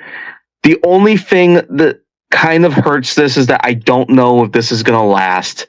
And that's the problem with WWE, is that they do one thing good one time to make you think it's different. It's the abusive ex-girlfriend concept all over again. With that, I have to go with an 8 out of 10. I just can't go up the full 9s. If it had not been so many stupid ads, and if I didn't have to sit through a 6-man ladder match, I'd probably give it a higher score. but 8's the highest I can go. See, that's the thing. That ain't respectable, first of all, but also we remember that I'm watching most of this show at 1.5 speed, and I'm not watching most of the ads. You know, and none of us are watching a legal stream. Yeah, like we're doing a combination of Daily Motion, YouTube highlights, and whatever sources we can get this show. We're not watching it. We're also not watching it as it's happening anymore. Like that's not. No, dude. If I paid for this and watched it live, this would not have touched a 9. It would have been torturous. No, it would have been torturous. I might have given it a 7. But you know, but that's the interesting thing, that we found ways to find and alter our experiences to at least make it at least more digestible in a way that is easier to palate. And I want to try and do that for the rest. I do want to still do the check-in series, but we have been going for a long time. So I'm going to say good night, gentlemen. This has been a hell of a couple of podcasts, or one enormous podcast for the Totally Awesome Podcast. Thank you both for your wonderful insights, and we will continue doing what we do. And what we do next, we're not sure. Oh, that's right. There's territory trivia coming up. I'm afraid. I'm very and whenever I decide to do my own trivia at Gunpoint. That's right. We've got multiple trivias coming up, including some reviews of shows that you might not be expecting. So stay tuned for all of that, and we will be right back right after this. And thank you guys so much for listening to the Totally Awesome Podcast. All 4 hours and 15 minutes of it. Dear God, I torture my audience and myself sometimes, but thank you guys so much for watching and listening. Like, comment, subscribe, all that fun stuff. Go over to the Court Martial Podcast, do the same. Be looking forward to Riot Central 3. It's going to be what Mania Night 1 should have been, good. No, don't know if it's going to be as good as Mania Night 2. I've got my work cut out for me. But thank you guys so much for watching. Like, comment, subscribe, and all that fun stuff. See you guys next time.